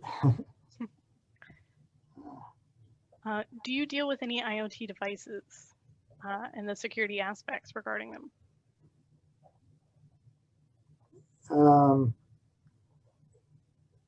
Not so much. We have an IT department that works with that. I suppose if during our research that we found something that applied to the equipment that we were using here, then we would pass that on. But I'm frustrated. I can't remember the name of that web page now. Somebody else is suggesting that it might be try Hack Me or Hack This Site are other options. Yeah, those those are all great suggestions. It's just not the one I was trying to remember. Okay. But yeah, Google is your friend. I used to have to memorize things all the time, and it seems like now I don't have to remember anything because I can just Google it. In fact, I wonder if I have a bookmark for it. I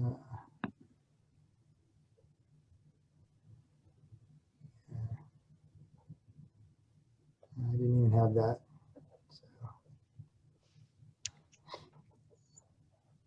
What is your favorite part of your day-to-day work at Raytheon? Lunchtime. No, there's, I guess there's, the whole day is fun. They try and make it fun here. Again, COVID this year has kind of put a damper on everything. Lots of folks are working from home. Not very many people come into the office anymore. The particular program that I'm working on is required that I come into the office to work on it. So no working from home for me. And because of that, they've sort of gone out of their way, the company I work for, Raytheon, it's gone out of their way to make it enjoyable for the people who do come in. So we get a free lunch every Thursday. And they're always doing nice little things. Last week was the Employee Appreciation Week. So they brought a snow cone truck in. Everybody got snow cones. They had cake one day. And they're just always doing things to keep the employees happy here. We have a room with video games, pool tables. There's the cafeteria has soda, coffee, everything for free. It's sort of like a vending machine. There's candy bars, chips, cereal, milk. We used to have fresh fruit all the time. Not so much since the COVID pandemic started this year. But they really try to make it so that when you're here, you have fun. We have Nerf guns in the hall. People run out in the hallway, grab a Nerf gun, shoot somebody else, start a Nerf gun war. Trying to think of all the other fun stuff we do. It's just kind of a crazy work environment. Get a lot of work done here, and sometimes, all work and no play makes Jack a dull boy. So they try and mix in some play time now and then, keep everybody happy. So I will say that's not the same at every company I've worked at. A lot of the companies I worked at, they expect you to dress up to come into work, work all day, put in your 8 hours and go home. That's another thing. I work on A1A right across from the beach. Almost everybody wears flip-flops here to come into work, short pants, t-shirt. If you feel like you need a break, you can walk across the street, walk down to the beach, put your feet in the ocean. Some people have been known to bring their surfboards to work, go surfing. Anything to get a break. And sometimes if you think about a problem too hard for too long, you'll never reach the solution. And if you take a quick little break, you come back in, all of a sudden you realize what the answer is. So they try and give you the chance to do that here. The question, spend a lot of time working in C++. Over the years, has the language evolved and standards have changed? Is there anything that sticks out as something that used to be really nice but can't be used now due to a vulnerability, or particularly unexpected vulnerability that really forced a change to the way business was done?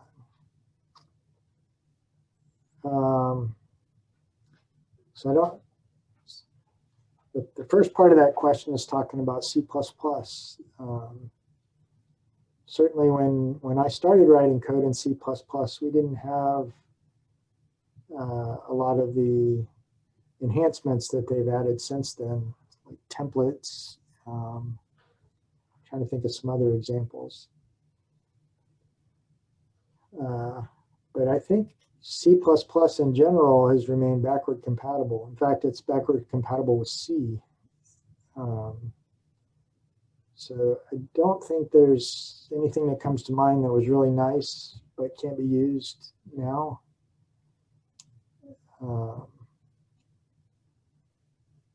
Is there a particularly unexpected vulnerability that has forced a change in the way business was done?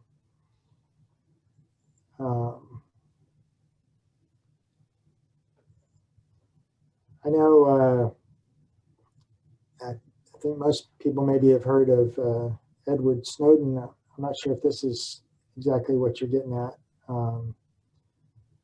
but he was working on classified material, and he snuck out of a secure area and released that information to the public. And ever since he did that, I noticed a big difference at work. They have really cracked down on secure areas and making sure that classified information is not vulnerable. Working on classified information is a big part of what I do. A lot of the programs that I work on are classified.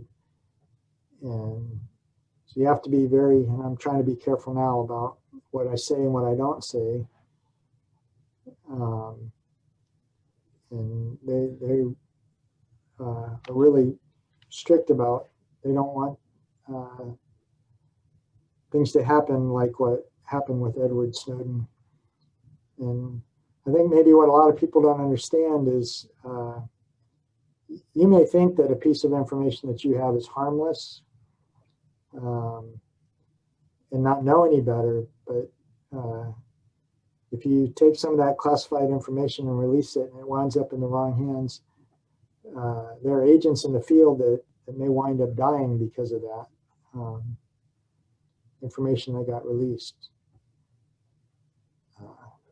So I might have gotten sidetracked there. I'm not sure I really answered the question. But I can't really think of a software vulnerability that's forced a change in the way business was done. I know early on we had email worms and viruses and things that were sent through email. And to protect against that in companies, they now screen out, they have spam filters, and a lot of emails won't get through, especially to work addresses. But that's sort of an industry-wide thing. That's not anything that I particularly worked on, just something I noticed working in the industry.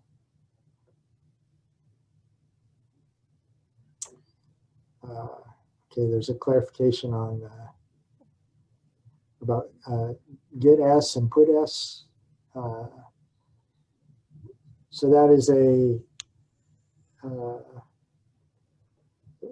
very often that's a vulnerability that we might run across is in the C programming language. Get S is for get string and put S is for put string. It's very easy to overwrite memory by writing too many bytes to a string, more bytes than you have memory for. And that can often produce unexpected results. And that's one of the things we look for in with our vulnerability research.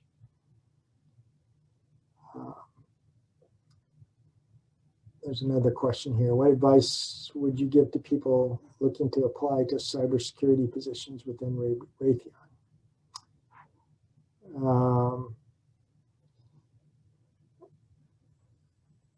So I guess having a background in software or or radio communications. But if you're just graduating from college and you don't have any job experience yet, having a good resume is something that attracts attention,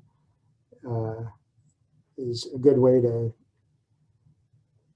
get your foot in the door, so to speak, and get a job. And I would say you don't want to have a 20-page resume. You want to keep your resume to 1 page, and sort of maybe highlight what kinds of things attract you to cybersecurity. What things have you done that would make you a good candidate? I don't know if that's really answering that question very well or not.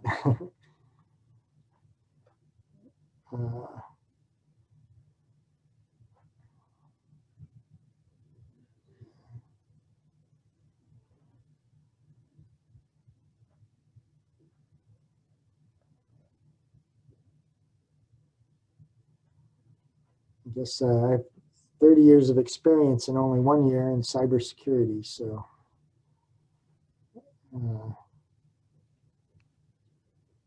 know a lot more about wireless communications and cellular cell phone communications. It's what I spent a good part of my career working on. You mentioned earlier that the pandemic has changed what your office looks like nowadays. Has work from home culture shifted the way you work with your team a lot? Has it impacted your productivity? Very much. It's very much changed the way we communicate with each other. Never knew what Zoom was before. In fact, this is probably only my 3rd Zoom meeting. But a lot of the communication that I have to do now with people who aren't here in the office, we would do through some sort of a chat service like Skype, or there's one we use called Mattermost. And it's very different from walking across the hall and poking your head in somebody's office and asking them a question. Sometimes they're online, sometimes they're not online. Sometimes they are online, but they're busy doing something else. It might take them a while to get back to you. And the other thing is, when you're looking at somebody face to face, you can convey a range of emotions, and it's easy to tell if somebody's joking or if they're serious, easier to tell maybe. And sometimes with just the written word, that's not conveyed very well. And so that leads to maybe some misunderstandings or miscommunications. So in some sense, that's hampered our effectiveness. Yeah, this whole COVID thing is just not great. And I guess wearing these masks, I have a UCF COVID mask all the time. That doesn't help with communication either. Makes it harder to understand people, harder to hear people. And then they're just kind of uncomfortable. We're required here to wear a mask when we're at work. We have to do temperature screening on the way in. Everything gets wiped down with antiseptic wipes, and there's increased cleaning, more so than what was going on last year. The one exception to the mask rule is if you're in an office by yourself, you don't have to wear a mask all day long. But anytime you are out in the hallways or in the cafeteria or anything like that, obviously you can't wear a mask while you're eating, but it's this has been a tough year. It's definitely a lot of changes because of the whole COVID thing. But having said that, they want to keep their employees safe. They've gone out of their way to accommodate people who are averse to coming into the workplace. They're worried about catching COVID or whatever, so they're doing what they can to let them work from home. Since I was willing to come into the workplace, you know, I'm working on a program that requires people here at work. But if I had said I didn't feel comfortable coming into work, then they would have given me an assignment where I could work from home. So, and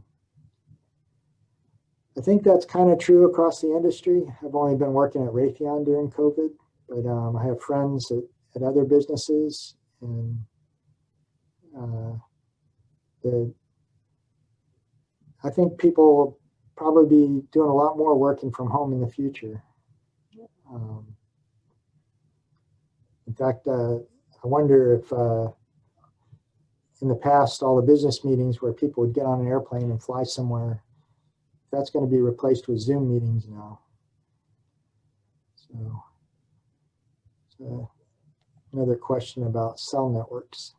So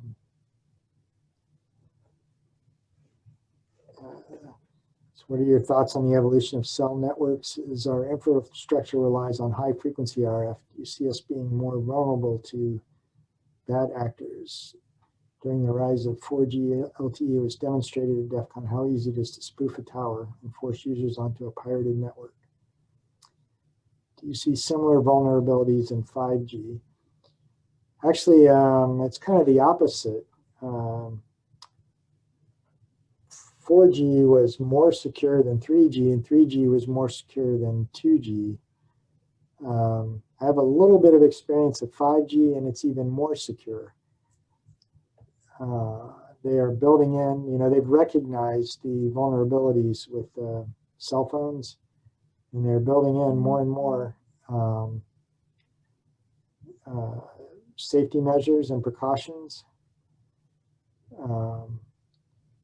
Certainly, I don't think anything is invulnerable. There will be vulnerabilities in 5G networks, but I think they'll be less than the 4G. And in terms of the high frequency RF, we're really kind of pushing the limits where we are now with the 4G frequencies. The higher frequencies that 5G supports, they don't penetrate walls and doors. So you're really limited in the range with the high frequency things. You can't have a cell tower anymore that covers people inside of buildings. So the plan for 5G was kind of like a lot of buildings have Wi-Fi repeaters. They would have little microcells, 5G repeaters inside buildings. So in terms of vulnerability, you're a lot less vulnerable when the 5G repeater only covers a small area, a geographical area, like inside of a building, or possibly one portion of one floor of a building. So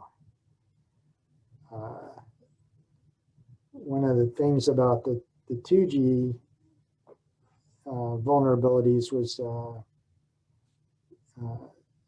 you could drive around in a vehicle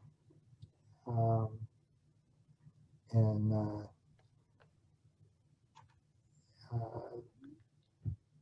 be able to, I'm probably saying more than I should, but you could penetrate walls with the 2G frequencies, and that led to more vulnerabilities than there would be with the higher frequency 5G frequencies.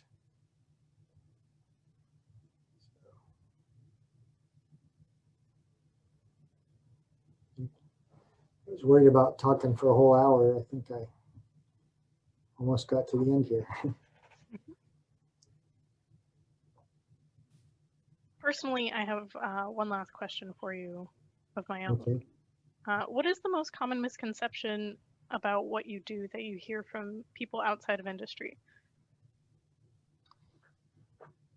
Well, probably whenever somebody asks what you do and I say I work on software, they say, oh, my computer runs really slow. Can you do something to fix that? So I'm really not a expert in speeding up people's computers or you know, cleaning up their hard drive or removing some virus that accidentally got installed or something like that. It's certainly not what I do on a day-to-day basis. Only if I've had similar experience on my home computer would I be able to help them with something like that. So.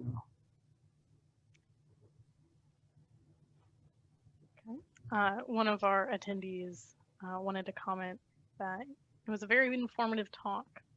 Oh, okay, I appreciate that. I felt very inadequate. Well, I would like to thank you for taking the time out of your day to talk to us about your experience in industry. I really appreciate you speaking with us today, David. Okay, thank you. I enjoyed it. We are coming up on time, though. Are there any last-minute questions for David before we go?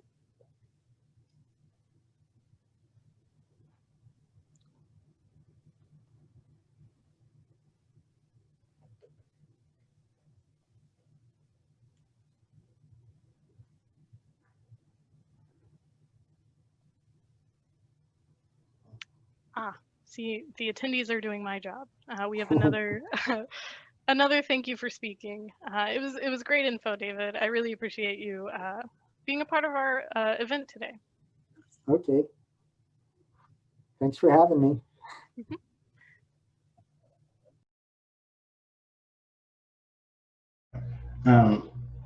As Mike just said, my name is Richard Curry. I'm a doctoral candidate with the Industrial and Organizational Psychology program here at UCF. And I'm a member of a 4-person research team comprised of Dr. Clay Posey from the Department of Management, as well as Dr. Mindy Shoss from the Department of Psychology, both here at UCF. And Alyssa Perez is also on the call. She also is a doctoral candidate in the Industrial Organizational Psychology program at UCF as well. So thank you for joining our talk today. Our presentation is on a research project titled Exploring the Cyber Behaviors of Temporary Work from Home Employees. Although this research is federally funded by the National Science Foundation, its contents are solely the responsibility of the authors and do not necessarily represent the official views of the United States government, the National Science Foundation, or its affiliates. With that being said, I'm going to go ahead and start with our long presentation. So as we know, we're in the thick of a global health pandemic, and it has very far-reaching implications. Obviously, it's affecting people's physical health and well-being, but other things include the economic and financial impact on individuals, people's ability to engage in their typical means of entertaining themselves and leisure activities, their ability to connect with one another socially, and obviously the way that they work, where they're working, and how their work is structured. Our talk will primarily be talking about these employment-related implications of COVID-19 and workers working during this health pandemic. And in particular, talking about how organizations have responded or have organized their cybersecurity policies around safe and secure working from home, as well as employees' adherence to these cybersecurity policies, and other factors such as workflow changes between how workers worked prior to COVID-19 versus during COVID-19, and other work-family conflict and stressors that may impact how employees are able to follow these cybersecurity demands and policies while working from home. Most people, perhaps many that are watching this presentation, are aware of what we'd like to call these aspects in the digital domain that are impacting how employees are following their organization's cybersecurity policies. So these hard factors, if you will, or infrastructure that are in place are meant to safeguard against breaches and cyber attacks. However, we know that humans are involved in following cybersecurity and any kind of behavior. Whether they follow cybersecurity or fail to follow cybersecurity, I guess I should say, maybe for malicious reasons or unintentional altogether. But it's important to really identify these factors that contribute to employees' adherence to these cybersecurity policies, as we know they're very important to adhere to. Moreover, there's plenty of stressors that many of us are experiencing during COVID-19, and for those of us who have made some transition to work from home, these stressors may be more and different than the stressors that existed prior to COVID-19. Our research takes a human-centered approach to organizational cybersecurity in the context of COVID-19 by elucidating some of the factors that may contribute to employees' adherence to organizations' cybersecurity initiatives. What I do want to mention is that while we're not going to be talking about many of the factors in the digital domain, we will be talking mainly about these analog domain factors. Throughout this presentation, I'll be discussing how our research identifies factors in this analog domain and how they're manifested in the context of working from home during the COVID-19 health pandemic. Moreover, I would like to call attention to how these factors may contribute to whether temporary work from home employees, like Stanley, who's depicted in the middle of our graphic here, whether such employees adhere to cybersecurity policies meant to safeguard themselves, their employers, and their organizational stakeholders from malicious cyber attacks and breaches. There are two overarching research questions for our research project. The first being, what are the cybersecurity ramifications to organizations due to so many temporary work from home workers? And then also, what new stressors are placed on temporary work from home employees that could impact their work processes and ultimately their cybersecurity related actions?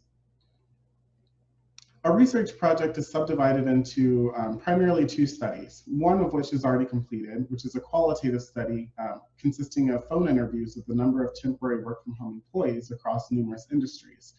And the next study that just received IRB approval is a longitudinal study that's designed to allow us to test empirically whether the patterns that we identified during our initial qualitative study, how those factors actually translate into cybersecurity adherence and cybersecurity attitudes amongst temporary work from home employees. Given that our qualitative study has already been completed, this will be what I'm going to spend most of my time on during this presentation. However, at the end of the presentation, I will briefly mention how we plan to take our research further during our longitudinal study, or through our longitudinal study that's set to begin very shortly. So concerning our qualitative study, we recruited participants via social media platforms such as Facebook and LinkedIn. All of our participants were 18 years of age or older. They were not self-employed. They had to indicate that they had to make some transition to work from home due to COVID-19. So this means that they may have been working from home for some of their working time prior to COVID-19, but this amount of time had to increase due to the COVID-19 pandemic. And they also had to acknowledge that their organization has set in place some kind of cybersecurity policy that they must follow while working from home. All of our participants were compensated in the form of a $40 Amazon gift card after completing the interview. Our sample consisted of 36 participants. Despite having a relatively small sample size, our sample was relatively heterogeneous in terms of the industries that they represented, some coming from software and technology, education, healthcare, so on and so forth, as well as our organizational tenure. The average was about 4.5 years. However, this ranged anywhere from just a few months all the way to nearly 3 decades working for the same employer. We also had a pretty good split in terms of about half of our participants were indicated that they were women, and half of our participants indicated that they were men. In terms of the procedure of the study, actually Alyssa and I conducted semi-structured phone interviews that lasted approximately 20 to 30 minutes in length. These are recorded and transcribed for further qualitative analysis, and I will actually be reading several quotes from these transcripts throughout this presentation. The interviews are comprised of primarily 4 main sections. Immediately, there's a demographics section, which collected much of the information I just shared with you on a previous slide. After that, we gathered information about our participants' individual response to COVID-19, such as how they responded to that personally in terms of perhaps safety protocol that they're following, as well as how that's impacted their working lives. So how their workflow perhaps has changed during COVID-19 compared to how they were working prior to COVID-19. And then the end, the last and largest section of the interview is devoted to how their organizations responded to COVID-19, with a particular emphasis on their organization's cybersecurity policies that have been enacted in response to having many employees transitioning to work from home, and how these employees responded to these policies. So their attitudes about these policies, as well as whether they've failed to fully adhere to these policies. So we'll spend some time talking about that toward the end of the presentation. So regarding the demographics, we asked questions about whether participants were part-time or full-time, their organizational tenure, industry, so on and so forth. And while this may seem to be more logistic information that we're gathering, things such as organizational tenure, as well as years of professional experience, can be indicative of overall experience, as well as the strength of social networks and ties within those social networks that can ultimately impact employees' adherence to cybersecurity policies. Other things such as having others present in their home environment, the industry that they're in, these also can relate to industry mandates or industry standards regarding cybersecurity, as well as work-family conflict stressors, both of which also, thinking back to that graphic that I showed a few slides prior, both of those can impact these factors that contribute to whether employees follow their organization's cybersecurity policies closely.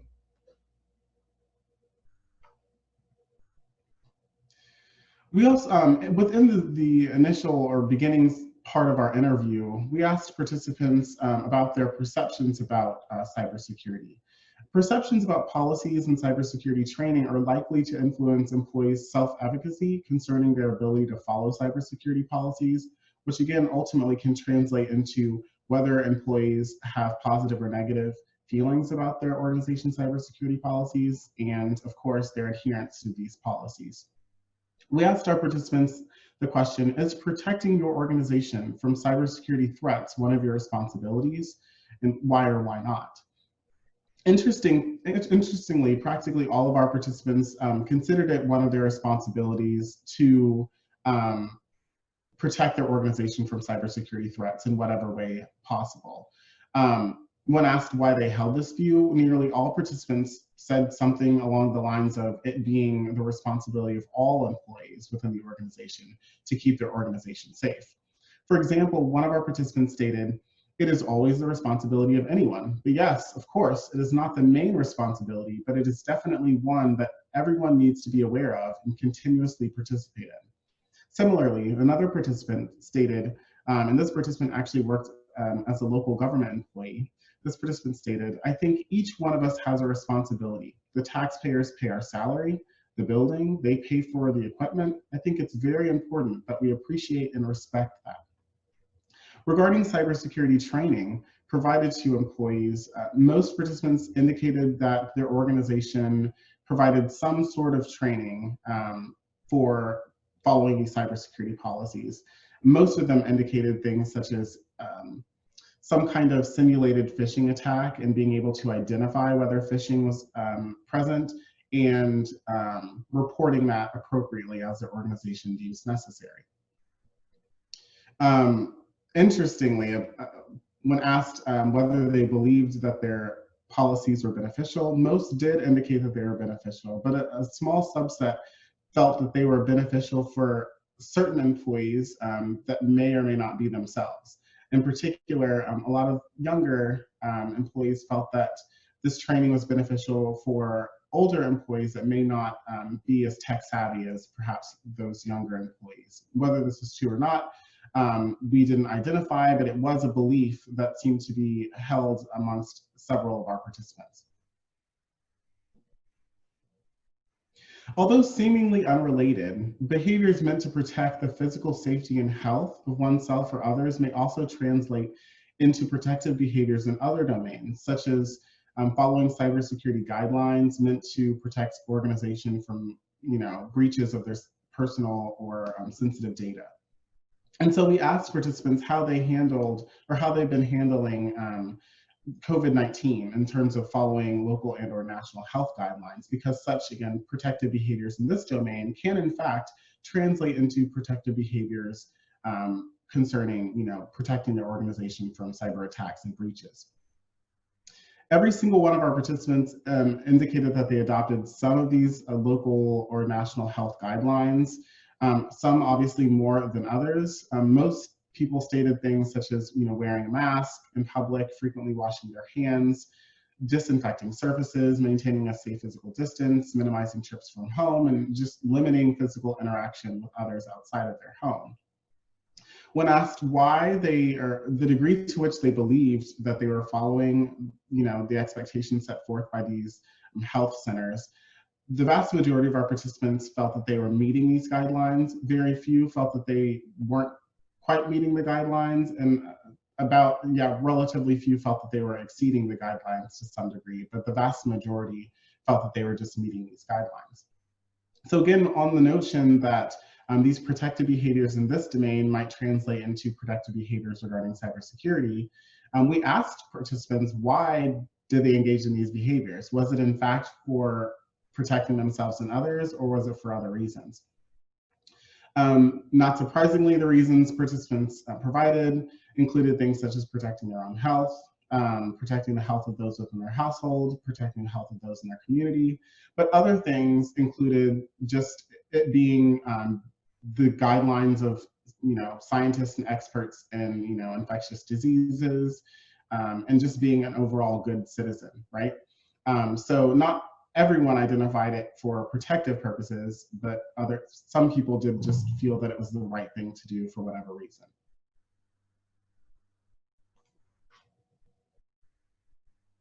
So as we know, COVID-19 has greatly hindered the ability of people to interact freely with one another.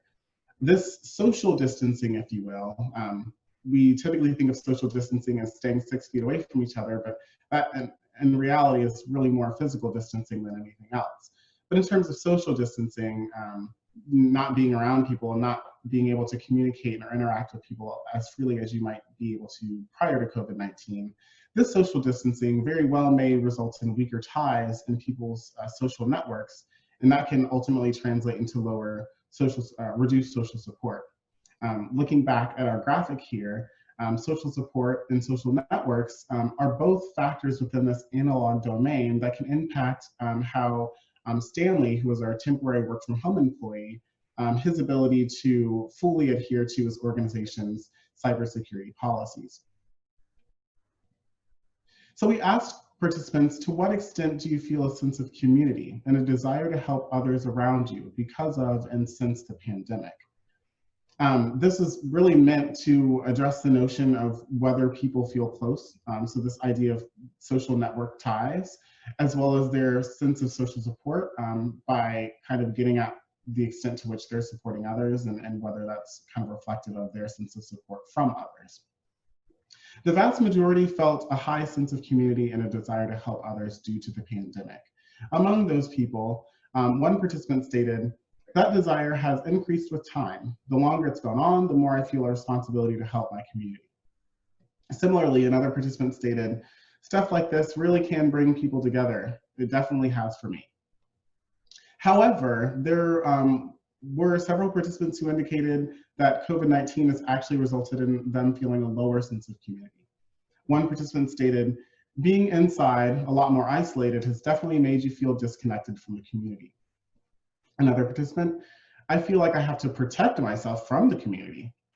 And a third participant is talking about how people are feeling that this pandemic is a hoax and doubting the use of mask wearing, and ultimately this resulted in them losing a friend on Facebook due to their beliefs about this pandemic.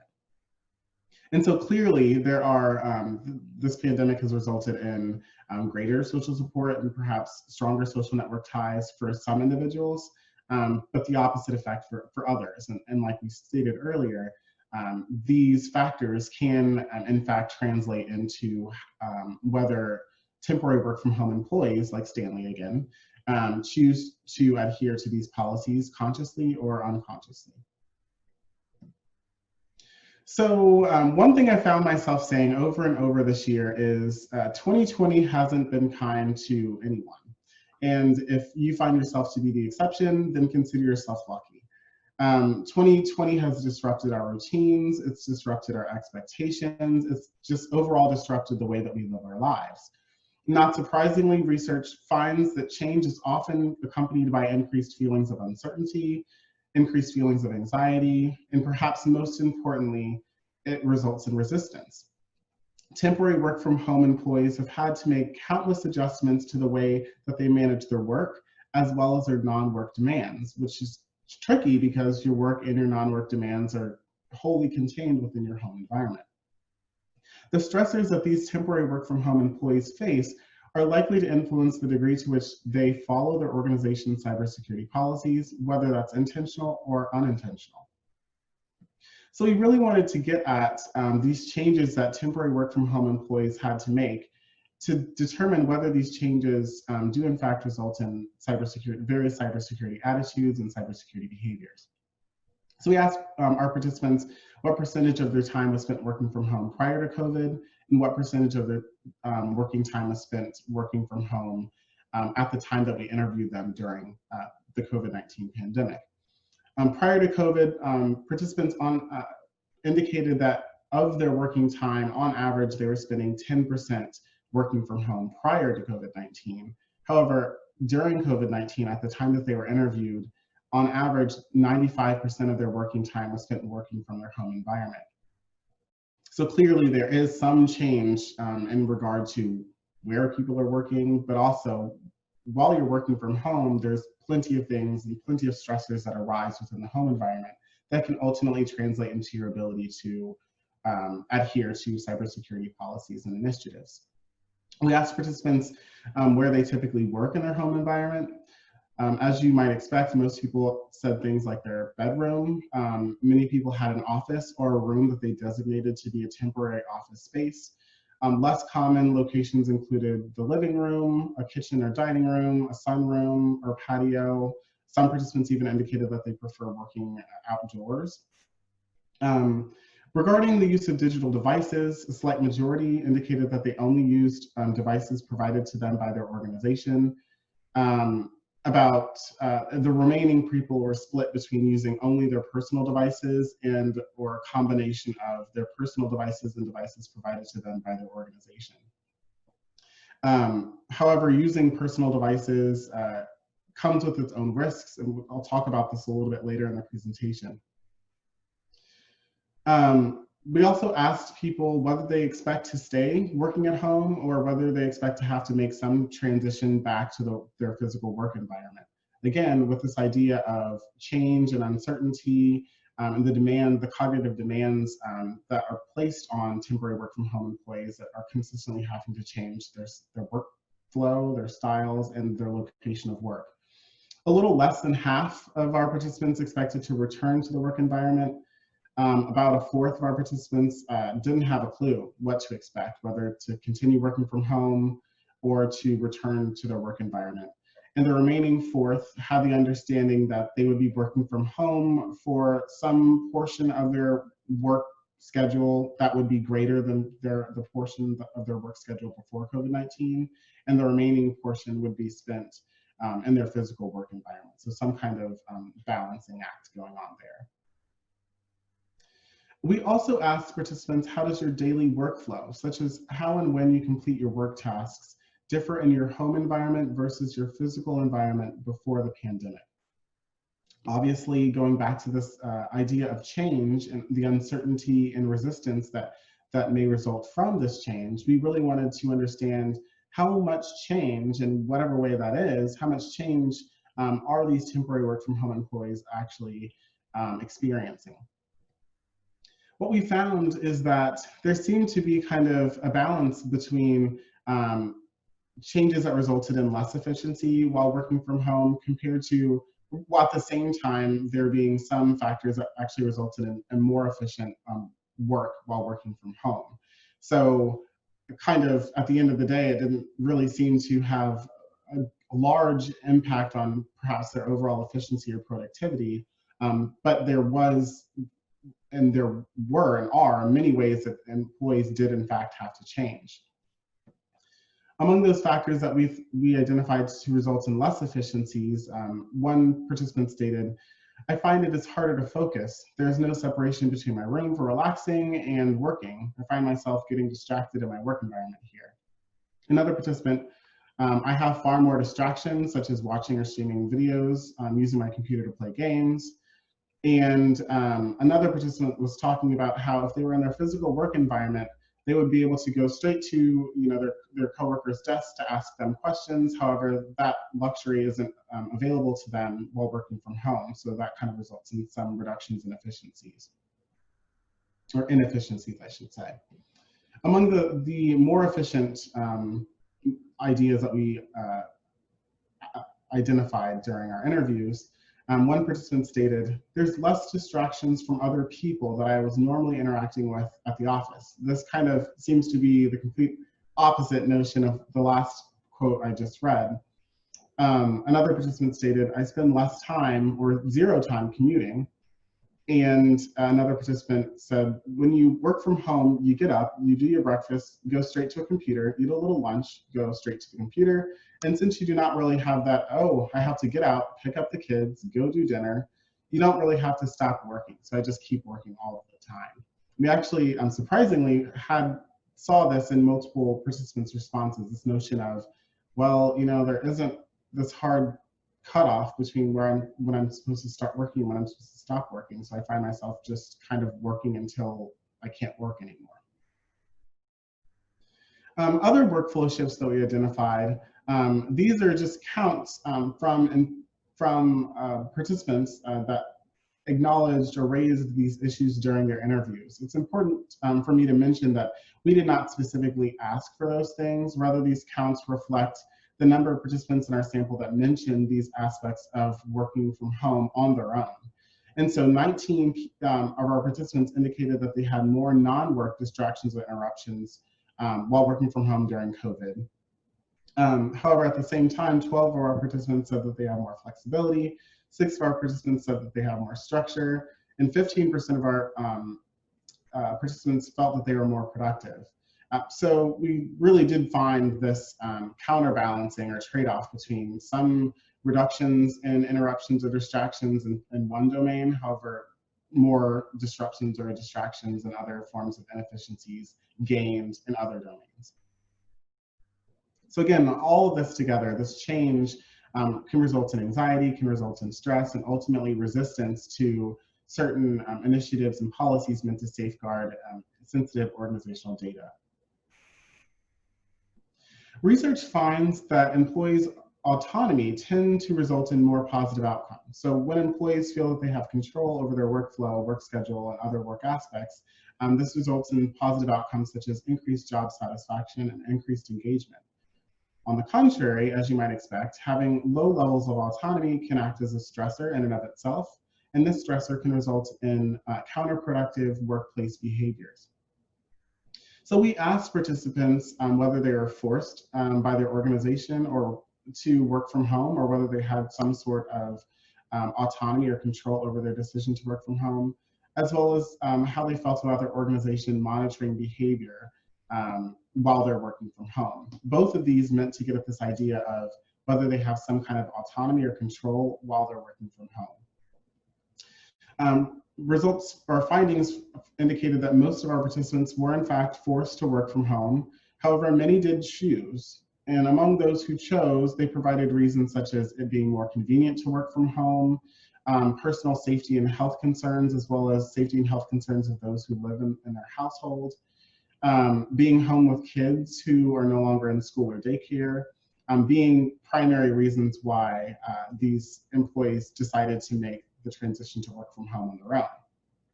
It's important to mention that several employers originally gave employees the opportunity to choose to work from home, but later required all of their employees to work from home. Concerning general thoughts about employee monitoring, this was interesting. About half of our employees were okay with the monitoring and half of our employees weren't okay with the monitoring.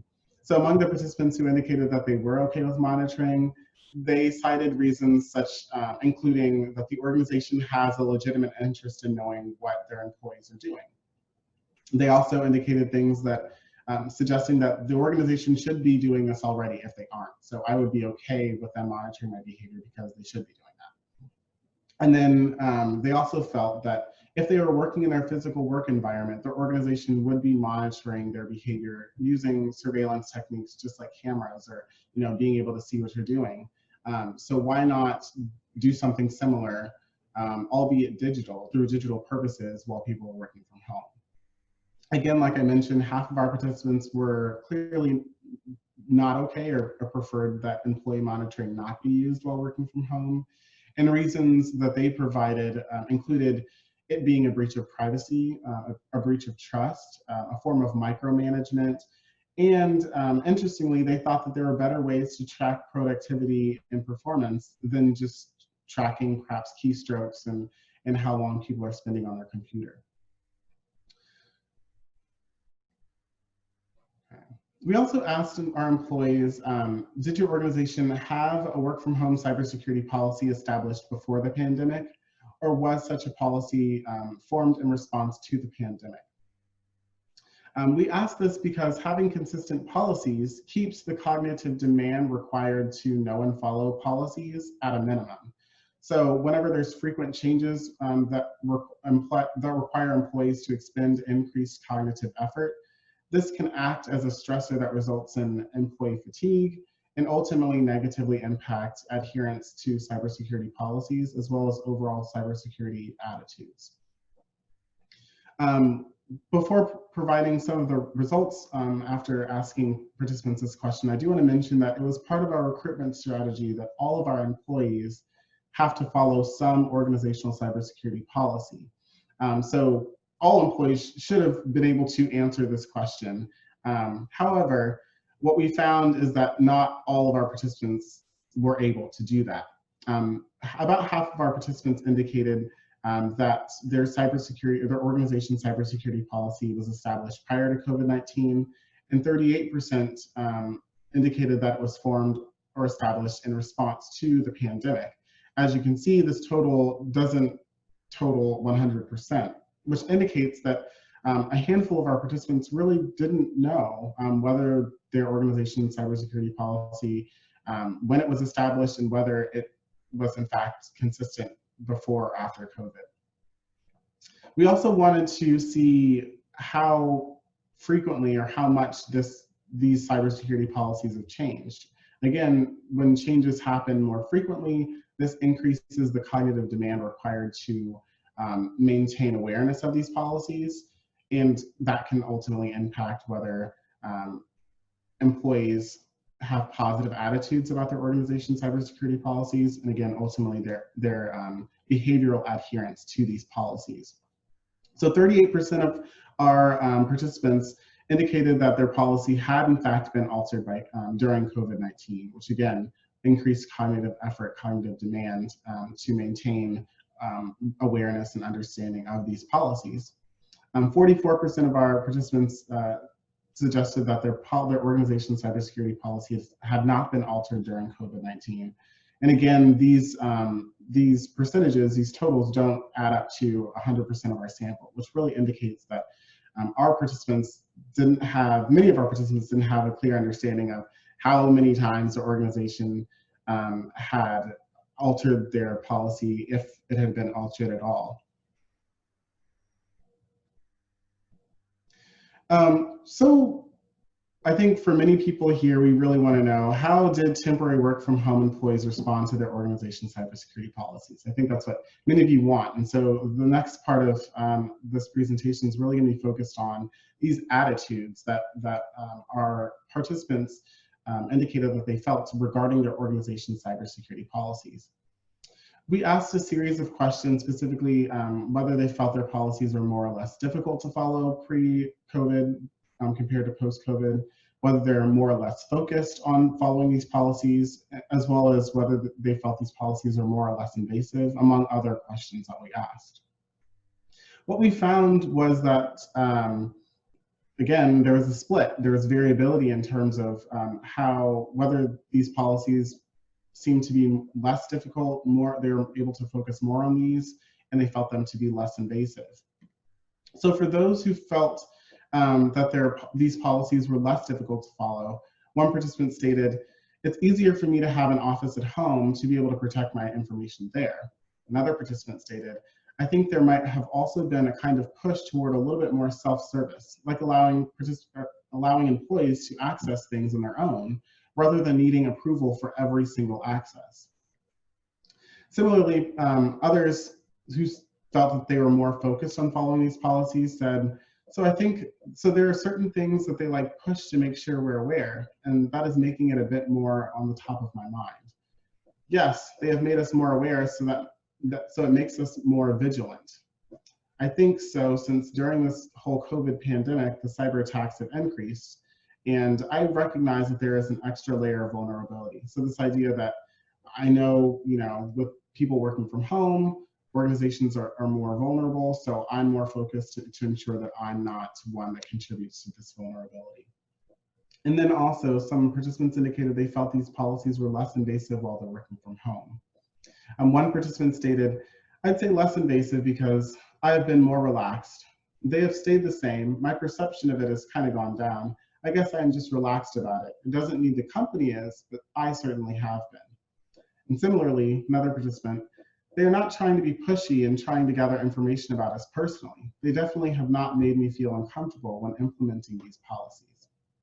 Again, on the other hand, some participants felt that these policies were more difficult to follow during COVID-19. One participant saying, "We have extra steps that we have to go through at home, like going through a VPN and things like that you don't have when you're in the office using their networks."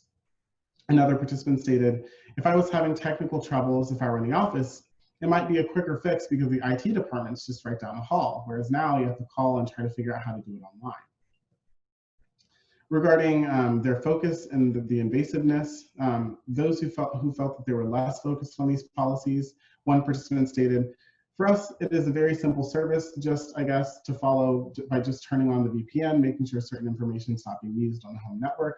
And other than that, it is very simple to run in the background and just turn it on and forget."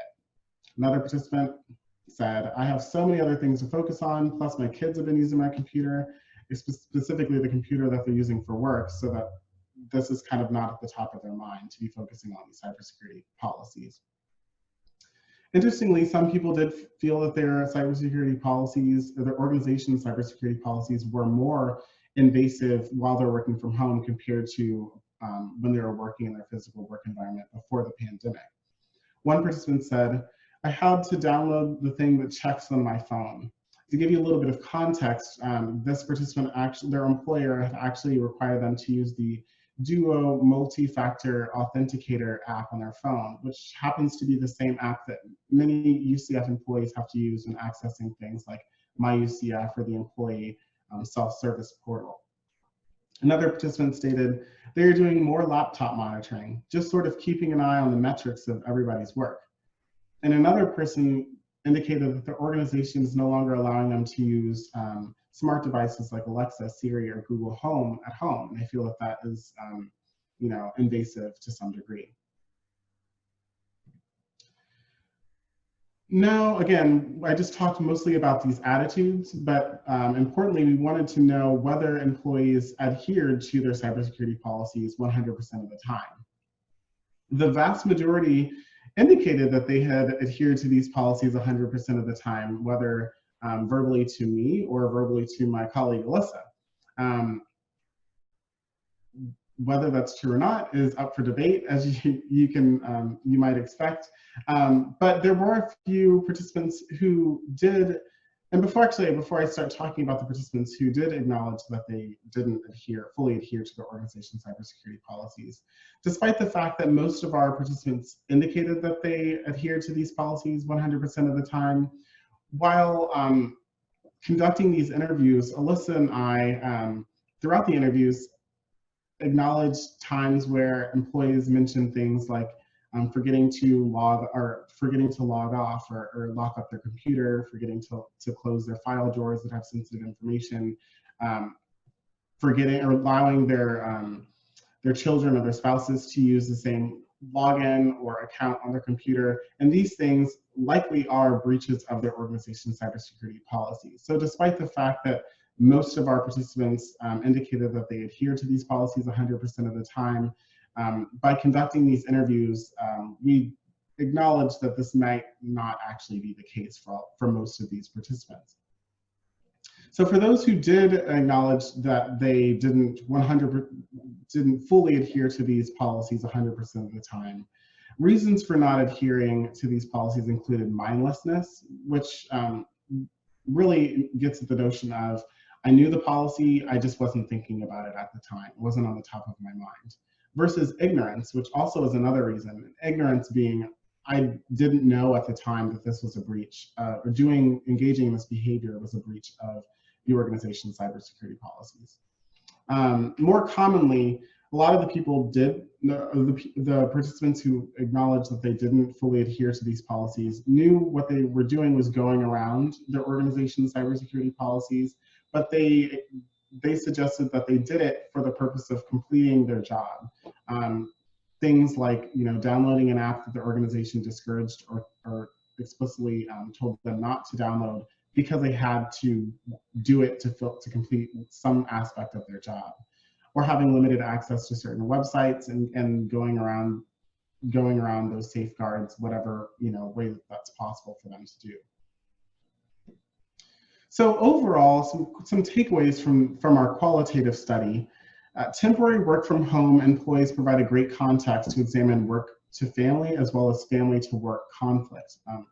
Again, this conflict goes both ways. So work can interfere with your non-work lives, and your non-work life can interfere with your work life. And when you're working from home, this is clearly a rich context to examine this bidirectionality in work-family conflict issues. Temporary work from home employees work from a variety of locations in the home, and these locations may not be consistent from day to day or from week to week, and these changes can impact their adherence to cybersecurity initiatives. Time chunking appears to be a very big issue for temporary work from home employees. By time chunking, what we really mean is the notion of being able to devote a certain chunks of your day to working, devoting certain chunks of your day to taking care of your kids, making meals, cleaning the house, doing other chores, and being able to transition smoothly from work and non-work aspects of your daily lives.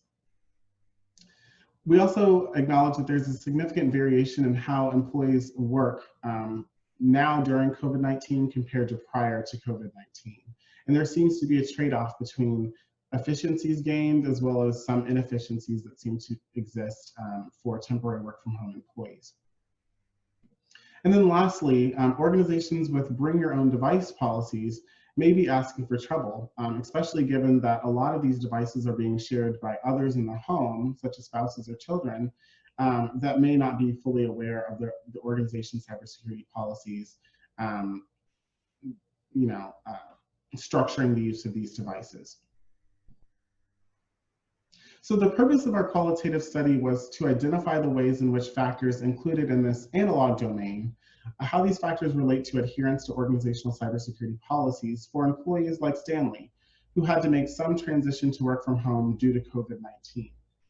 As evidenced by the small sample size, the purpose of the study was not to explain why such relationships or such factors result in adherence, but to identify these factors, the factors that do exist, so that we can then expand upon this and explain this in our follow-up study. So our next study is a longitudinal study. We'll be presenting daily surveys to employees to gather various work-related stressors, the variation in these work-related stressors over time, and ultimately how these stressors influence their employees' information security adherence, information security attitudes, and other relevant outcome variables as well. So with that being said, I want to thank you for viewing this presentation, and it's now your turn to ask me the questions. So I don't know if you guys can speak verbally or if you can just enter into the chat, but I'll pull up the chat and see if I see any questions coming in. Richard, we have the chat going, and I have allowed participants to unmute themselves now. Okay. So looks like a question from Tim. It was presented that policy changes cause an increase in cognitive demand. How did you record cognitive demand impacts? So again, that's a really good question, by the way. The purpose of this study was mainly to identify factors that could ultimately serve as stressors and to identify whether employees acknowledge these factors, whether they appraise them to be stressors or not, wasn't the primary focus of this study. It was just to identify these factors so that then we can test empirically and statistically in our follow-up study. So we didn't actually record whether they actually perceived or whether their cognitive effort or cognitive demand increased in this study, but that's certainly something that we're interested in going forward, especially in our longitudinal study that's set to begin shortly. So thank you, Tim. Hopefully I answered your question there. That's the only question I see in the chat. Are there any other questions? I know we're running a little short on time. Yeah, so just to add to your answer there, Richie, is that we can turn this in. Most of what we do in academic research, especially social science-based research, which we're trying to really drive in a very technical field of cybersecurity, is oftentimes we take a single snapshot of an individual's perception and we say, that must be reality for them, the way they normally think. But from previous studies and what we hope to find from the second wave of data collection in this for those daily surveys is to look at the fluctuations of the variations that are caused from work-family conflict, family-to-work conflict, any changes for that particular day regarding following cybersecurity policies. And a very similar study, which I performed before COVID, did this same type of, we had the qualitative to begin with, and then the daily surveys for 2 consecutive weeks, so 10 surveys, is that when we asked the question, how much of your work day would you say that, or your work task for that day, would you say you followed your organization's cybersecurity policies with exactness? And the average was about 85% before COVID when they were in their traditional work environments. And so one of the opportunities that COVID has presented to us, making lemonade out of lemons, of course, is to be able to determine whether that number has stayed the same, whether it has dropped, whether it has increased, and it also to pinpoint some moderating effects. What types of individuals have been resilient throughout these changes, and then which ones have, forgotten about key things, have been less focused, and they're kind of throwing their hands up and saying, if it's bound to happen, it's going to happen. So this is one of the opportunities that this study at this time frame presents us, is a good check to see truly what the influence of people working from home in such a large degree has done to that overall compliance, and then their stressors as well.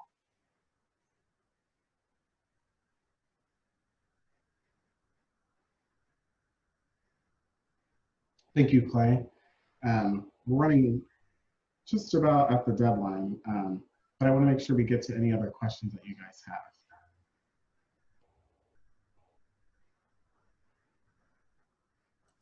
Richie, I have a question.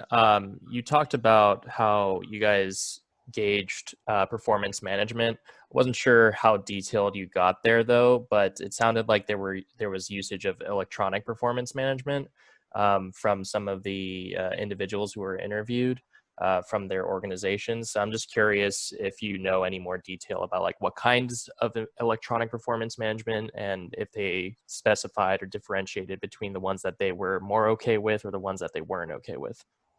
Yeah, so to give you a little bit more context about that I guess series of questions, there are a couple questions in there, and I kind of presented it as if it was one question. So I believe the questions that we asked, the first one was generally along the lines, generally how do you feel about organizations monitoring employee behavior remotely? And then the next question was, how would you feel if your organization implemented increased employee monitoring above and beyond what they are currently doing, whether that is some employee monitoring or whether they aren't doing anything, right? So we didn't actually ask them what their organization was currently doing. Now, some of our employees did mention some things on their own, but that wasn't part of our interview to explicitly ask what specific monitoring their employers were doing. However, there were, of the people who did acknowledge certain things, the one participant who had mentioned the Duo multi-factor authenticator app felt that that was a form of employee monitoring, which I don't know if there are other functions of that app that can monitor certain things, but for the most part, I think it's just to be an extra step in logging in or accessing certain infrastructure. And so there were things like that. It's like, I would be okay as long as I don't have to put some app on my phone that's going to monitor that, you know? I think it really varied from participant to participant, but most of our participants didn't actually explain what their organization was doing because that wasn't actually part of our interview protocol to ask that kind of information. Got it. Thank you. And one of the things I would quickly add to that is, with so many organizations implementing these performance monitoring procedures and perhaps forming, I guess, portfolios on individuals' behaviors and creating exceptions when an anomaly occurs due to behavior. I think one of the things that we're learning as part of the research with this time chunking phenomenon that we're seeing is that if you created baselines for individual employees about their normal behaviors on the system, I'm not so sure those baselines are useful anymore, and that we might have to form brand new baselines or behavioral portfolios for specific individuals, because their home life is just so different and all of these non-work distractions. So it doesn't mean they're being bad, and they could still be getting the job done. It's just that job now might be getting done in smaller chunks from 8 a.m. to 10 p.m. as opposed to 9 a.m. to 5 p.m. And so it's going to be interesting to see, especially with machine learning models before COVID and during COVID. I don't know about after, if there is going to be an after, and let's all hope there is. Yeah, it's going to be interesting. Thank you.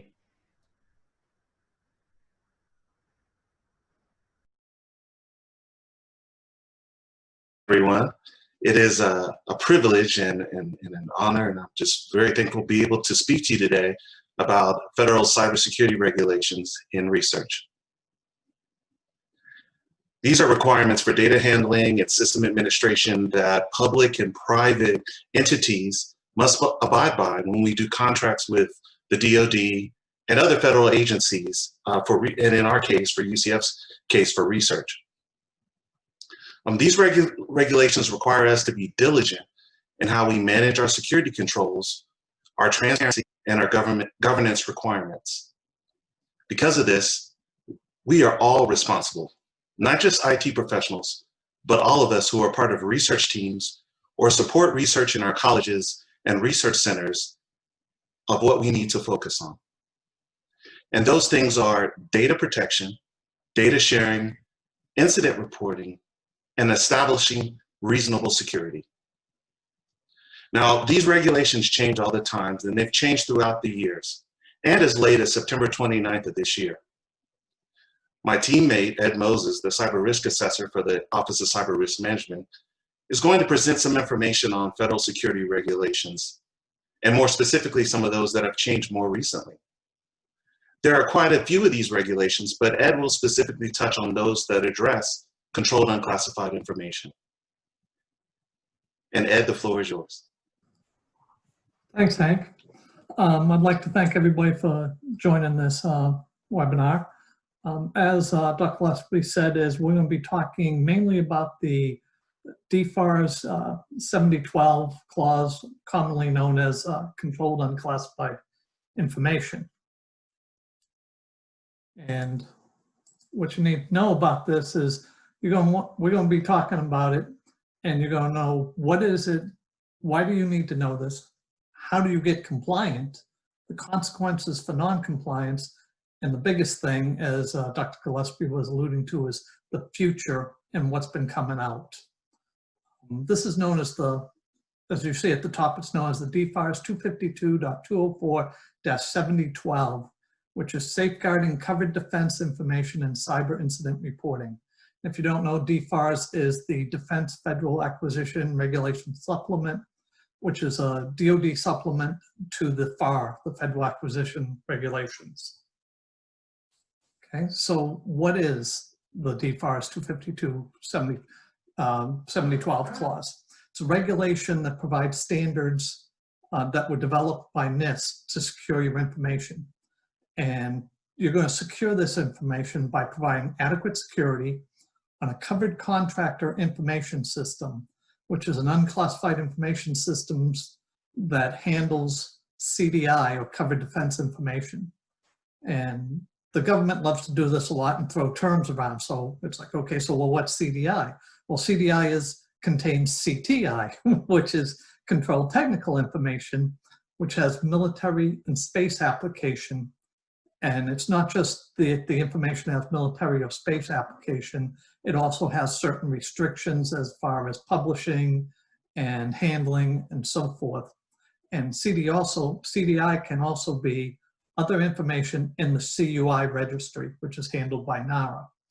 And you're going, okay, wait a minute, we keep throwing terms around, so now what's CUI? Well, CUI is controlled unclassified information. And this is why we refer to this clause a lot of times as CUI clause. And here's, I'm not going to read it to you, but here's the statement from NARA on what CUI is.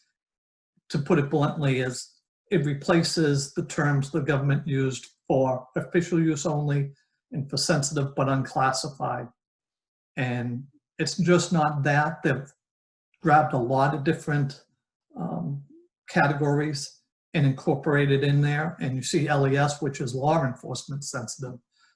The interesting thing, which has just happened recently on a contract I was looking, is the clause does not apply retroactively.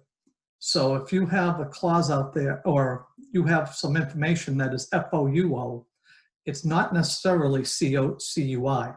They're not going to go back, or it's not automatically going back. Now, if the government decides they want to readdress it and label it CUI, then you're going to have to handle that accordingly. But it's not automatically applied to something that was previously.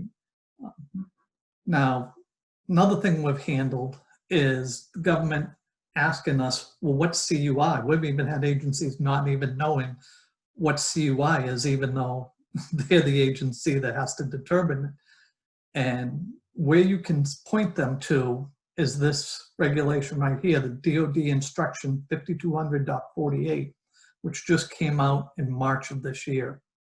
It replaces the DoD manual 5200.01, and the DoD manual talked about FOUO and SBU, and the new DoDI instructs them on how to handle. Now, this is not an instruction for colleges or businesses. This is a DoD instruction. That's where if your sponsor isn't sure about what's going on, you can tell them, hey, it used to be for official use only. This is the instruction that handles it, and help them understand what's going on. So I've talked about NARA a couple of times. Well, NARA is the National Archives and Records Administration. And they have a registry which lists all the CUI categories. Okay? And they've been given the steadforth to go and manage all this for the government.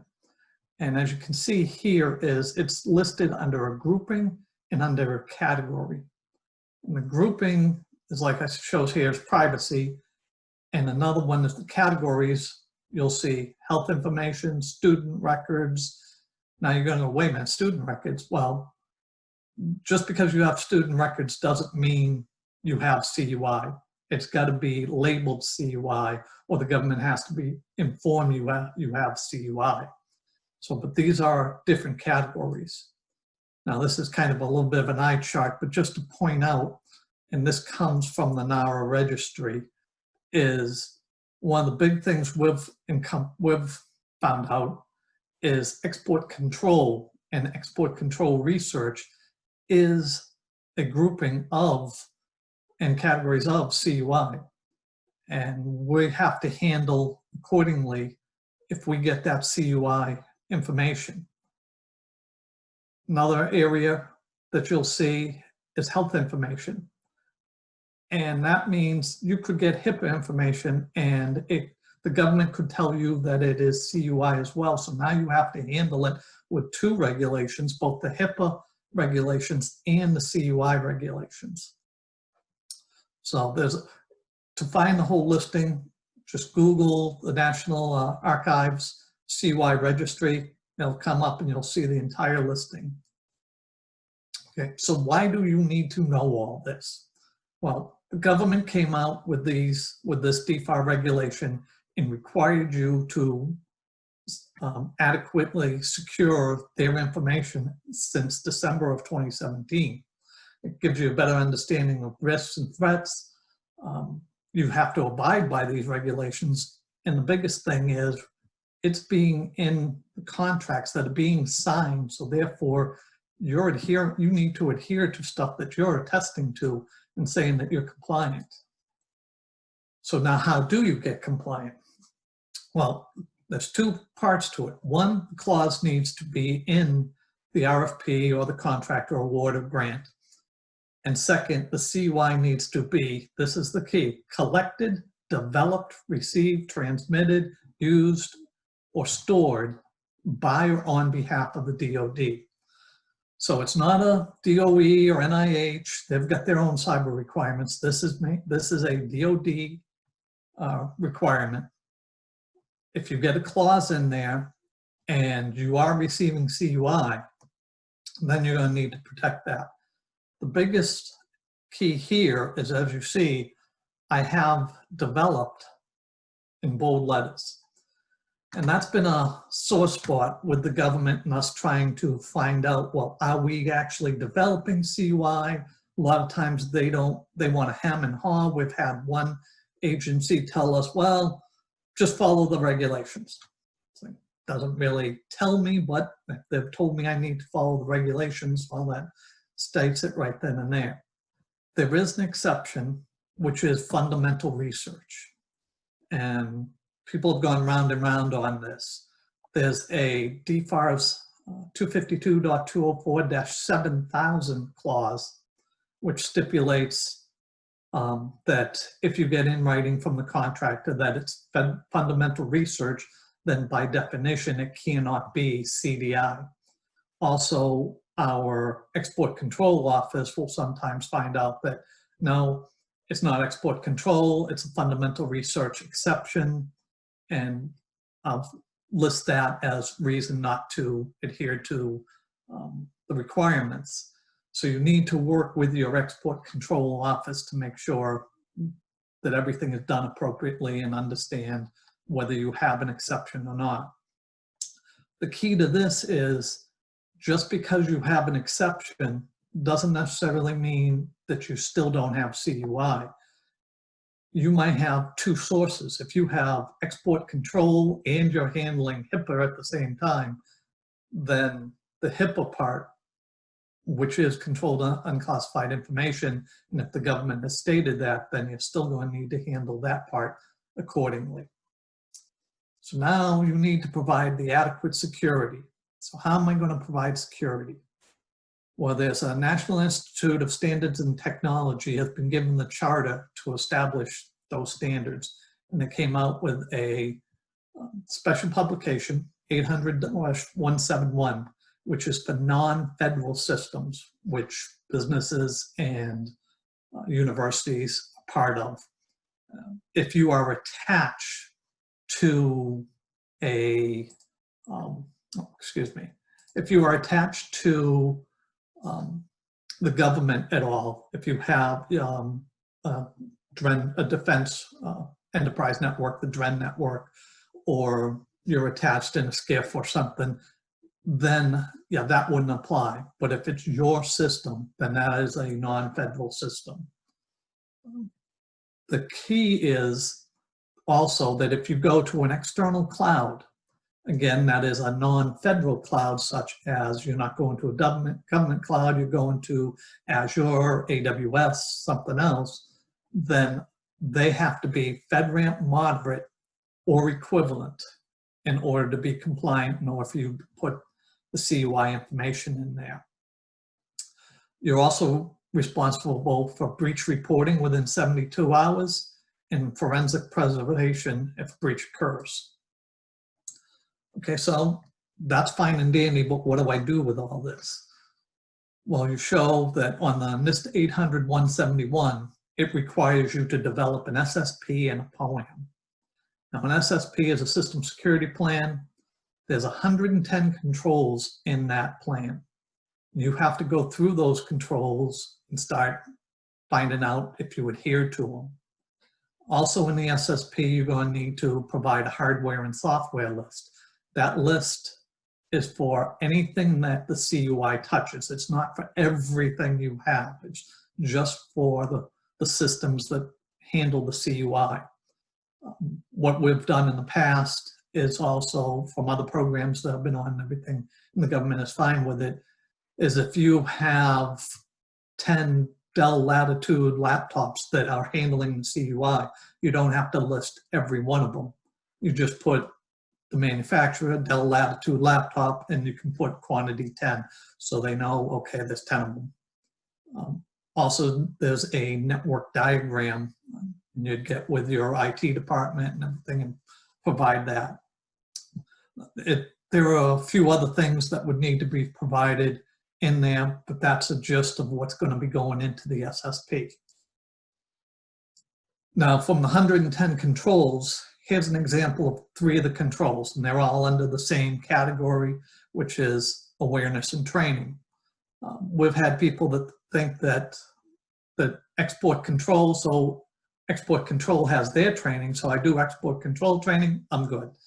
And no, it's security awareness training. And the key is down here at the bottom, you say it says insider threat. So the training not only has to be security awareness, it also has to provide one of the controls is that it's providing insider threat training as well. And what we've gone with is the DoD cyber awareness training module, which is out there for public use.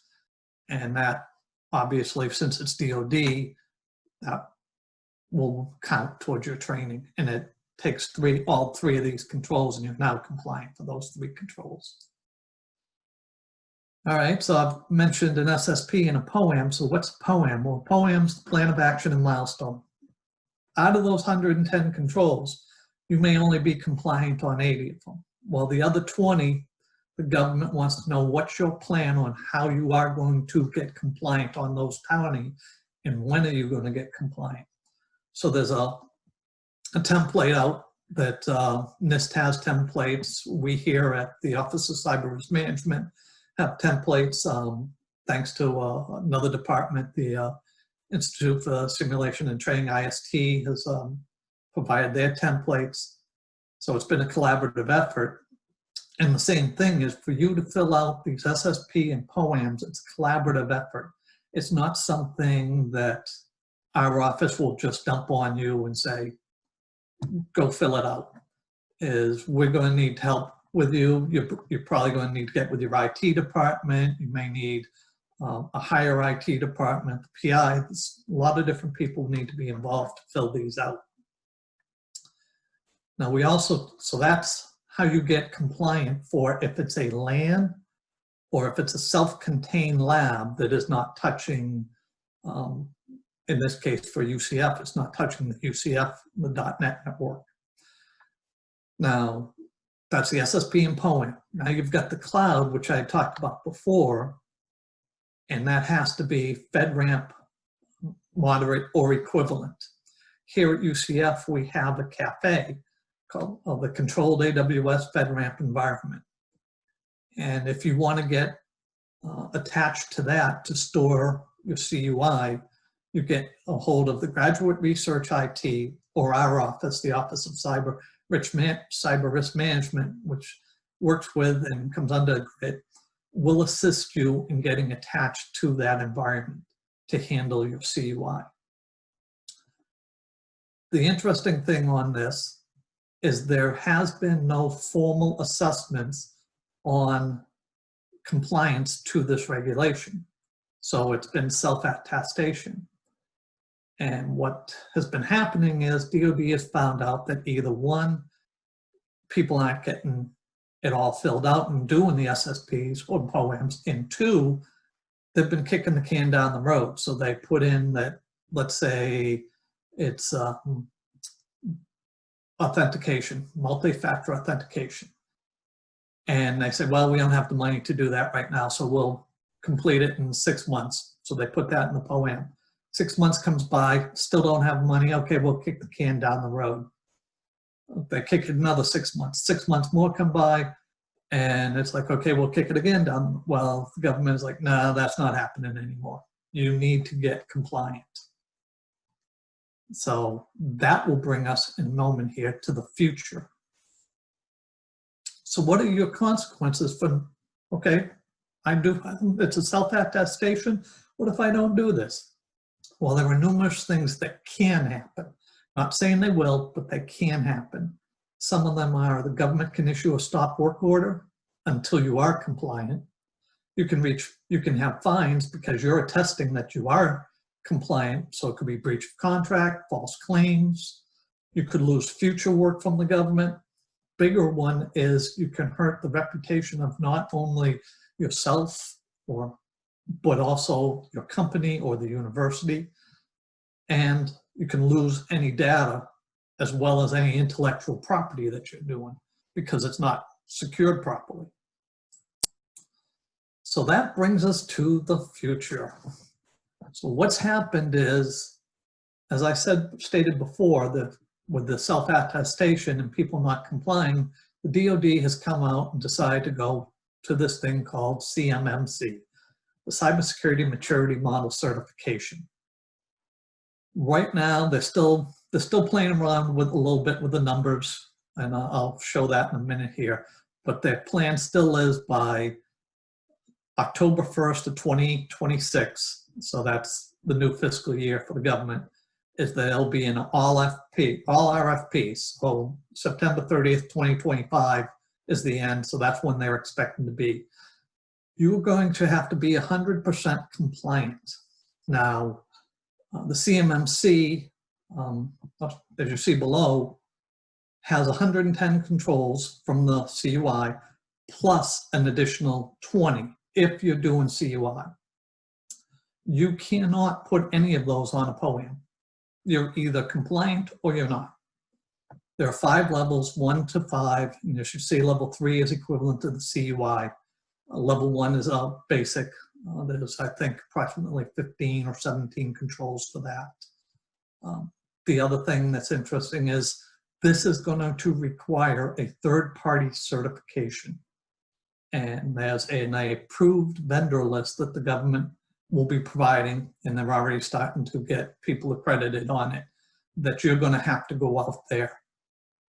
So you can't just assess it yourself. You're going to have to go hire company XYZ. They'll come in and you're going to have to pay for a certification in order to handle CUI, because the contract and the RFP that comes out is going to tell to what level you need to be. And if you're not at that level by award, then the government's just going to move on to the next person and you lose that contract. And future also includes state legislation, Senate legislation. There's already out there in the Consumer Data Privacy Act that they've put through to Congress. And I read out at EDUCAUSE that the Department of Education is highly encouraging that universities and institutions follow the NIST 800-171 in handling student information, because of, not just because of FERPA, but also, as you saw, that student records was one of the CUI categories. Now we'll get to the most important part of this whole presentation. And I'm talking about where I say the future is now. Since I developed this presentation, something happened and DoD came out with a new rule.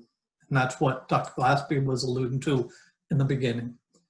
It's the DFARS interim rule. It's going to be DFARS 252.204-7019, -7020, and -7021. And this is to make sure that we're adhering to the cyber requirements.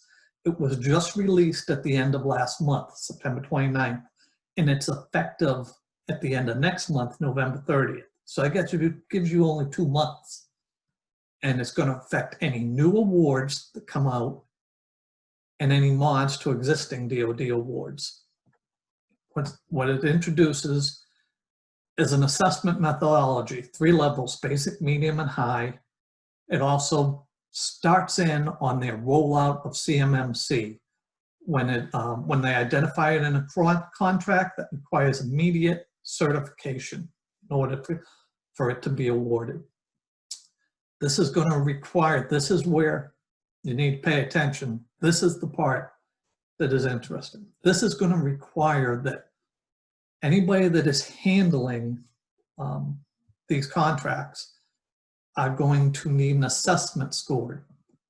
And you're going to need to put it into the Supply Performance Risk System, SPRS, by November 30th. And it has to be kept updated to a minimum of 3 years. It can't be older than 3 years. And it goes by your cage code and your SSP. Okay, the other thing is you need to ensure anybody in your supply chain has a basic score submitted. So if you subcontract to someone, you need to make sure that subcontractor also has something in SPRS. So the assessment methodology, okay. As I said, there are 3 levels, basic, medium, and high. The medium and high are performed by the government. And they'll either do phone interviews or they're going to come out to do a verification. The basic is what I foresee most people doing in most companies. And this is going through all those controls. You start with your SSP and you use that SSP. There's an assessment form, and I'll get to that in a moment. And as you go through that SSP, you start with a score of 110, and you're going to start subtracting. So if you don't have if everybody is not certified on your training, there are values. It might be a 3 for each one of those 3 steps for training. So you just lost 9 points. So now you're down to 101 points. So as you can see, you can get a score or even a negative score depending on what control you do not have in place.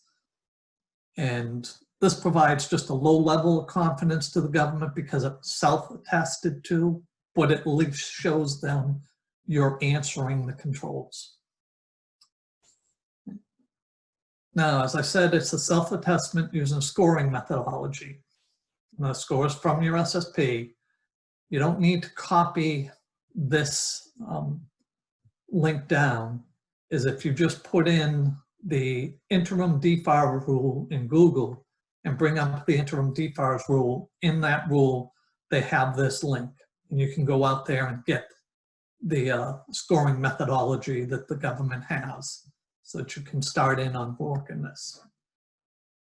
It also needs, as we've reiterated, that score needs to be published by the end of next month, and you have to comply, you have to confirm your supply chain is also adhering to it.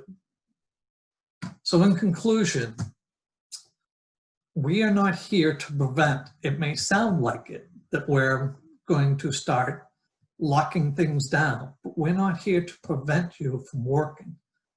Matter of fact, we want the work and we need the work. We want you to stay compliant with the federal regulations. So we're here to support you and make sure everything gets done. You're not alone on this. Here at UCF, there's a NIST working group, and it's at the vice president level, as well as it's got some sub working groups, of which InfoSec and the Office of Cyber Risk Management, for a bunch of people are also, IST are also on that group. So with that, if there are any questions or anything that anybody wants to know, please reach out at this time. And thank you for listening. Thank you, Ed. Participants can unmute themselves if anyone wants to ask a question.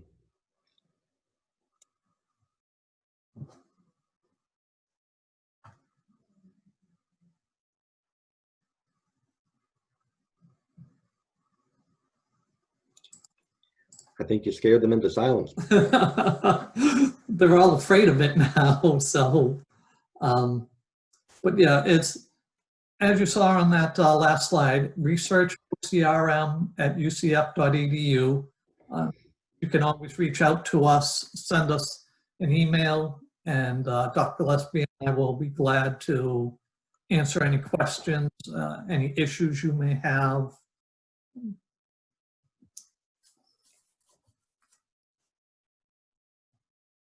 All right. Well, thank you Look at both. that, right on time, 3:30. Perfect timing. So, all right. All right. Thanks again, everyone. Thank you all for attending. Thank you both to Ed and Hank for presenting. We'll wrap up this session. It will be recorded. You can reference it later. And then we have a panel discussion starting at 4 o'clock on the main webinar. Hope to see you there.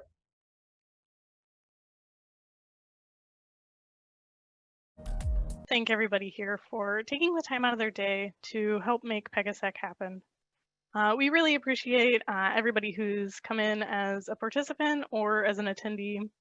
It means a lot. With that, I'd like to welcome you to our panel discussion for the day.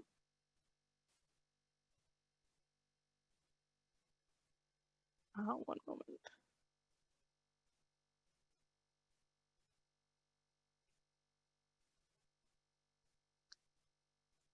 By the way, Delaney, I just sent you the links from the last session. I appreciate it. Thank you. Those email.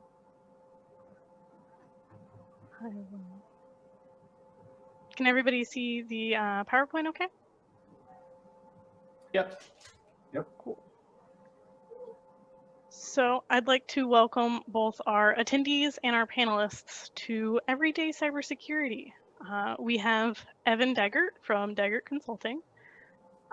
Roger Grimes from KnowBe4 will be joining us. And kind of from our local group, we have Angela Moten from our very own UCF College of Medicine, and Chris Tellez, hailing from UCF IT in his DeLorean, which is good. Came all the way back to from the future to join us today. And we also have Michael Teresi, who's joining us from our student-organized cybersecurity group, Hack UCF, or Hack at UCF, I think is more appropriate. That works. So thank you all for joining us. And now that I've introduced you, I'm going to ask that you introduce yourselves. So what is your name? What do you do? And how does cybersecurity affect you? I see this as a conversation, so anybody can speak as they would like to. I'm just worried about talking over somebody. Right. I guess I'll start this off then. So, hi, I'm Michael Cerisi. Currently, I wear many hats as a student. One of my most obvious titles here is I am currently the president of Hack at UCF, or sometimes formerly known as the Collegiate Cyber Defense Club at UCF. And we focus on cybersecurity education and involvement amongst a lot of our student members. I also am a competitor on our competition teams over at UCF, both on CCDC and CPDC. That covers both blue team and red team respectively. And professionally, I'm kind of on a break right now because of something about a bat, I think, made that very difficult to work. So I'm in between locations now, but I did previously work on a security team, most recently with IBM. Cybersecurity, day to day, it's kind of a hobby of mine. I am the president of the club, so it does affect my day to day. I do presentations and workshops from here and then, but that's kind of where I'm at now, just professionally and stuff. And I guess the whole prompt into cybersecurity, I had a whole focus on IT and computers when I was back in high school. And I just kind of took it from there and got involved with the club here. And they're like, hey, we do cyber. And I'm like, that can do me one of two things. Get me a job I don't have. And it looks like they make a lot of money. Both things look very interesting to me as a new student. So I kind of pursued that and went with it. That's kind of where I'm at now.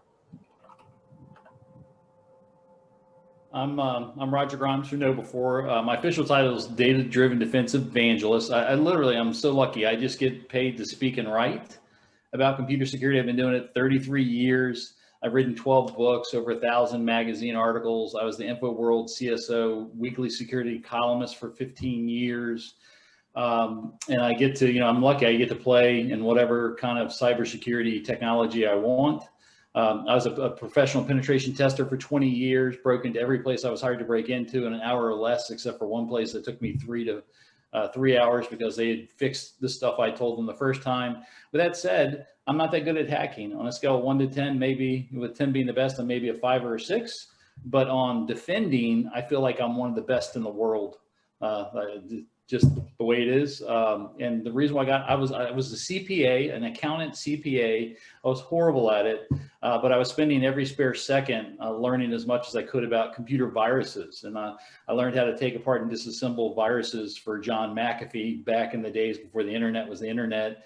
Read a couple of books. The big one was Clifford Stoll's Cuckoo's Egg, where it was one of the first uses of honeypots to catch some hackers.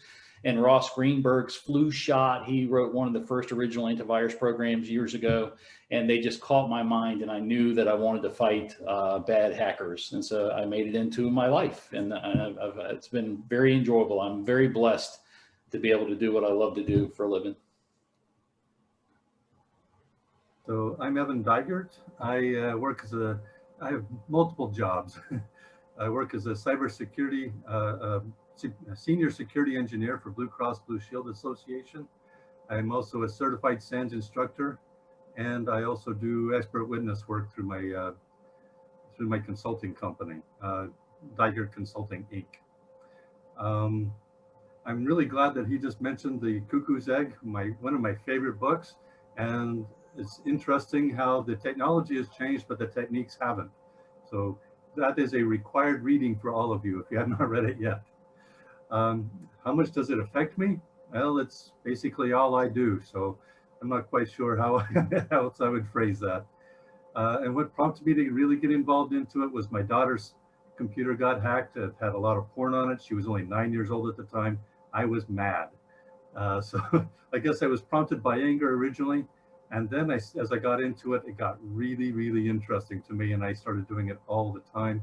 Then I started working as an expert witness in 2005 and started into forensics. And I started realizing, well, if I know forensics, I need to understand this and this and this other thing to really understand how forensics works. and I've discovered that all of cybersecurity is really interrelated, and so I just branched out from there.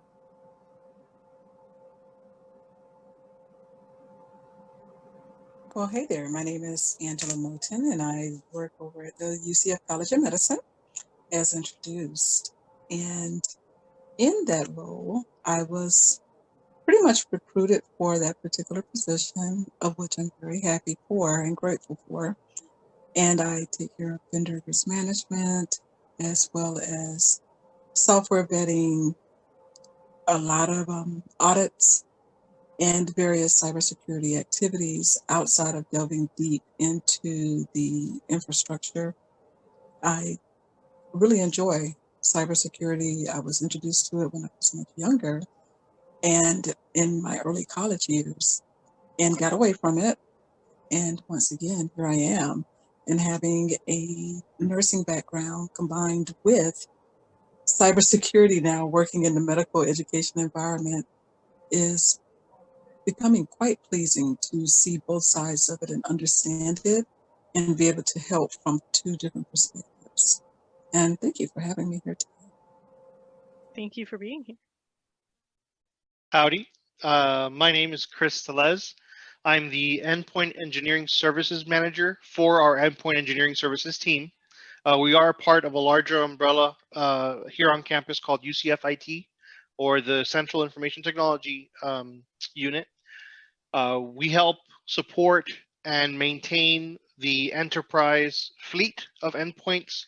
So anything that a student, faculty, or staff would get hands-on with, mobile device, desktop computer, you name it, that's all the stuff we care about. We are to the endpoints what a system administrative group or an infrastructure team is to servers. We work very closely with the Information Security Office on campus because a lot of the policies and the restrictions and configuration items that we deploy are very much in lockstep and consultation with information security. I believe the CIS security benchmarks are some of the stuff that we deliverables that we receive from ISO that we push out to the endpoints. Anytime we vet or package a new application for deployment, we make sure that it goes through the right channels. Everything from, identity and access management when it comes to distributing Adobe or Microsoft, or even our presence in Azure, for example, to whether or not a Surface account could be used on Wi-Fi for a particular project. We help work with all of those things and kind of bring the security theories and then the security policies that we have on campus and kind of package them up with the rest of our user experience and deliver them to the students, faculty, and staff on campus with what we do. Now, our team's only been around since 2008. We've kind of made a space for ourselves as part of the merger. We are currently a team of 5 engineers and 5 or 6 engineers and system administrators. Me personally, my history is working here at UCF since 2012. Before UCF IT, I was the College of Education, which has seen a couple name changes since then. Before that, I worked at Disney for a little while on the telecom team. That was super fun.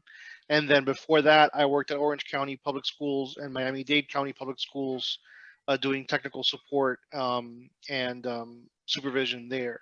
So education, K through 12, all the way through higher ed, with a little bit of Disney in the middle. I've definitely done it all when it comes to education and information technology, and I'm very excited to be able to bring all of that to the folks here at UCF, which I'm also an alumni of, and I'm currently enrolled as well. So if it isn't clear from the variety of panelists we have here today, our goal is to capture the perspectives of those who work directly in, around, and in pursuit of cybersecurity as an industry. So with that, now that we all know each other somewhat well, I think we should get into some questions. So what are the challenges that you face on a day-to-day that you feel are unique to your specific role? Is that is that for everybody, or is there going to be specific? Or I'm not going to call anybody out specifically. This is, in my mind, a conversation between the 5 or 6 of us.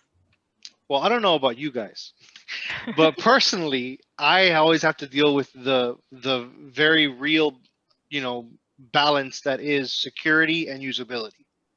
And that's a challenge for us that we encounter almost every day. And that has to do with the fact that we provide, to some degree, at our level, because we're kind of like a tier 3 support team, but we still deal directly, depending on the case, with students, faculty, and staff. And let me tell you, the general populace, the user base, typically don't like things to be secure because it hinders convenience. And so it's striking that balance, right, to figure out how can we make the customer and the information security office happy while still keeping, their data and their activities secure. That's definitely been the biggest challenge, and it's something I think we've continued to struggle with, and that we'll continue to struggle with into the future as things become more complex and more modern. I am really looking at all of you security experts to tell me that it's going to be easier somehow. No, it doesn't get easier. In fact, it gets much more difficult. I would say that probably the challenge that I face is because we are trying to support 37 different companies in my job, and so I have to balance the how wide the things I can support versus how deep do I go into each one. So the security is so broad now that it's very difficult to be deep in very many of them. It's very, very hard. So that's what I think is my biggest challenge, is how do I go deep enough to be of assistance to the various companies and yet broad enough so that I can address as many as possible. It's tough.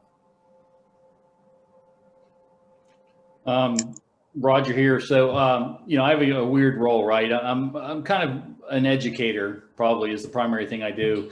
And what I would say is that I'm surprised at how many people that speak as authority with experts really don't know what they're talking about, or they're talking about the way it used to be 5 years ago.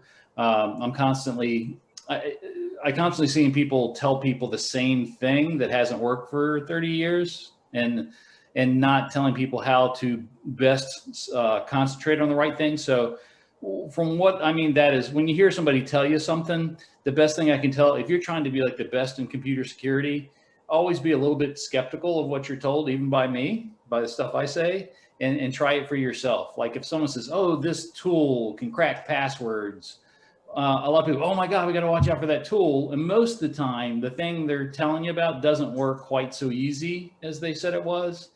And the best computer security defenders that I ever came across are the people that said they read about something and like, oh, I'm going to go try that. And then they try it and learn how it does or doesn't work. There's a lot of dogmas set in the world, in the computer security world, that really they're fake. They don't really work. Like you'll hear people say, like a common dogma might be security by obscurity doesn't work. Well, it turns out it actually works, and it works great. But if hiding things didn't work or making them more difficult to learn about, our Navy would tell all of our enemies where all of our nuclear submarines were. So that, or like these days, most people don't know this, but the US government now for 3 years has said if you use long, complex, frequently changing passwords, you're more likely to be hacked because of that password than if you use shorter, non-complex passwords that never changed. So it's been out for 3 years. Almost no one's ever heard of it. And it really feels like that can't be right. But it turns out if you look at 20 years of data, it's absolutely right. And so what I mean is that when someone tells you something, even if it's something you've heard a million times, you've heard for 20 years, be a little skeptical, because what people are telling you oftentimes isn't the way. And until you try it for yourself and see how it works, do you find the real answer. Oh, Roger, can I quote you on that? I definitely want to tell some of my supervisors that security by obscurity works. Oh. It's in almost every book that I've written. And I've even, talking about usability, that's chapter 4 of my latest book, a whole chapter about it. And you know what the chapter says?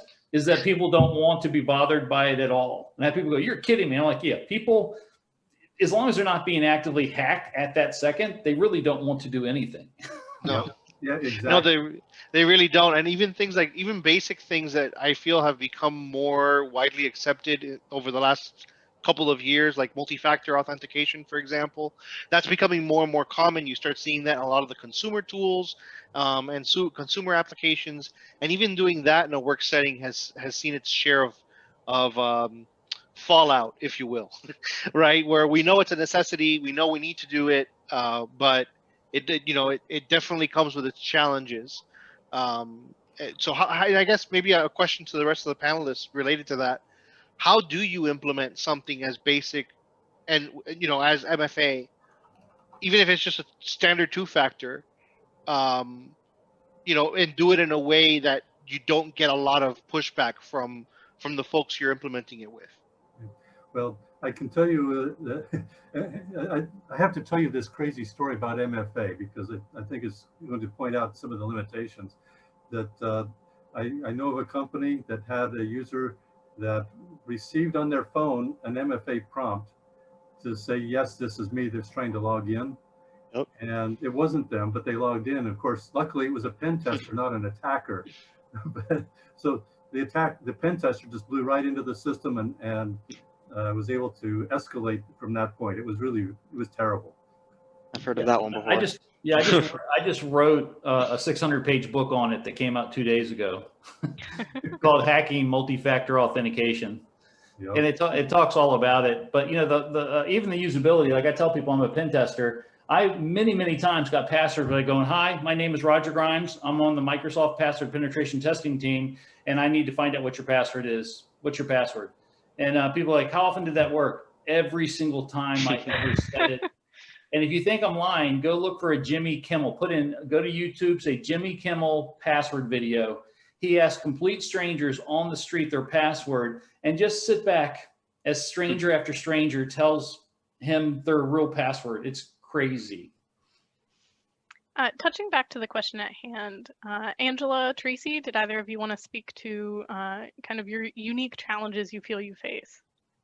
Actually, I would. Thank you. In our particular environment, because we're dealing with medical and education, we're having to work with HIPAA, the Health Insurance Portability Accountability Act. And though individuals are not only trained in that area, they too want specific items in place. And it's not as important I shouldn't say it's not as important, but it can be on the back burner. It's more of the desire to have the item in place, in opposed to going through the vetting process, which can be lengthy. And it causes a little confusion as to why we're doing this, and we direct them back to HIPAA.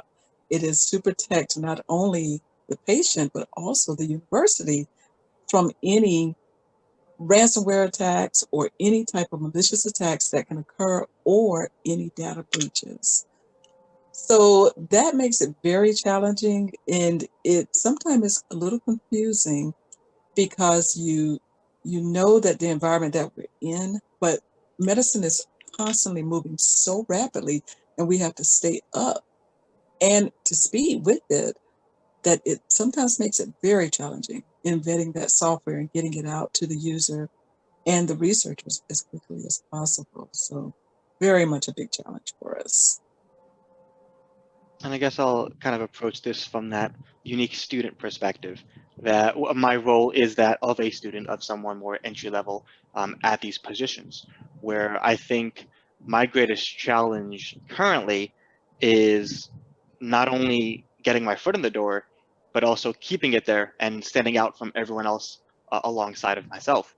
So I'm just a normal UCF student with an IT degree, or at least getting one very soon.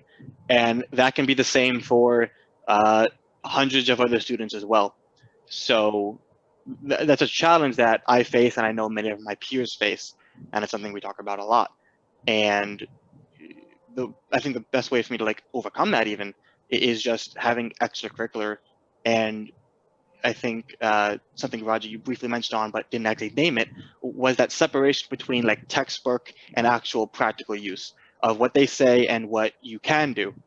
And, you know, it comes down to like, I know all the textbook stuff, but so does everyone else.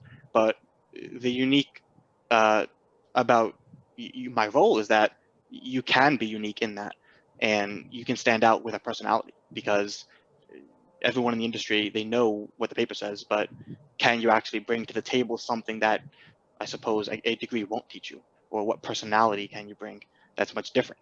That's what really sets apart people in my role, I suppose.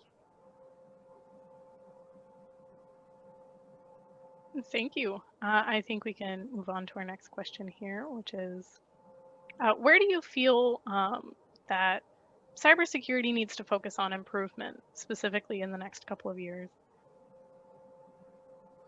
Well, I've got a real big hot button on education. We're not educating the developers to do it. There's a whole generations of developers that have not done any security whatsoever, and we're still not fixing that. It's still not being done at the university level or any other level where they're being taught from the ground up. Here are the things you don't do, and that really needs to be fixed. It's not going to fix everything. We've still got tons of people problems, but we need to at least fix some of the technical problems. We know what they are, we know how to fix them, but we're not teaching people how to fix them. I agree.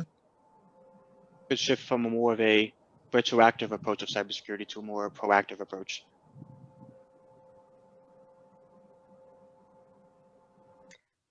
Well, I mean, I would argue education needs to go across the board, right? So not just the developers and the security professionals, but then provide better education on how to deal with identity, you know, identity theft and all of those things to the general populace. It's just, I feel like even now, I mean, we're as a parent of 2 young children, we're very quick to provide them access to digital devices, right? But are we really taking the time to over time as they get their first login to school and how to do all these things, right? Like, should we start, how early is too early to start teaching someone how to be safe with these technologies, right? Yeah, Yeah. Never too early, never too early. And great comment too, because that's, I just saw a company the other day where the one of the people in finance got a fax. You know, we're talking low-tech security here. Got a fax from somebody that says, we need to change our banking information. And if you want to confirm this, please call this phone number. So the person in finance called that phone number. Well, guess what? That person on the other end says, yes, please change the banking information. The person happened to be in Nigeria. Guess what? They stole $1.5 million. So yeah, it's everybody needs to have that education. So thanks, Chris, for bringing that up. I think the fundamental failure of cybersecurity is about risk management, right? You're not getting rid of all risk, so you're trying to manage your risk. And it's interesting, as mature as this industry is, or immature after 3 decades, there really is almost no looking at what the actual risks are, meaning that you're told to worry about everything. Like last year, there's 12,174 software and firmware vulnerabilities you're supposed to patch. Year before that, 15,000. Year before that, 14,000. The reality is that the average company only gets attacked by 5 to 12 exploits in a given year. And we can pretty much figure out what they're going to be ahead of time. Only 2% of exploits are ever exploited, ever. And there's all these things we're told to worry about. But the reality is 2 of these things, like right now, the top 2 reasons why an organization or a person is going to be compromised is social engineering and unpatched software. And that has, for all 3 decades, accounted for 70 to 90% of the risk. Social engineering, 70 to 90% of the risk. Unpatched software, 20 to 40% of the risk. Those 2 things together account for 90 to 99% of the reasons why most organizations are compromised. And yet we're being told to worry about all sorts of things that really don't matter nearly as much. And the average organization only spends about 5% of the resources to fight those 90% problems. And so they're spending the vast majority of their time concentrating on things that are not going to be as risky. Like even password policy, the only thing password policy, there's like 10 different ways they can hack you because of your password. Only 2 of them care what your password policy is. And the only one that really matters is to stop password guessing. And your password doesn't have to be that long to stop password guessing, maybe 8 characters, maybe some complexity to stop. But you'll hear people, oh, you need a 20 or 30 or 40, character password. That's to stop password hash cracking. And in order for someone to have your password hash, that device or network's already owned. It's like worrying about your brakes after someone's stolen your car. I mean, you can worry about it, but so I wish that there's more focus on the relative risk of different things with a better focus on the things that are being used more commonly to break in. Like ransomware is not your problem. It's how the ransomware broke in, So, and we don't concentrate enough on the initial breach root causes, and we don't focus on the right things, and we end up being, having to, the world is asking us to fight 1,000 things, but 2 of those things are so much more important. And you can concentrate on 2 or 3 things and diminish most of the risk. So it's kind of wild. Cybersecurity is about risk management, but we really are not factoring in the risk correctly most of the time. Yeah, absolutely agreed. And we even say at work, if you solve 4 or 5 different problems, 4 or 5 major controls, you've basically done most of your job already. And then you can go home and sleep soundly for a change. Yeah, we would celebrate if you got 5 things done. Instead, people tell you to do 100 things and you're lucky to accomplish 1 of them. Yep, exactly. Tracy, did you want to speak to that before we move on? No, I think it's all been pretty much covered by the panelists as well. All right. With that, our next question. What do you think that cybersecurity will look like as an industry in 5 years' time? Maybe more. Personally, I think there's going to be a lot more healthcare emphasis for devices like embedded like defibrillators or cochlear implants or different health IoT devices. Yes, the IoT approach. That is a fun one because it likely will be something in the next 5 years or maybe even sooner. I mean, it's kind of expanding a bit now. So cybersecurity definitely will continue to be expanding at that point. There'll be perhaps even new areas that we've yet to think about, such as that IoT. It's no longer the same exact formula, or rather, that we use to protect endpoints. It's a new, more interconnected network with strange devices where now not only is it a computer that hosts a service somewhere, it's now, to your point, it's a medical device. People's well-beings are at stake. Currently, there's even like industry control systems. I'm not sure where that's going to go in the next 5 years. It's always a fun topic to bring up because cybersecurity, even now, it's always changing. A global pandemic hits and everything changes. So in the next 5 years, it can go really anywhere. But the trend, as has been more towards that endpoint and interconnectivity of IoT and healthcare. There definitely will be an improvement on the education and issues and lacking areas that we've discussed previously, because it's just going to either happen in preparation of those next 5 years or because of what happens in those next 5 years. I mean, I would say, not to sound dystopian, and if you've seen Black Mirror on Netflix, you know what I'm talking about. But I feel like we're gonna, as you mentioned, the Internet of Things is gonna continue to expand, but the ease of use or usability of those devices need to continue to progress as well.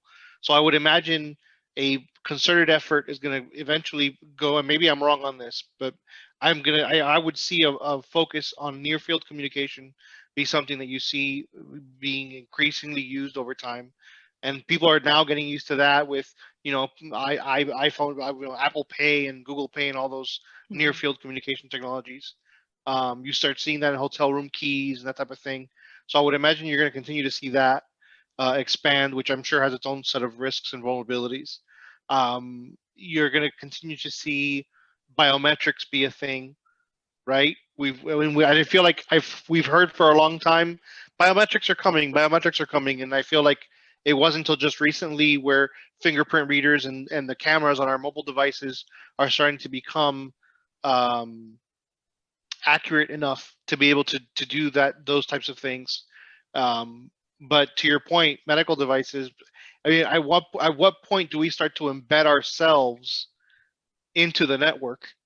When did, right? Because I mean, eventually we're almost looking at a cyberpunk type scenario. At what point, where's that threshold? And I feel like because technology has been growing at an exponential rate for so long, without any sign of slowing that pace, I mean, I really don't know where it could go, but it's a little scary, I'll be honest. Yeah, I've got fear and hope. I fear it's going to look way too much like today, but I hope that we do a lot more in the area of active defense, where we actually are instrumenting our systems to detect the bad guys as soon as they cross that threshold into our systems. Those are a couple of things that I think of. I also think that we're going to see the technology improve, and there's going to be even more emphasis by the attackers on the people part of this attack. I agree with what the panelists have spoken about, but I also see it as becoming part of the educational curriculum, particularly for those in the medical education environment, being that they are on the front line and they are involved in protecting the patient data. I can see eventually it becoming part of their curriculum in their studies. Chris, I like what you said too. First of all, every year for 20 years, I've been asked, do you think it's gonna get better or worse, the attacks? It gets worse, and next year is gonna be worse. I didn't think it would be, ransomware is attacking everything in hospitals and police stations and taking down entire cities last year. I'm like, it can't get worse. And this year it got much worse. It always, 33 years, it just gets worse. Next year is gonna be worse. The year after that's gonna be worse. I've never seen it get better. But Chris, to the point about trying to insert us in the network, I do think what's going to really be a strong push, it's happening now, and 5 to 10 years from now, it's going to get to its more mature stage, is that we're going to have more malware that's malware bots. They call it malware as a service, but these things break in and they'll download the components they need. Like they break into a network and they find a Chromebook and they're going to download Chromebook exploits versus Mac exploit versus Windows exploits. And on the defender side, we're going to have good bots, threat hunting bots that go about our network looking for vulnerabilities to patch them and for malware to do it. So I think 5, 10 years from now, and let me say, I'm not speculating, this is what's going to happen. 5 or 10 years from now, it's going to be the bad guys AI bot versus the good guys AI bot doing all the, hey, let's patch, let's look for vulnerabilities, let's do this and that. And the people will be brought in when the bots have some situation that they don't understand. Like today, ransomware breaks in, dials home, and the attacker comes in at their leisure and starts looking for things. And for a while, they would run PowerShell scripts and they would do passwords. Well, they've automated that part using TrickBot, and they download everybody, all the passwords they can collect in 5 seconds. And the hacker is just looking at admin console going, oh, I have these 100 new targets today. Which one do I want to go explore? I think that, again, we're going to see a continuation of that of good bot versus bad bot. Whoever's AI is better wins. And then the human component comes in because AI is never going to be as good as the human being. And by the way, I think that if Skynet becomes self-aware, we will always be able to kill it. I actually wrote an article on that, so I'm not worried about that. But it's bot versus bot. Roger, and a follow-up question on that, because that's fascinating. And it's funny because I'm starting to think about, you're mentioning Skynet, and I'm here thinking Tesla's Starlink network and all the stuff they're doing with their cars and things like that. But to your point about AI, do you feel like machine learning is something that will go along with the artificial intelligence that we're talking about? Yeah. And do you feel like those same techniques could be used to train those good bot AIs as time progresses? Yeah, for sure. AI and machine learning are the future. And by the way, I think the highest paid computer security field is going to be the algo. If I was able to go, hey, what, I'm a kid, what do I want to do? I'd get into algorithms, because the future of computer security is these bots, these automated services that go around hunting and removing stuff. And so that takes logic, machine learning, artificial intelligence, and also algorithms, because algorithms are biased. And so I think the highest paid jobs in the next couple of years, well, 5-10 years from now, is algorithms, algos, the people that create the algorithms that feed these bots.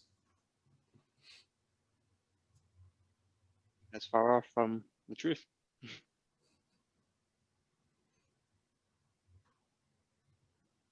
So moving to the next question, kind of a fun one. What is your least favorite part of working in cybersecurity?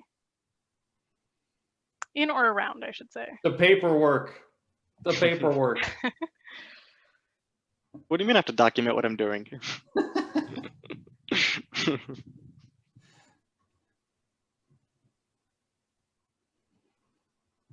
I'll plead the fifth. I see Mike Sinks in the room. Never mind. I'm kidding. I'm kidding.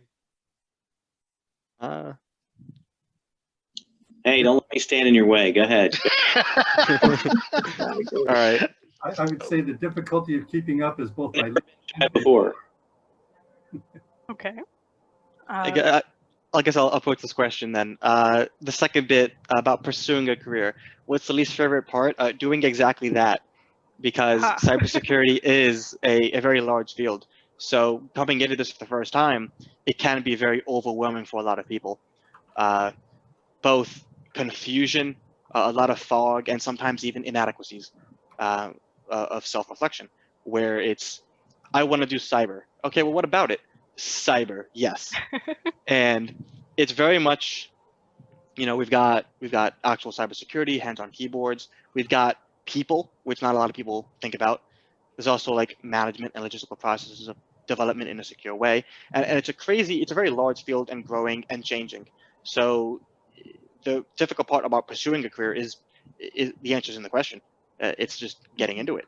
I think what the least favorite part about working in is it comes down to the person at that point, because what I'll say is that it's going to, what can be the best or the worst part, I'll approach it that way, is continuing in that field, because it is always changing. So some people may enjoy learning on their own and doing side projects and expanding it that way, or that may be a hindrance to them, because a lot of people I know, their work doesn't stop when they clock out.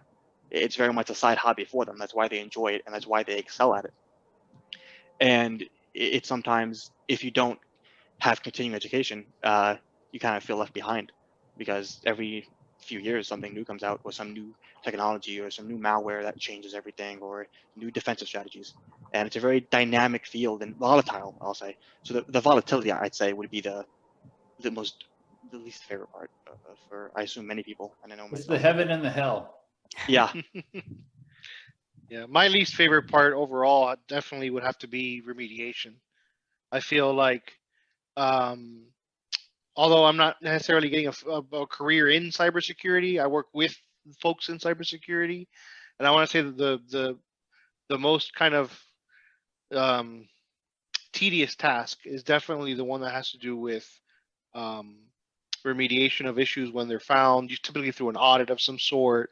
Doing all of that feels like a game of whack-a-mole without an end in sight, because I feel like it's always a moving target, and so that's always the most difficult part. Of my favorite part, I feel like, is actually when we implement some of those proactive, like you guys were mentioning earlier, proactive security features, and they actually work. And you're like, wow, we did this and it prevented X, Y, or Z.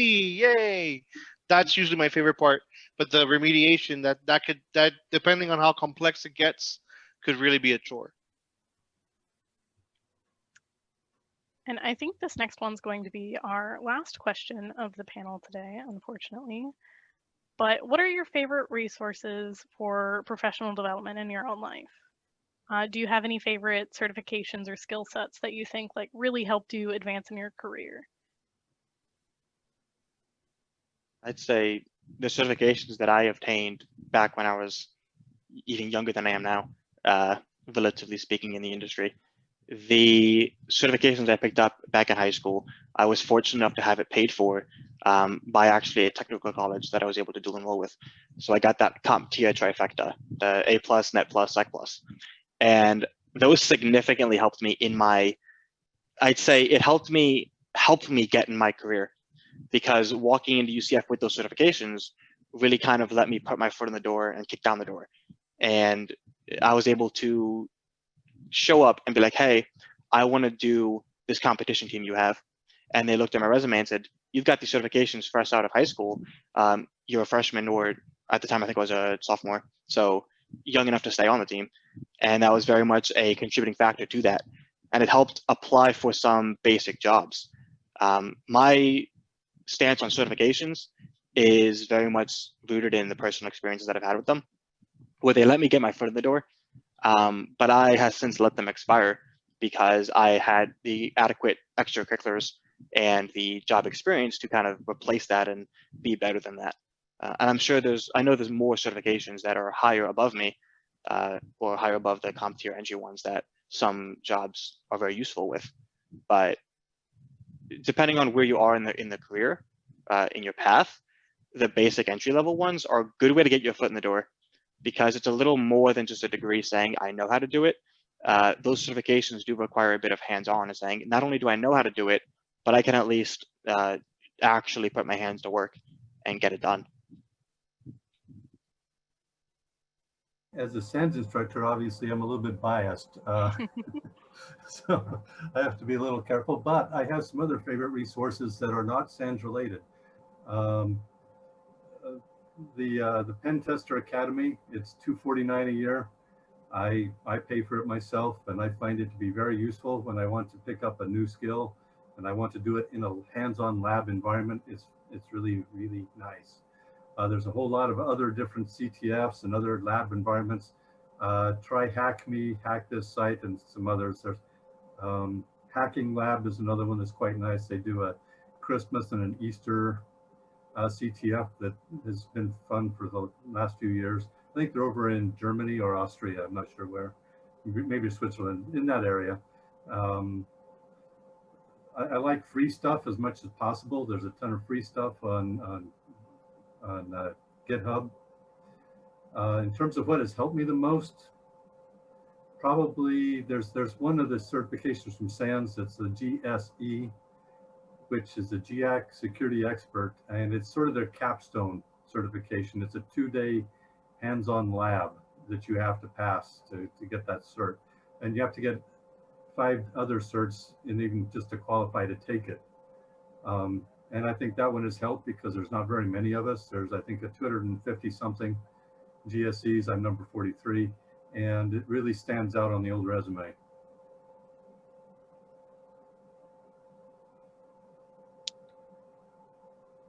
Roger, Chris, Angela, do any of you want to speak to this before we kind of wrap up the panel today? In my particular case, I would speak more so in experience as well, because experience has brought me to this arena from starting in nursing actually, which led me into the Department of Corrections and Criminology, and also studying for programming and processing many years ago is concerning basic programming, and moving forward in my career now into the business realm and into information security. It has definitely rounded me up into working in the medical education to have that nursing side as well as the criminology side, sometimes thinking outside of the box, embedding the softwares, as well as helping our college remain safe. Yeah, I got lucky. I worked at a testing center for a lot of years, so I got dozens of certifications. And I got to say that every one of them taught me lots of stuff I didn't know. And by the way, I'm a big fan of SANS. I used to teach at SANS myself years and years ago. I'm also a big believer. You have to kind of, in computer security, you have to reinvent yourself a little bit every 5 to 10 years because technology is changing. So certs are really good things. I love certs. but also hanging out in groups and forums where there's people smarter than yourself in the field that you're interested in. And SANS does that. SANS.org has a ton of stuff, a ton of white papers. But I'm a big believer in certifications, and never before has there been, so much information out on the internet, as long as you try to get the better stuff by people that are experienced, that I certainly think hanging out in forums and reading and learning and educating yourself, those two things together, that's, the perfect combination, and really trying stuff is a big deal. The best computer security experts I know, and I've interviewed thousands of them, they all took like an hour a day to increase their skills by doing something that they invested in themselves, that they spent 5 hours a week learning something new, testing something they had read. Without a doubt, there's not a super single big computer security person I've ever met that didn't invest in themselves actively every week. And I'll piggyback off of that. Something that you said earlier, Roger, is really that networking aspect. And I don't mean I mean the actual networking. I mean with people, right? And being able to work with, learn, not just build positive working relationships, but learn from your peers, make mistakes, ask for help. You're not alone in all this. There's a whole industry behind you, and like you said, working, being able to pick the brain of those experts and the folks who you feel may know more than you do is true, I would say, for anybody in any technology field, not just security, but all of IT. Absolutely. Networking, super important. Know people, talk to people, learn from each other. Exactly what certain clubs at UCF do. I completely forgot for my title there a moment. Yes. Networking, super important. I think that's all the time that we have for the panel today, and technically a little bit more than the time that we had. I agree with you all. Networking is very important. And I'm going to give you a quick preview of the questions I would have asked you if we had more time. But thank you all for coming out. Good conversations always go quick, right? I really wish you could show that page I sent you. It was very, very amusing. The most gimmicky cyber question is always a good one. At that, I think I'm going to hand it over to our CISO for the university for our closing remarks. Thank you, Delaney. Thank you. And panelists, For closing remarks. Thank you, Delaney. Thank you. And panelists, I'm assuming you can hear me okay? Okay, great discussion. Thank you, panelists. Appreciate it. Mike and Delaney, you've done a great job in putting this event together, so you may relax now. Let's also give you a hand on this. What a great day and fantastic and timely, relevant sessions today. Great events put together by our teams, our presenters, panelists. I hope everyone enjoyed it as much as I did. So, are we sufficiently frightened now? Well, that was the idea, wasn't it? Today is Halloween, or tomorrow will be Halloween. Frightened and hopefully not depressed, though. So have you learned, already checked your encryption protocols to protect against quantum computers? Have you verified your email system security block against business email compromises and phishing attacks? Do you now have a solution to protect from our weakest links, humans? Thanks to Kevin Mitnick, multi-factor authentication is out the window. So much for protecting the human. Did you all write down the FBI number so you can call them when needed? Because there's so much, there's no such thing as a complete security. Have that number handy, but UCF people, please call us first. I don't know about you, but I had more anxiety about physics and math lesson this morning. I need to speak with Roger Grimes to let him know that unlike him, most people don't like physics or math class in the morning. Just joking. I love the session since my graduate degree is in physics. Go science and physics. Now I'm between you and the weekend. In actuality, it will be my boss, Mike Sink, coming up next, who will be between you and the weekend. Sorry, Mike. Before I pass the baton to Mike Sink, I want to thank everyone for participating, those involved in putting this wonderful event together, and for everybody attending. Now, the most important thing that you could do after this, if you haven't done so already, and guess what that would be? is to go vote. The security of our nation is at stake, and it's not just about cybersecurity. And now please join me in welcoming Mike Sink, UCF CIO, for our final parting words. Thank you, everybody. Take care and stay safe. Hey, thanks, Chris. So I know as we've all seen and heard throughout the sessions today, well, it seems like we hear a lot about this just in all the headlines that we read almost on a daily basis. The security threats that we talked about today are very real, and they're constantly evolving, and they continue to take advantage of every opportunity that we allow them to have an impact. And it's difficult, actually more accurately, it's impossible to stop all the threats.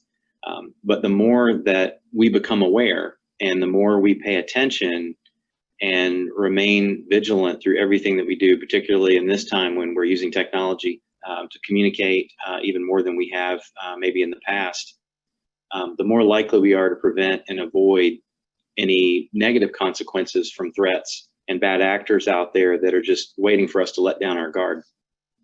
So I hope that all the tips and information that have shared today will help all of us do our parts to reduce the risks to our information and our data and our systems.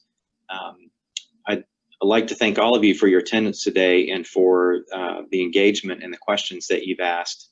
And I'd especially like to thank our InfoSec team for all the hard work in preparation for this virtual expo. You did a great job, and it required a lot of prep. You know, this is not something you can put together last minute, especially with trying to get Board of Trustees members and the president engaged. It requires a lot of planning. So I appreciate all the effort that's gone into this.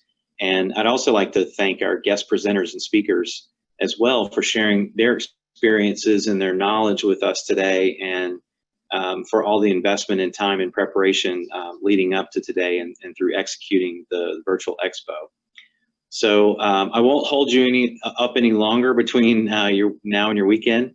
I hope that everyone has a great weekend, and we here at UCF wish you all well. Thank you.